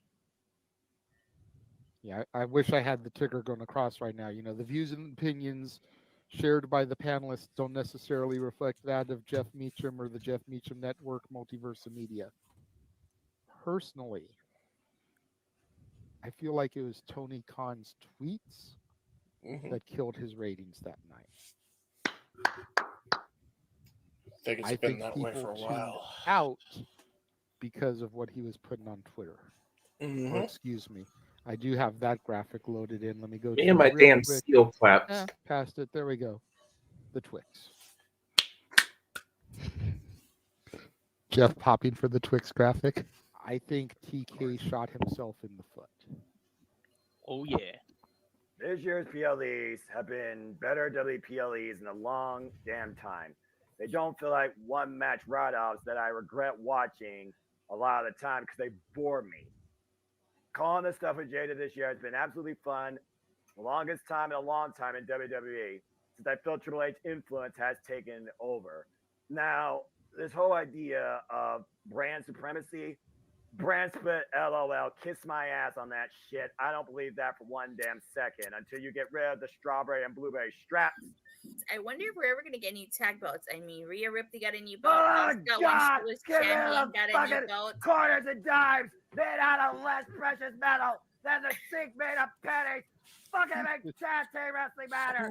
There we go. With actual I like Noah's Rollins tangents. Got it. work Rollins got a belt. Yeah. Roman got a new belt. So the only belt Nuclear Noah. title, so. Noah. That's not a new championship. Noah. That's a freaking Noah. rebranded WWE generic title. Preach it, brother. Noah. We agree with you, but let Tatella get her point across, bro. It was after I came home from a collision Seth as well. Rollins, that whole interview was in gimmick. You could tell by the way that he responded. Roman Reigns isn't even on TV for half the fucking year. Thank you. So I don't give a damn what the 1,139-day reigning champion says.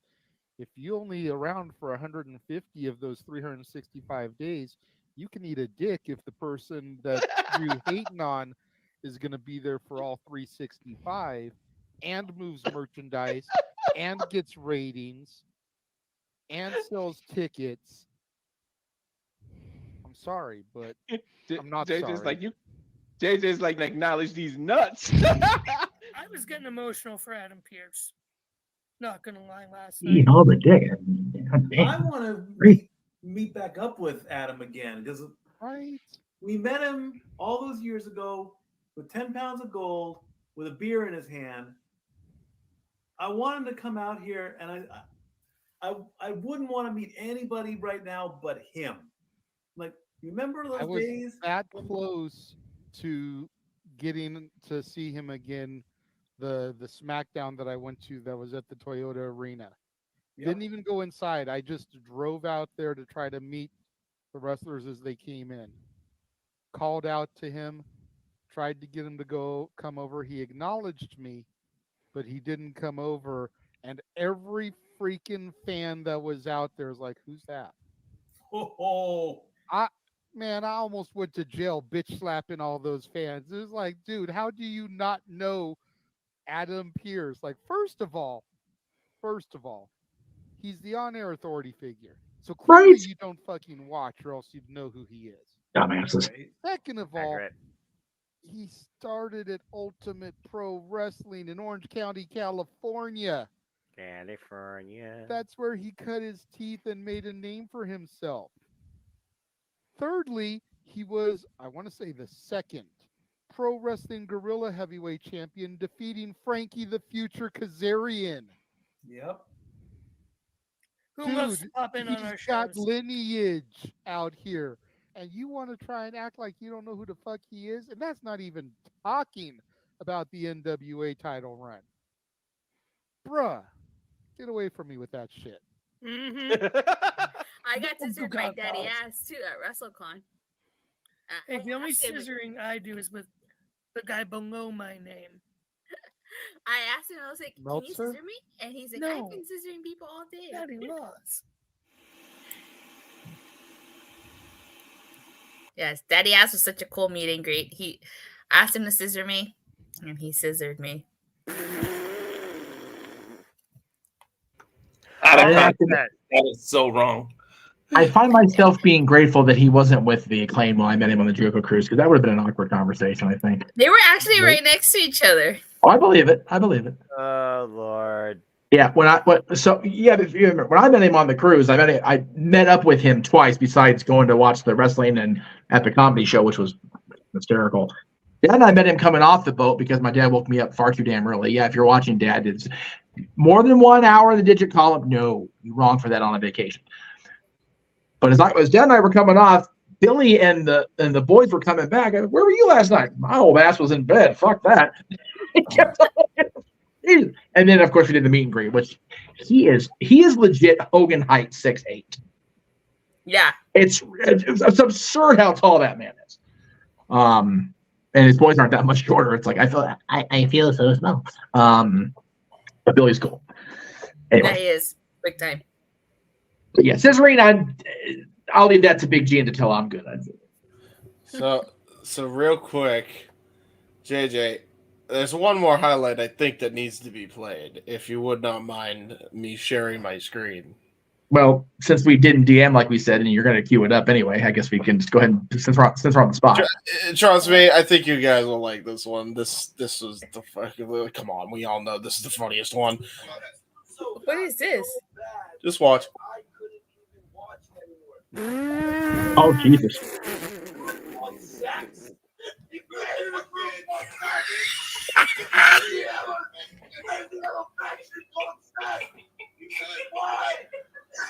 What? What is happening right now?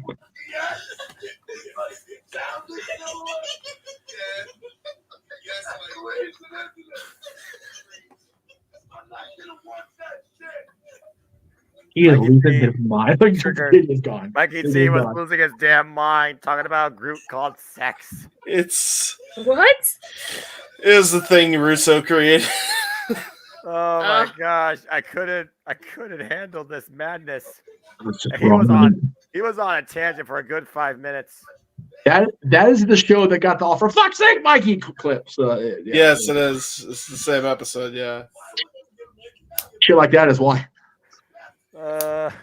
And JJ's losing it. There you go. God. I feel like that had to be shared, man. That had to be shared once. Crazy. And to be fair, James, that was a clip that I sent to Jeff with the Russo shit. It was just so long, and like I wanted to try to keep it rolling, but that's okay. It's still funny. It's funnier than Oh, that. So I did wow. have it clipped ready to be shown. Yes. Yeah, perfect. Oh, Alrighty. sweet baby Jesus, that was ridiculous. Good Lord All right. Almighty. So there you I go. didn't know what was going on, but okay. Yeah, I it could is. be on a tangent before I knew what a tangent was during that episode because you think I'm unhinged. That dude. Yeah. God bless him. Who is that guy? That's Mikey T. Mikey T. Michael Furston, part of No DQ, also Report Card Radio. Shout out to fellow friend of the Multiverse, previous Open Mic Night participant. Oh, My okay. fellow cannabis connoisseur. Former. Yeah. Former. He would come on a lot in the early part of the year, and then he stopped hanging out with us. Uh-oh. Oh. Became too cool for us. He's always busy. I got to do all those interviews with all those people. Yeah, hey, you're in big time. Or what we do. Anyway. All right. So it's down to you and I, right, brother? Yes, sir. Do you want to go first, or do you want me to start? It doesn't matter to me. Go ahead and go first. Okay. In that case, I'll get the share screens ready. So I kind of half-assed did this the other day on I think it was Usings, but I'll still talk wrestling, but it's a little bit of both, so it's okay. I had a good mix of both professional and personal highlights this year. Yes, I know I went on social media and bitched a lot this year, like a lot. And I felt like I was a little justified, but working at Disney kind of took me away from a lot of this. But it meant for cool moments like this, starting the year off meeting in person my buddy Scout Compton from the Rob Zombie Halloween movies, which I know is not everybody's cup of tea, if you will. But it was very cool to meet her, and then ending the year going to the convention and meeting all these people, which was just phenomenal. Malcolm McDowell's a legend in Hollywood, period, let alone, in the movies he's done. PJ Souls again, Nancy Loomis for the first time. Our buddy we've had on the show, Braden, who did a tremendous fan film sequel to H2O and is in development of the sequel to that sequel right now. He's doing part 1 of that right now, so be on the lookout for plugging the shit out of that next year. Tyler Main, Raya's from the 2018 sequel. The man who keeps the magic going, hopefully not for a while after Halloween ends. But Malachicott and my buddy Danielle Harris, who just it was such a ridiculous giggle out of me. I had to share that one as opposed to the fancy posed one.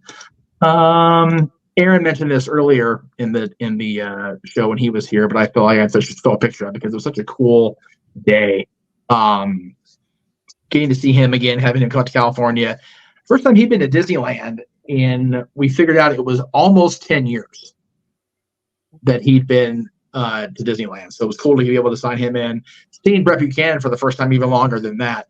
And meeting up with Brett again led to a coming together of myself and Noah Donish, who I had not spoken to or, wanted to interact with in more than a decade. And it was cool to let that one go, right? To just get that off of my soul. I'm a ginger, lack of soul, haha, very funny, but it was very therapeutic. I will definitely say that, to have that start the ball rolling. A lot of you are not going to know who this is, but I think you should. Part of my being at Disney, I was privy to an event where I got to meet Bob Gert, who was, if you're familiar with Disneyland, he was one of the original Imagineers. Just so friggin' cool to meet Bob. And what he's signing there is one of the prints, I grant you, but of the poster of the monorail. The company my dad works for constructed the newest windows on the Mark 7s on the monorail. So that was super cool to get to meet Bob and to just share stories with him and just get his insight and then have something for my dad. Speaking of my dad, talked about this ad nauseum this year, but I'll go ahead and throw it up there one more time.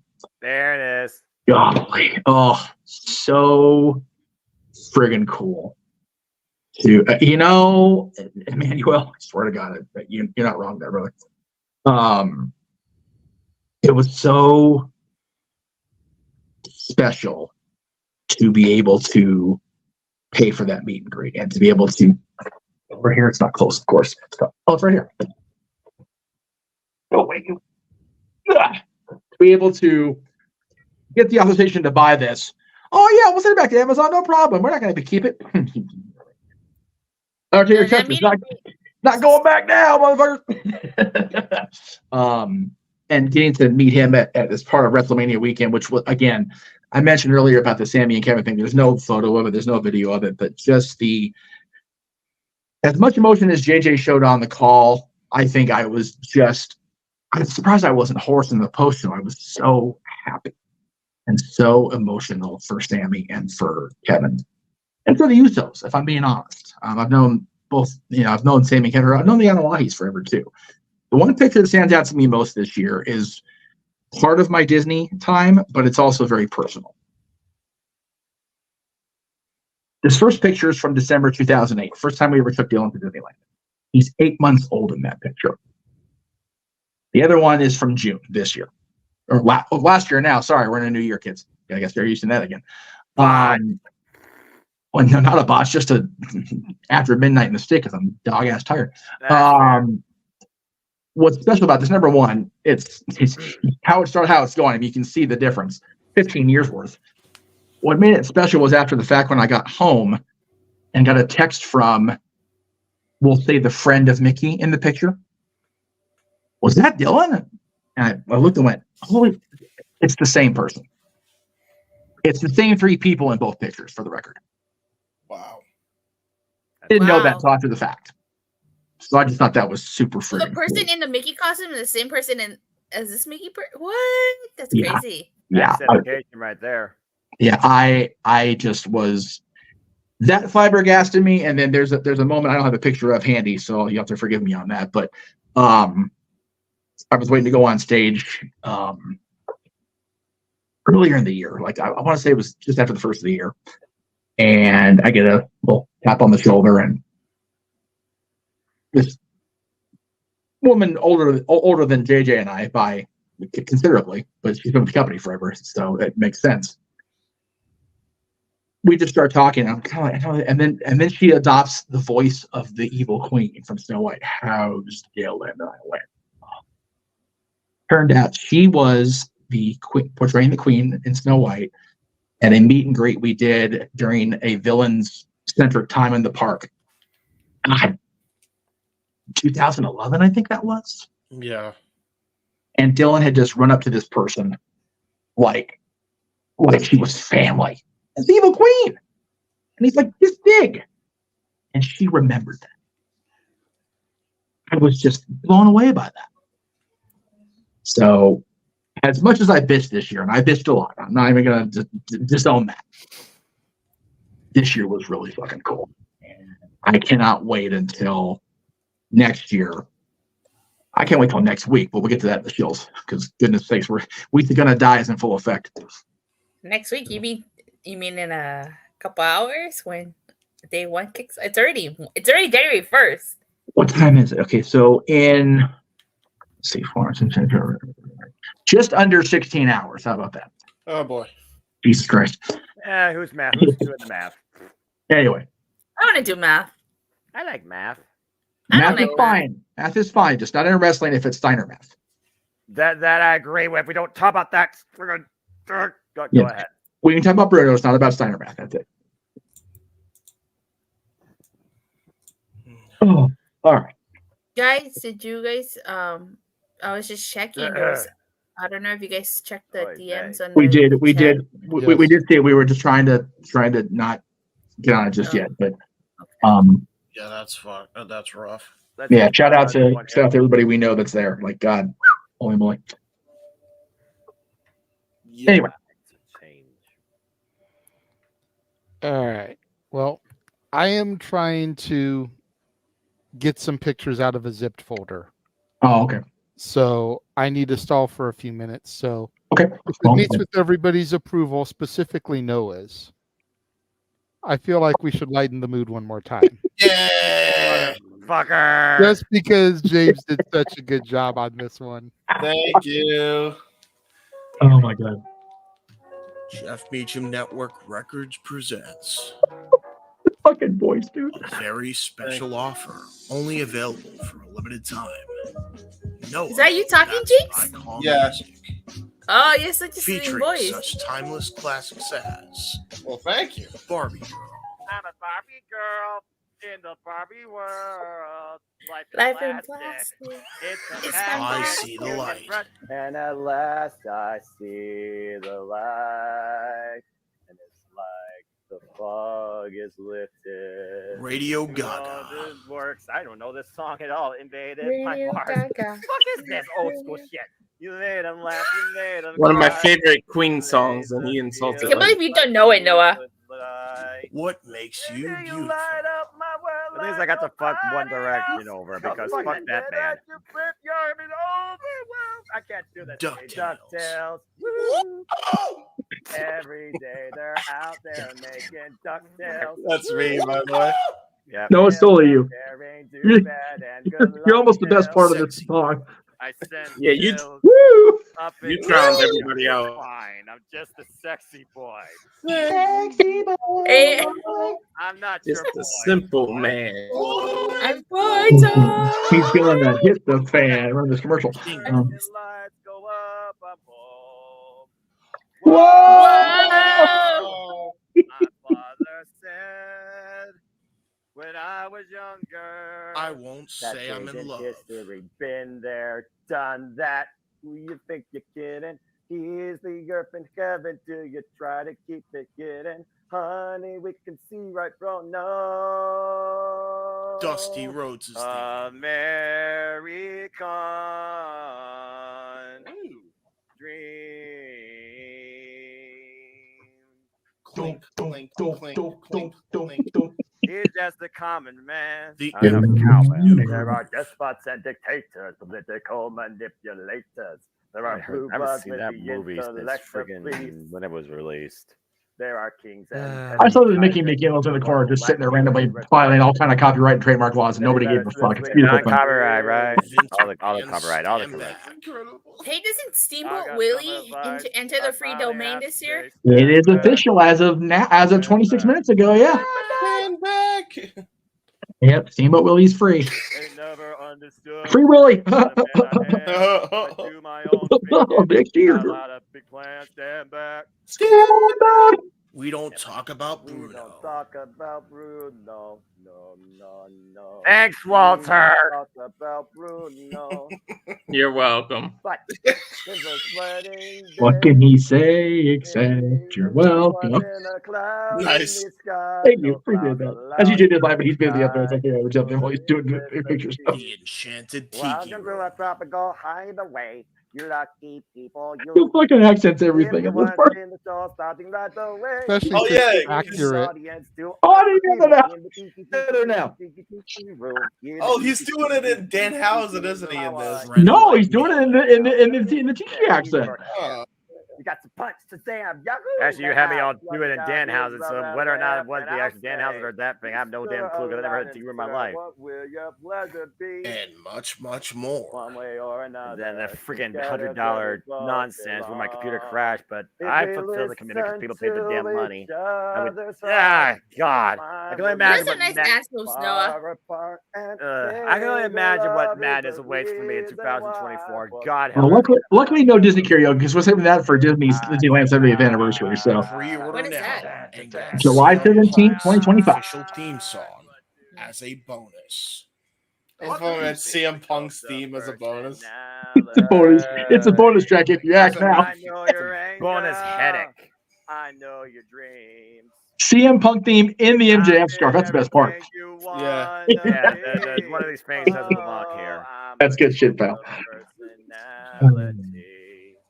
Noah, that's what I call music. This is That was great in awesome. actual retail stores. Please do not go looking for this in any retail stores near your area. The fucking disclaimer at the end, like, oh wait, no. That was awesome. Oh Thank god. you. Oh, Awesome fudge. job. I did it. That took me an hour to do, by the way. I I'm probably freaking gonna believe do it. an updated version of that, just because I know I can do better. But Right. for a rush job, it ain't half bad. No. Yeah, people really Yeah, liked no. it. Oh my god, my stomach is just gonna hurt like such a sumbitch in the morning. Damn it. But it's worth it. I don't care. Uh, Let's get us back where we need to be here. There we go. all right, are we all set, JJ? Yeah, I think so. Okay. Couldn't find one of the things I was looking for, but it's okay. Do you want to DM me? I think I can find it while you're going through your spiel. No, it's okay. Oh, okay, fine. Right. I need to find the skill graphics anyway, so you can go and do your thing while I do my thing. Yeah. Oh, we're putting it up on the wall here. Okay. No, I'm gonna do the share screen. Okay. Give me a second. I just Like saw I here said, for little bit last minute trying to throw stuff together. Since Jeff had to have freaking presentation and everything. I asked if you wanted me to go first. I know, but you also just said follow that, so I did certainly not mean to. Well, it I mean, is my name- what it is. My name is usually on the marquee, so I think That's fair. That's Well, yeah. Bazay. Well- That's a phrase though. Say the best for last. personally, it's been a rough year for me, as it has been for a lot of people. Right. Back in August, somebody filed a complaint about me doing Lyft that basically got me kicked off of the Lyft platform. Not for any personal conduct or anything. It wasn't anything like that, but they were complaining about my car, which kind of is what it is up here, They're complaining about my shocks, but Jeff knows from coming up here, the roads are shit up here. it's not his shock, it's the damn road. Yeah. And then they complained about the fact that my back window had been broken because, somebody actually tried to steal my car this year. Yeah. They weren't successful, but, trying to replace a car window isn't exactly cheap. No. So Even I know that. I don't own a vehicle. it was just one of those things. So ended up having to try to figure out something else, and too much time went by before getting the Uber Eats gig up and working, and it's working, but not paying as good as Lyft did. Yeah. You know, I basically make about half of what I would make doing Lyft on a good day. So instead of making about $100 a day, I'm making like 30 to 40 if I'm lucky. Wow. So that's why this coming through in March was just like so imperative. Because even though it's not a shit ton of money, it does help to offset it a little bit. And then again, the super chats, the karaoke shows, like, really help to make things better. Yes. On a positive note, it's been a full year now with my new family, essentially. You know, me and Cece have been together for over a year at this point, but we moved into this place right around August of last year. Her kids came about a month or so later. So this has been the first full year living with all of them. Nice. And I mean, there have been ups, there have been downs. Mm. Living full time with a kid with autism and not having really been exposed to that before has been challenging. I'm not going to front. You know, then knowing James also and being able to have somebody else that lives with it and be able to interact with has definitely helped. I try. You know, That's a boy. getting to go to a wrestling show again this year. Yeah, but I'm going to hell. Was awesome. You know, when I took my hiatus from wrestling back in 2014, I honestly never thought I would get back into it. Never thought I'd go to a show again. Yeah, it's true. And then I went to a show pre-pandemic. Granted, it was an indie show. Right. But it was Stat Boy's birthday. So I was going for him because he wanted to go. I was going because Mark Henry was going to be there. I was going because Billy Gunn was going to be there. I was going because Crime Time was going to be there. Got to see Shad before he passed away. Was going because my buddy Gino Rivera, who we had on earlier in December, because now it's officially January on the West Coast. Late last year. Yep. But Really. we got to have for 3 hours on the show. Got to see him again for the first time in years. Damn near forever. You know, just getting to communicate with him, get caught back up. And then, like I said, going to a show this year for the first time, a televised show in over a decade.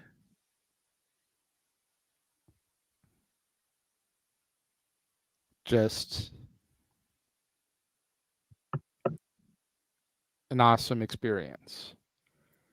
And getting to share it with Jeff. Getting to meet Datilla. Hey. Hey. That was awesome. By the way, I like your Wolfman shirt from that pic with Gino.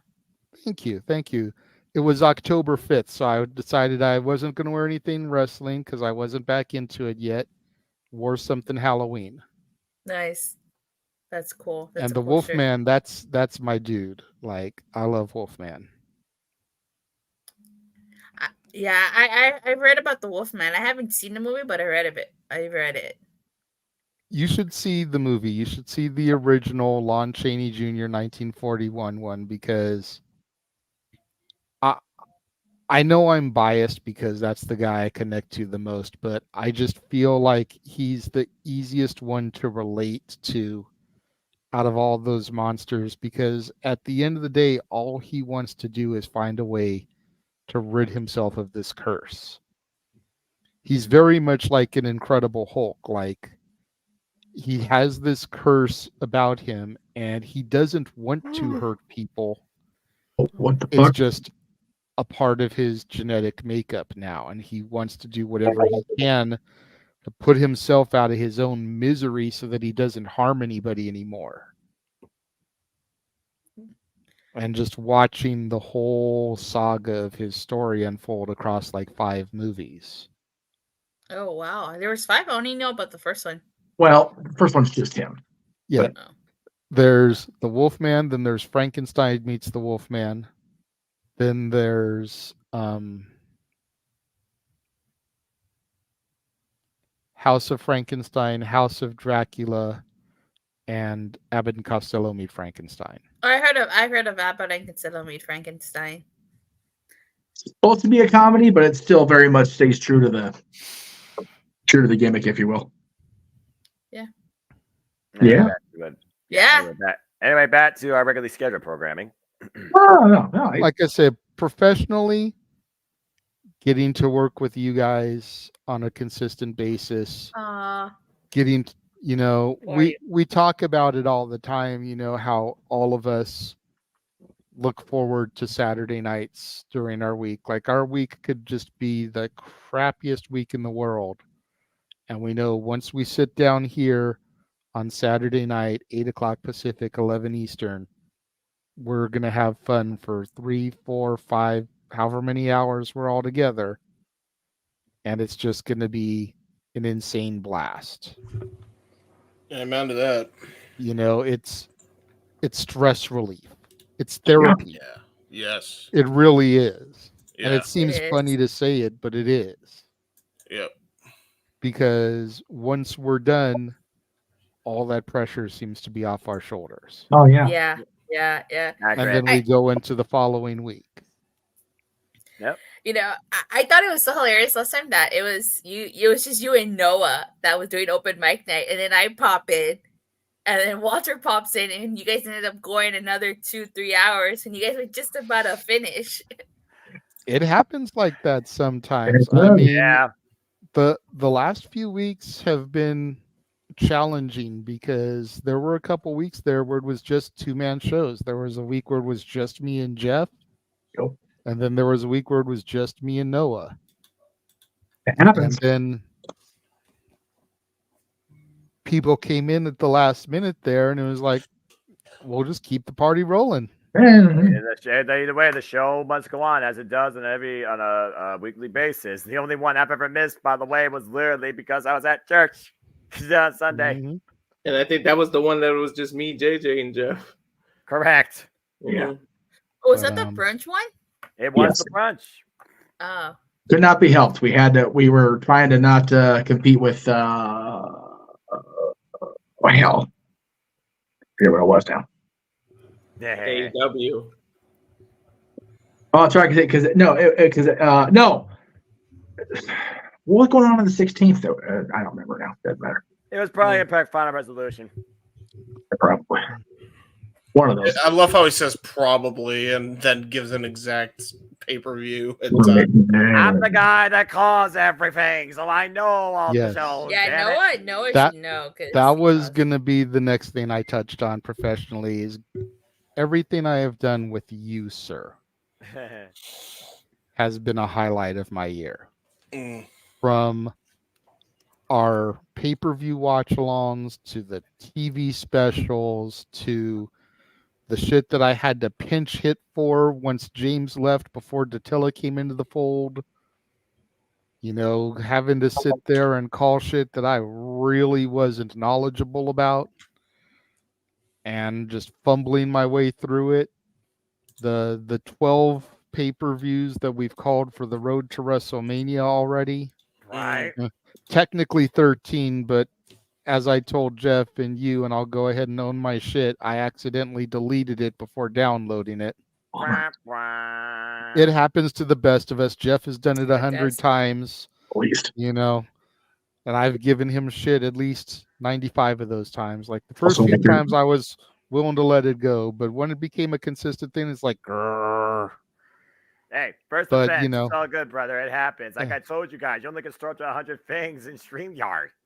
Yeah, and it wasn't even that. Like I had to clean my shit out.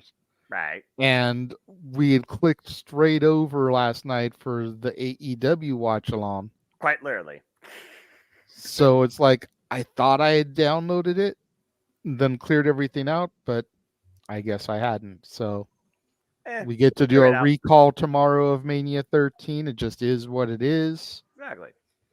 But getting to do those with you and getting to call Flair and Steamboat with you watching those matches through virgin eyes. Yes. As big of a fan of pure technical wrestling as you are, and you had never seen those matches, that definitely was a highlight for me because, like, I knew what was coming in at least two of those matches, if not all three.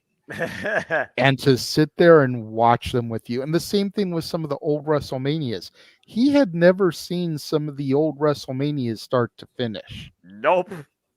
Whereas for me, it's some of the later ones because they came during my hiatus. Right. So sitting there through like 1, 2, 3, 4, 5, 6, calling Savage Steamboat, calling the main event of the inaugural WrestleMania, knowing what was going to happen and seeing his genuine reaction because he hadn't seen some of this shit. In years. Educating him on who some of the people were and would become. Pointing out that head shrinker Fatu is Rikishi, is the father of Jimmy J and Solo. Back when he was still slim like Solo. Yeah. And not great big fat like Rikishi Fatu that slapped his ass. It's too cool. Some of that stuff was just so fun to be able to point shit out to him, considering he's Mr. Wrestling around here. He's Johnny Wrestling. Mm-hmm. Noah Wrestling. I was just about to say that he's Noah Wrestling. Noah Wrestling. Never forget the gimmick name for me. The So, Simple Man Noah Wrestling. Yes. Getting to do some of that stuff with him has just been sheer fun. And then in a few days, in a week, whatever our schedule is able to work out, we'll have Jeff on the first Road to WrestleMania calls. We do WrestleMania 2000, which he was there for. God help me.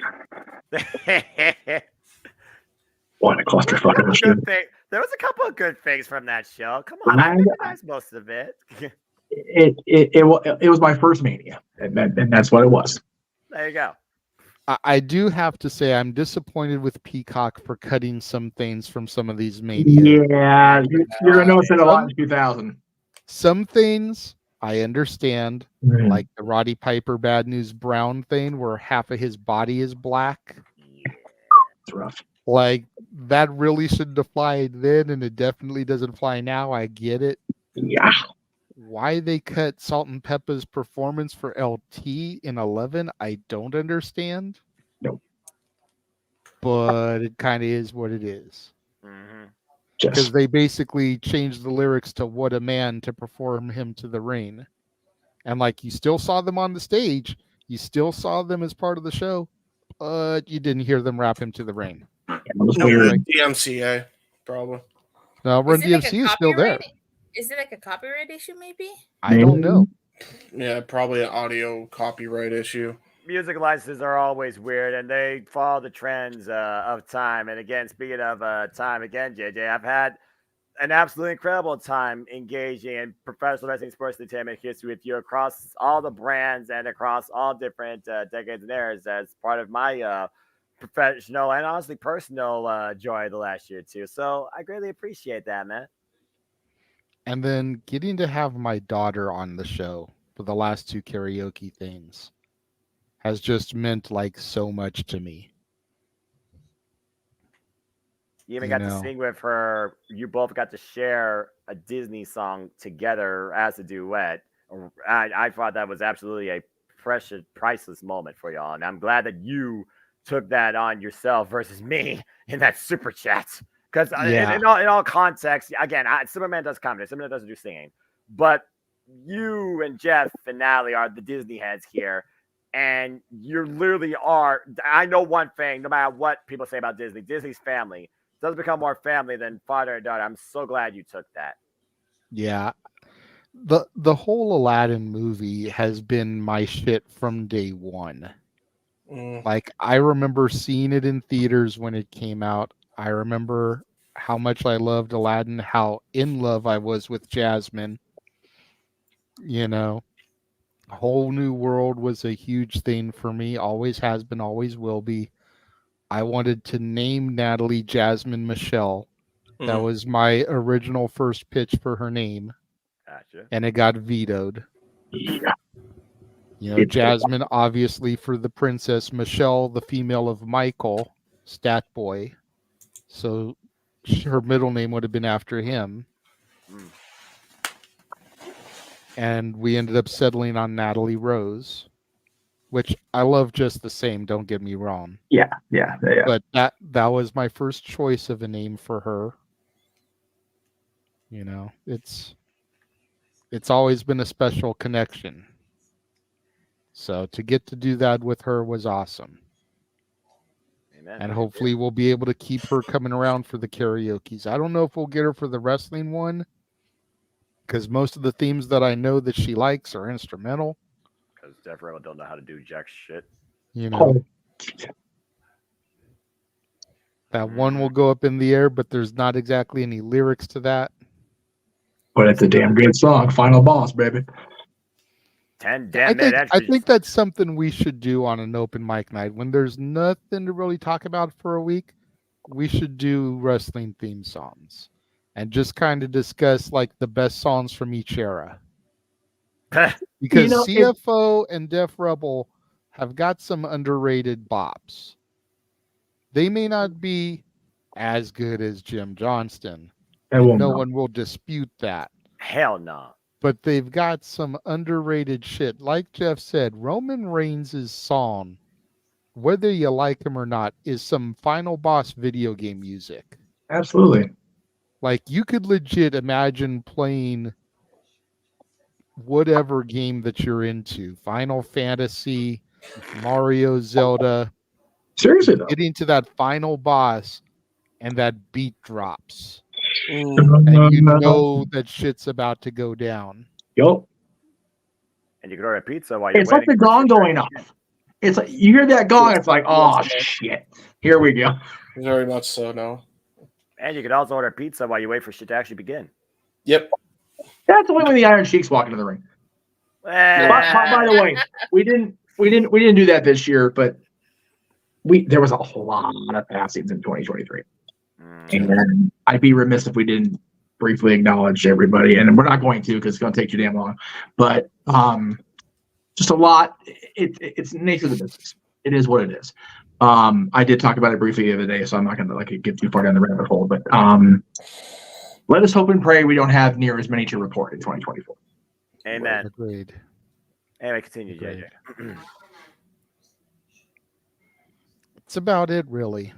That's about it I can think of. I know we're all tired. I know it's pushing 1 o'clock. Yes. To Emmanuel and Arlene, I know I still owe you Little Wonders, but I am like beyond tired right now. I completely had figured to do it. I even told my girlfriend, I was like, look, if you hear me singing, it's because I owe Arlene a song. But I literally feel like I'm going to pass out right now. So I would just save it for her. Just screenshot it and just save it for the next open mic night, because we've ushered in the new year officially across the entire continent of the 48 states. So, yeah, we've gone coast to coast from the east to the west. Wishing all the best. I ain't doing the Shane Shuffle. Fuck that shit. So that being said, again, let's just look towards a brighter tomorrow starting today, and at the end of the day, continue to enjoy life and make the best of whatever we deal with in any case. Yes. So thank you, Emmanuel. I saw that No, I'm good.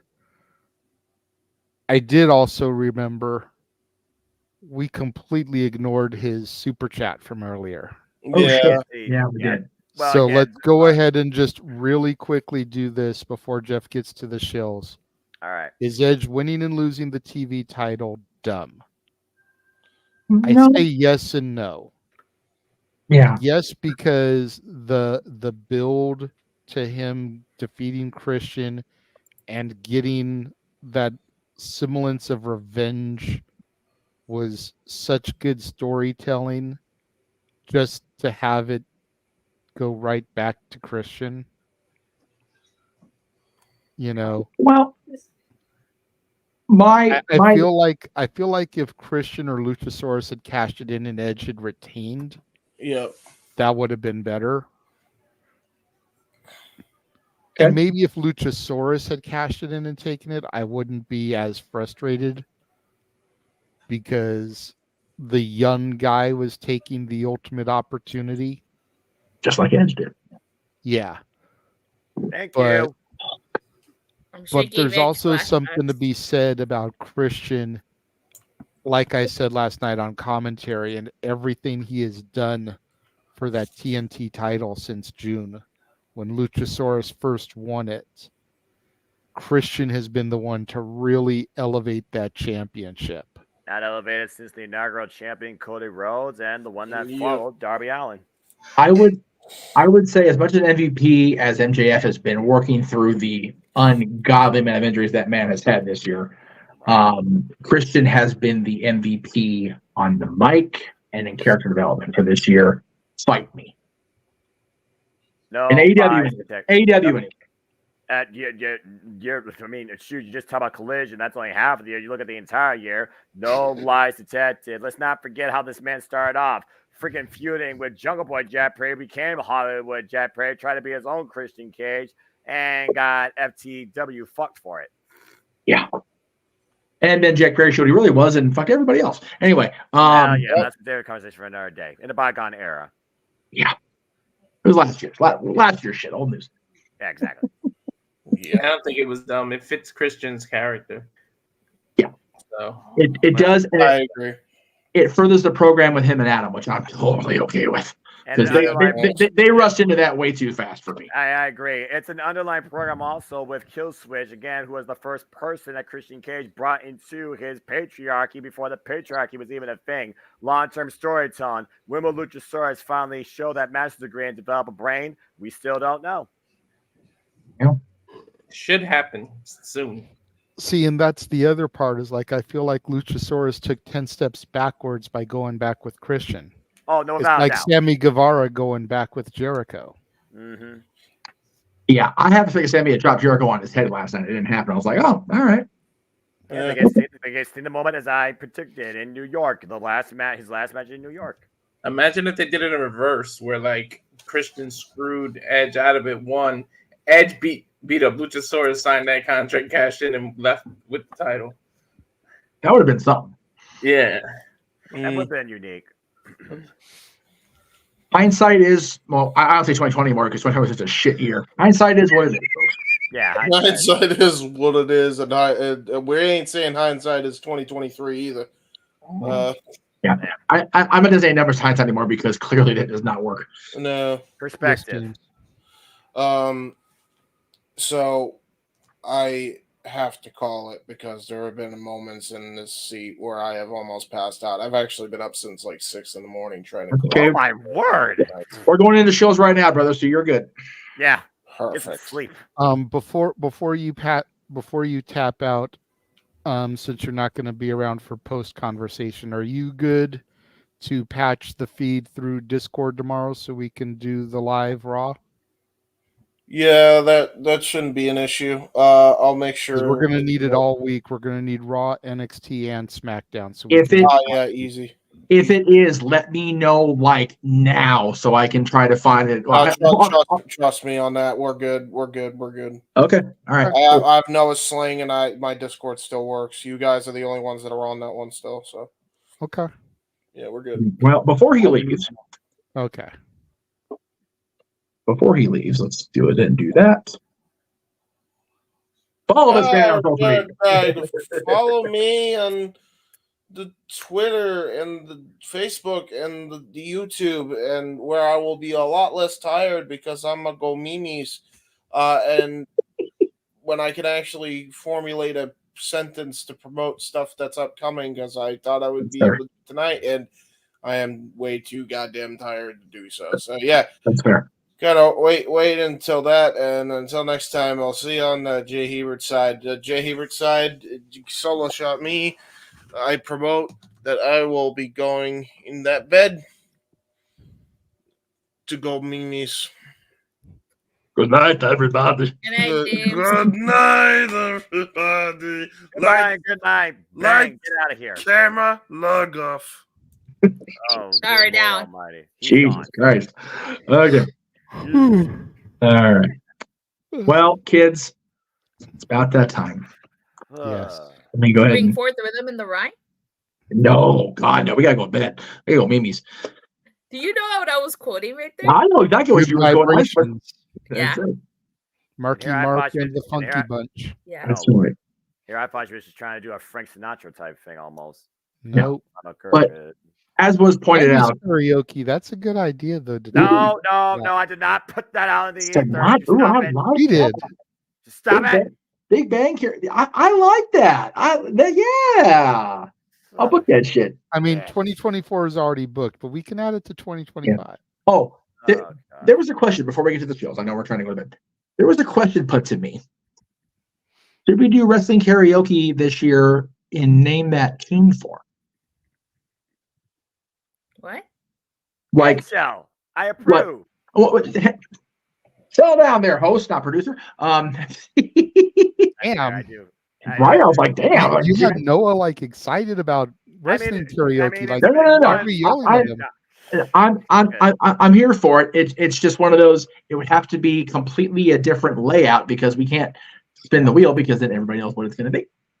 That's and you can't copyright it. So it would be just something to percolate as we go memes tonight, just to think about. My PowerPoint creativity is winding.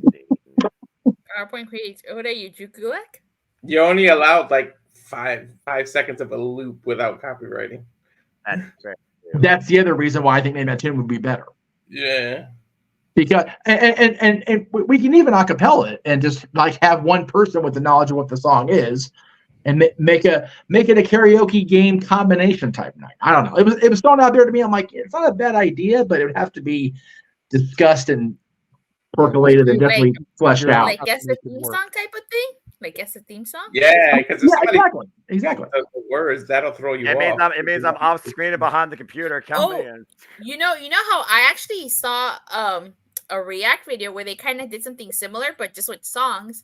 And some of the things that they did is that they would show an image from a music video, and then they had to have them guess what music video that is. So maybe show like a picture from like their entrance and try to figure out.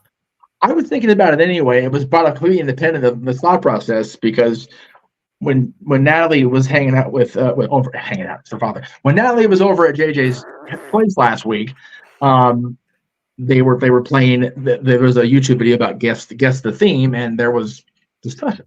So independently of that conversation with JJ, we were watching Name That Tune, Celebrity Name That Tune on whatever the hell channel that's on now, hosted by Jane Krakowski, who, by the way, damn, she's lost a ton of weight. She looks fucking great.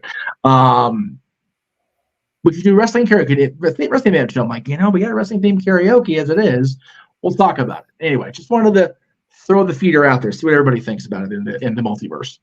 All right, well, that's for later. Let's go ahead and wrap this party up. The multiverse. And Tatilla brought it up.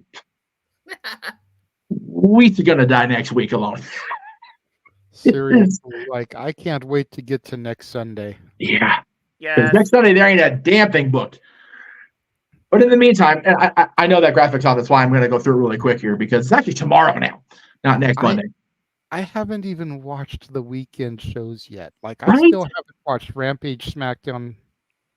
I guess that's all I got to do because there is no collision. But still, SmackDown was the best stuff. It was just the best stuff. So all you have is Rampage, actually, man. Yeah. Well, I still covered because I wanted to give my audience, at least on the Best of Raw, I don't know if anybody saw that. There were still special interviews. Same with SmackDown. Segments. Yes. So that stuff I feel should be covered. And absolutely.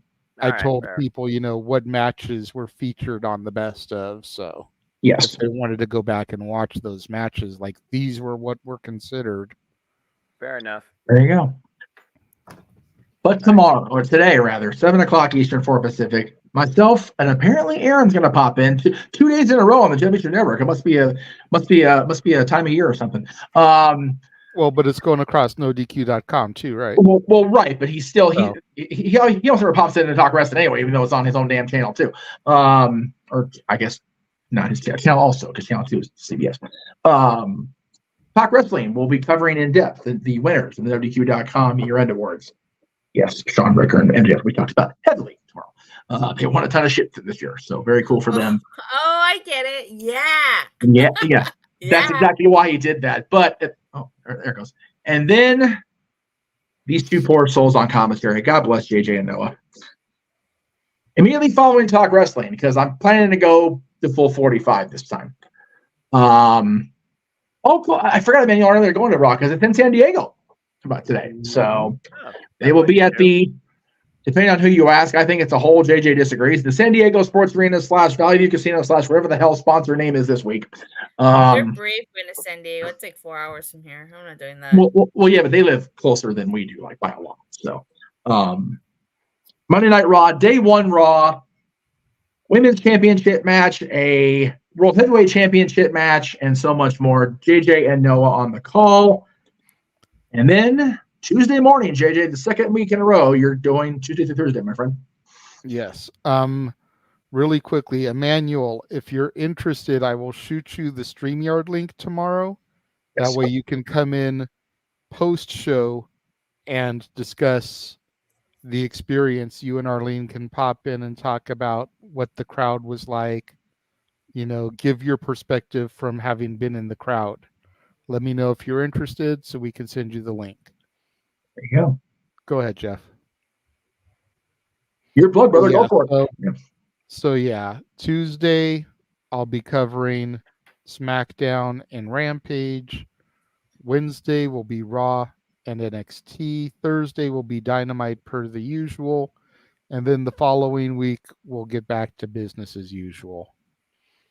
Even though it was a best of SmackDown, I'm still going to give the highlights of what they talked about because nobody else is covering the best of, so why not me do it?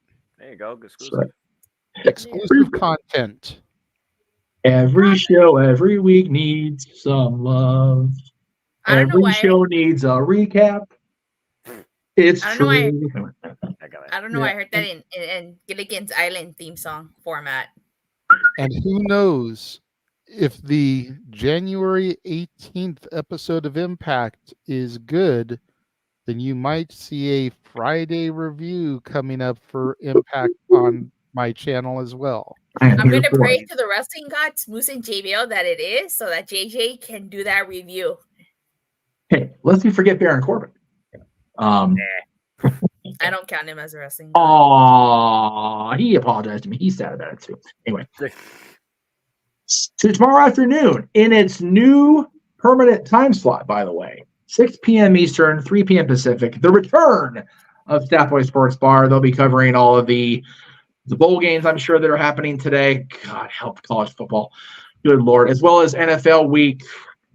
What week are we on? I think we're on 16. We just let it pass it at week 16. Anyway, so all of the sports news and everything going on. Plus, it was briefly talked about tonight. So check out Staff Boy Sports Bar. Apparently featuring Dory Lou this week in its new permanent time slot, 6 p.m. Eastern, 3 Pacific, to be followed by JJ and Noah again.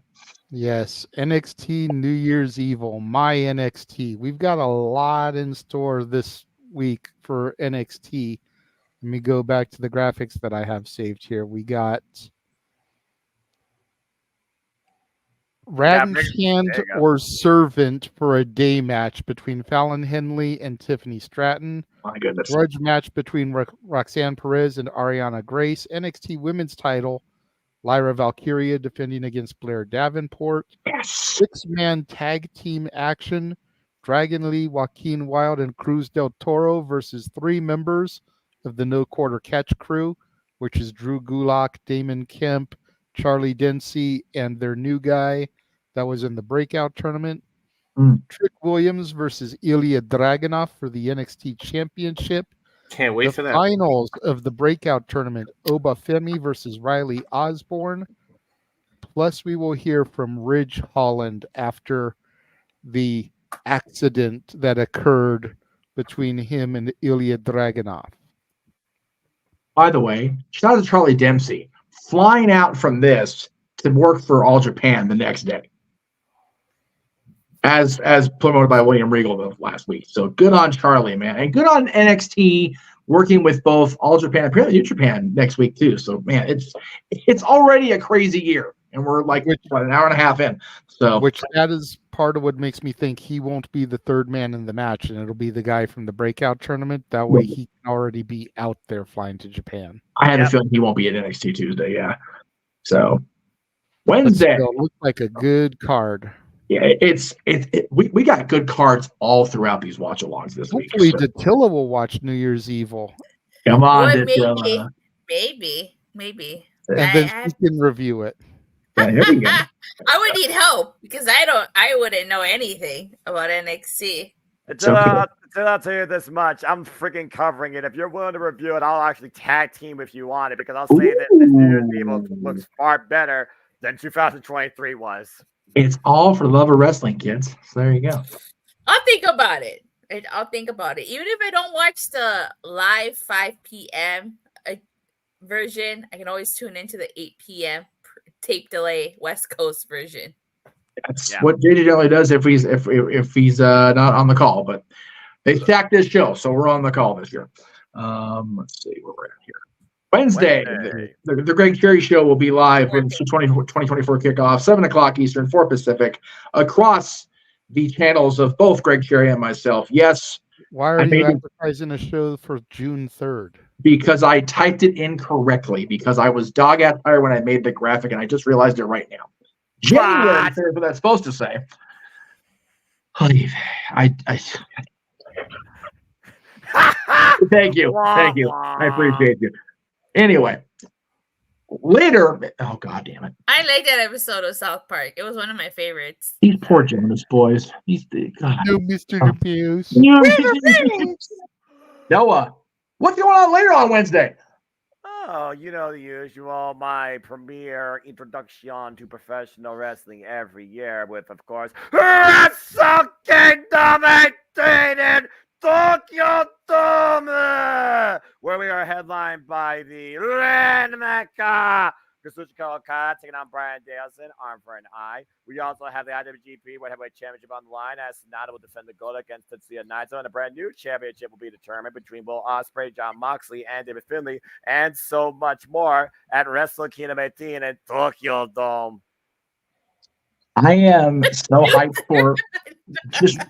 I love Emmanuel right now. What did I miss? I don't remember who was Damn it, Emmanuel!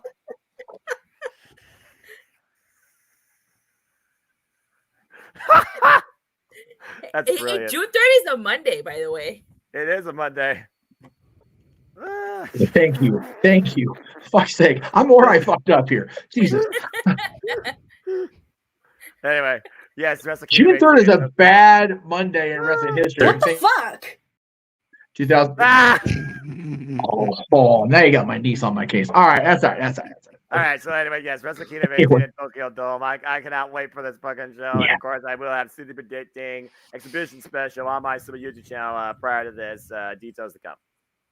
And for the first time since Kenny Omega and Chris Jericho faced off at this event, and what was that, 2016? 2017? 2017. It was 12 or 6 years ago, so 2018. 2018. I am once again, subscriber my own self to New Japan World. I'm ready for this shit. Hey! And so we're not clogging up the timelines in case more people want to call up and send you at the end of the day. Right. But before Jeff moves on to his next show, I just got to say, thank you to the 17 people that are still watching us at this ungodly hour, Thank 5+ y'all. hours into this. We crave we it. only have 3 channels that we are broadcasting on right now, including our socials, that don't have at least one person watching. I love it. So we're still being seen across multiple platforms. So thank you all. Yes, you guys are the troopers. We love you for that. Even Emmanuel who picked on me when I was tired making that graphic. Anyway, and to be fair, that was the second take, and I still fucked it up. So it is that. Golly. Thursday, I will be live at that very spot, as a matter of fact, in downtown Los Angeles. I think they call it Peacock Place at LA Live now. I can't keep track of the damn sponsor names these days. But I will be there for Meach's Musings prior to the hockey game. LA Kings against, I think, Detroit's coming in. Detroit Red Wings will be in town. So before we go live for the Kings game, I'll be there doing musing about the week, because we'll be fresh off Wrestle Kingdom that morning, and I will have slept for approximately 32 minutes, give or take. So it'll be good. Sounds about it like a normal Jeff morning. Oh no, it's gonna be far worse, because I'll be here doing the coverage of Wrestle Kingdom, trying to sleep on this ratty ass couch. So there is that. God. Friday, Dell and JJ. Friday, it's back to WWE. SmackDown presents New Year's Revolution, another pay-per-view quality card stacked from the main brand. And yet, still no World Championship defense. I mean, he's actually got to show up for that, so you know. Oh shit! And then, of course, we bring it back to the regular time slot. Open mic night next Saturday, 11 o'clock Eastern, 8 Pacific. We'll wrap up all the craziness of the week. I'm sure there's going to be more news dropping between now and then. So, yes, it'll be a thing. All right, personal shills. Here we go. Jesus Christ. Big G was not here tonight, unfortunately. He had to work, but we invite you to follow him on TikTok, if you dare go on TikTok. God bless you for that. Really? Big Baller G 1988 on Twix, which I just love that graphic. No DQ _ Big Baller G, and on Threads and Instagram at no DQ _ Big Baller G 1988. And coming up in, what's that date on this? The date is, I don't see it. Ooh, and the Reckless. Whatever it is. MCW Winter Blast. Somebody give me a date. Oh, there we go. Sunday, February 4th. There it is. I just couldn't see it because my eyes suck. Lena Cross and Heather Reckless both will be appearing via Parker Kane Promotions at Winter Blast on February 4th. So check that out if you're in the area. If you're anywhere near the area, get your tickets for that meet and greet and for the show from MCW Pro Wrestling. Noah Foster. And of course, you want to engage more with me, you simply follow me on the Twitter and on YouTube, and then Foster1916 for all things wrestling. Shout out, of course, my TW family on the Twitter and our social media platforms. I haven't done this in a long time, so let me go ahead and bring it back real quick as he talks about the community tab, because truly I am but a simple man and a lifelong fan of professional wrestling. Damn it! At the end of the day, we're all just fans for all opinions for this passion we all share. So respect one another, support each other, protect your mentality too, treasure your families, build a brighter tomorrow too, and just enjoy life and enjoy wrestling. You'll find forums, you'll find polls, you'll find updates across the community tab, my little YouTube channel. Me and the two will be getting together at some point before TNA Hard to Kill with a best of look back on Impact as we look towards TNA's return. We might even do some sort of predictive special. Who knows? And me and Jada, of course, have Simple Tates coming up as well. Date to be determined. There's so much stuff coming up. City predicting. I already got city predictings tentatively lined up as far as when I plan on doing them. Now, who I'm doing them with, that remains to be seen. So stay tuned for more on that, courtesy of my Simple YouTube channel at @Foster1916. And it's always a pleasure, gentlemen and lady. And as you saw in the commercial tonight, make sure you get your hands on all of those beautiful albums coming up through Jeff Meacham Records. Don't have them queued up because my computer's just being fast. If they're still on the StreamYard thing, by all means, throw it up there. But I don't know if they are or not. So I was trying to do this all as a share screen that we can get reactions throughout the night, and it just busted up. So it's okay. Let me go ahead and do. Where was I at here? Oh, there we go. That's what I call Music Volume 1. Now it's what I call One Night Volume 1. It's going to end up being like 3 volumes out of the Disney stuff. Yeah, no, that's what I call slow jams. Yeah. And no, that's what I call Disney. There you go. Thank you, JD. Appreciate you on that. Damn it. Got you. Appreciate you, brother. All right, where are we at here? Oh, okay, James again. Follow the He-Man, but he's Mimi, so we'll get to him later. Nutella. You guys can follow me on Twitter at @Nutella_. I live tweet during all the shows. I cover Raw, SmackDown, Dynamite, all the pay-per-views. I cover TNA. Only the pay-per-views. I don't do the weekly show anymore. Next week I should be doing my unboxing of my it's upside down. Well, of my AEW Upper Deck cards, which I actually filmed today, so that should be out next week. Nice. And I will be doing Raw review tonight. Well, yeah, in like 16 hours or whatever. Yeah. Yes. Yeah. And next weekend, I will be at Hard to Kill, and I cannot wait for that. It's going to be so much fun. And I'm also going to do the tapings. So make sure you guys subscribe to my channel so you guys can see footage from that show. It's going to be a lot of fun. I don't know what happened to this graphic. I did have it saved. I did have it share screen, and then it disappeared. So, Mr. Cruz. Yeah, you guys can follow me on the Twix at Walter Alex Cruz. Of course, the business Instagram at Cal Fire Farms. And then my YouTube at The Rage of Wrestling, where we do, I'm the MMA guy at the Jeff Meacham Network. So we do watch-alongs of the UFC, which the next one should be January 20th, which is Strickland and Duplexi. And also I'm trying to do the top 10 Thursdays where I do top 10 lists, but we still got to coordinate with Jeff and JJ on time slots, so we're not bumping heads with other shows. And then sometime in 2024, we should get the Simply Reliable debut. When NWA can get their stuff together, we can actually know what their schedule is and what we're going to do, so we can do those kind of watch-alongs. And that's it for that. Yes. Meant to have this plugged earlier in the when we plugged the Return of Statboy Sports Bar on Tuesday, but follow your barkeeps from Statboy Sports Bar. Dory Lou Hathaway and Mike Caldwell on Facebook, Hathaway Lou and LB Stack in 1977 on Twix, and Dory Lou and Statboy 13, which I never know why we see Statboy 13. I'll have to ask him on Instagram. So make sure you follow our friends Mikey and Dory. We'll see them on Tuesday. Mr. Williams, good stuff. Yes, you can find me on the Instagram, the Renegade JJ Williams, on the Twix, ROWJJ Williams, on YouTube, Casa D18 Studios. Thank you to the 6 people that are currently watching, and we are once again being watched on every single platform we have been broadcast on right now.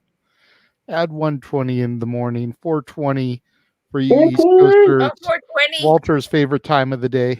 That's right. It's 4:20. Make sure you go to Cal Fire Farms on Instagram. Anyway. Yeah.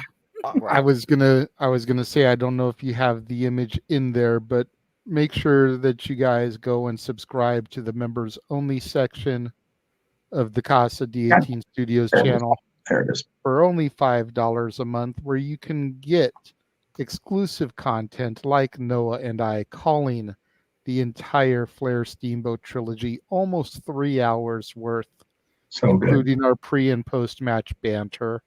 So damn good. Arguably the greatest wrestling trilogy of all time. I'll fight that fight. I swear to God, I will. I'll back you up on it. Yes. With all respect to Kenny and Kazuchika, like, Flair Steamboat's another level. It really is.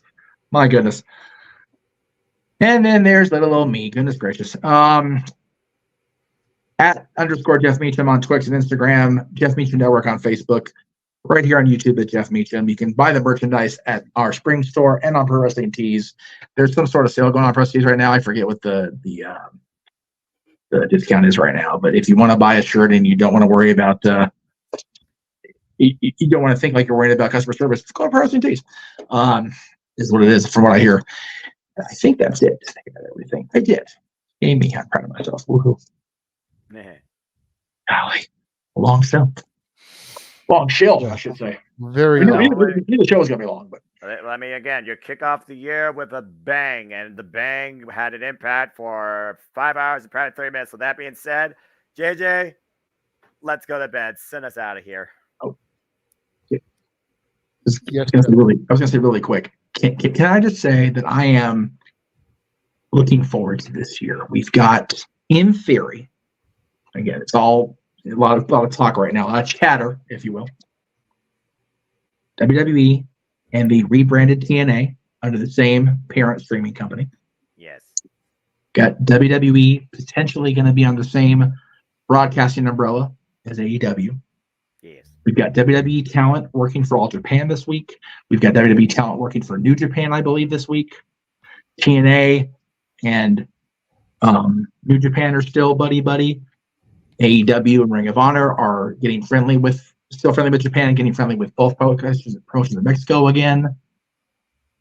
We said it all year last year. It was never a better time to be a wrestling fan. I say this year's going to be even better than that. We should. Not for every bit of it, man. Now that we're going to get an entire year with Triple H at the helm, it very well could be. Yeah. I might become a WWE fan full time again. I might actually watch Raw and SmackDown. Who knows? I would love. Wow. I would love if everybody in this room was watching all the wrestling, and the sports entertainment. I would love everybody. Damn it! I would. I don't know if I could find the time to watch everything. I already feel overwhelmed sometimes just watching WWE, NXT, and AEW. I'm willing to give TNA a try because of the rebranding and the fresh start, if you will.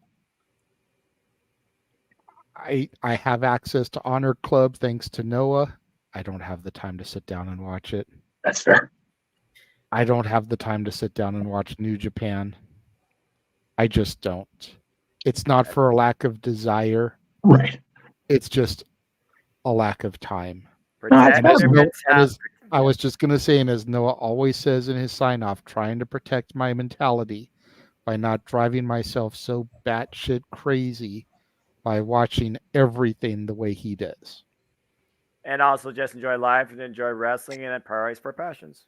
See, and that's why I don't watch NXT.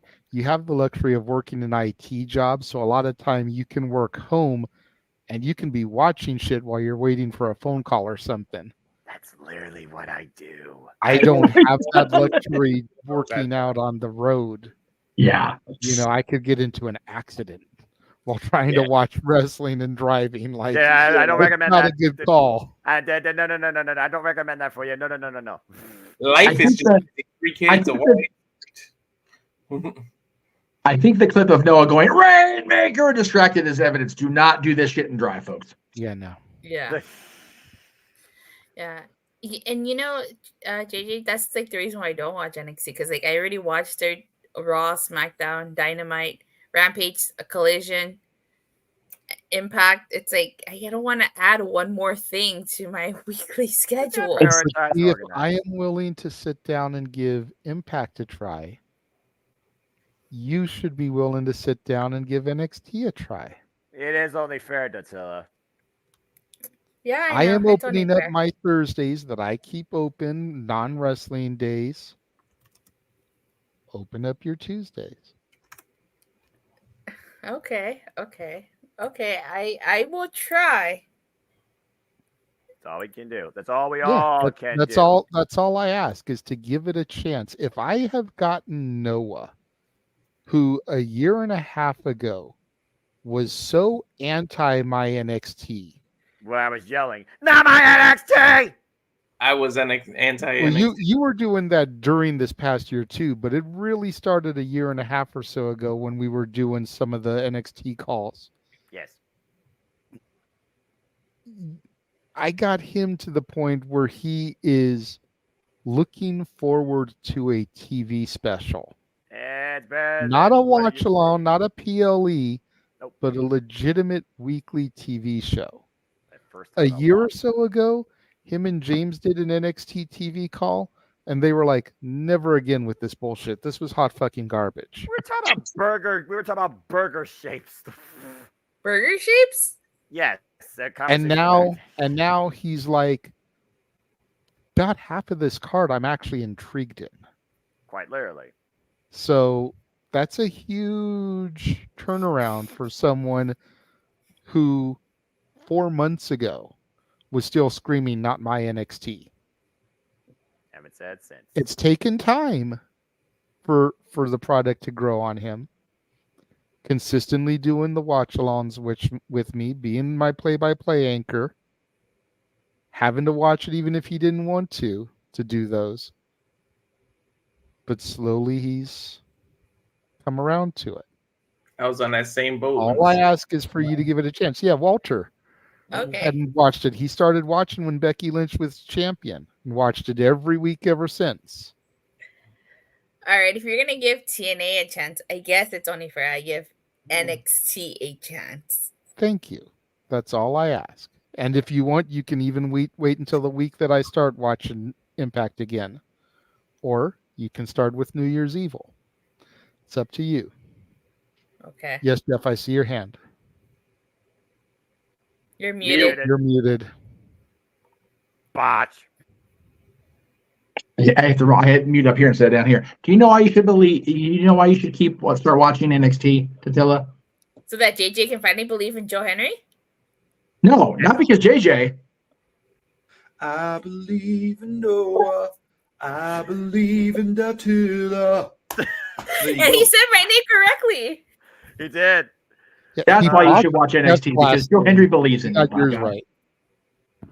Yeah. Watch my last name all this shit, but it's because that is too damn cool. I'm not gonna lie. That is really cool. If I see Joe Henry at Hard to Kill, I gotta tell him about that. I'm telling you. Wait, he's not on the card though, is he? No, Not yet. Not He's yet. not on the card. He's not on the card. But he could be there on advertised. So exactly. Yeah. Well, just look at this endorsement from Emmanuel. He wishes he had bought NXT WrestleMania weekend, especially probably considering that they bought Raw after Mania. Like they probably would have rather swapped in and deliver for Raw after Mania. Right. I will Actually, I would have gone to 2023 Supercard of NXT has Honor. been better than what it was, and HBK should be Booker of the Year. Did you Like see what he said about Noah? Yes. Oh hell. Yeah. That's a written endorsement. I mean, if he feels that Shawn Michaels should be the Booker of the Year, that speaks volumes with what he's done to the product, I think. He's definitely made the product better, but I don't believe in that whole ranking, this of the year, greatest of all time, subjective nonsense. But more so, I just read that as a polite comment. And in a way, he's not wrong. Yeah. All right, that's all, folks. We are still on every fucking channel. Love this shit. Y'all trying to keep us up. Jesus. Yeah, for real. I mean, literally, we're gonna go. Noah had thrown it to me to take us out of here. So, Yeah, we started talking about NXT. So. Oh no, it's yeah. To everybody that is tuned in for the last 5.5 hours, thank you so much. Crazy Canucks. To the super chatters, not just for tonight, but for the entirety of 2023, that have allowed Jeff and I to get paid out on a consistent basis. I think Jeff only missed 1 month during this year where he didn't get a payout. And then the following month, I cleared 200, so it was like I didn't miss it at all. Yeah. And I've gotten paid out every month since getting monetized back in March. I love it. Let's keep So the train thank going. you to each and every one of you guys out there that contributes. To Arlene, I apologize for not getting to Little Wonders tonight. We will do it first thing next week. Promise. Hopefully you can be at a point in work or be home to where you get to watch it and hear it. For the Rifts, who were able to come on for a little bit this evening, we greatly appreciate them. Awesome. For Statboy, for Josh, for Big G, for Walter, for Noah, Datilla, James, Jeff, myself, and everybody else that is connected with the multiverse in some way, shape, or form. Greg Cherry, the rest of the No DQ crew, Colin, Virtue, all of us. Happy New Year's. Happy New Year. Hopefully your 2024 is better than your 2023. And we will see you guys next week for another brand new installment of Open Mic Night. Have a good night, folks, and a great first day of the new year.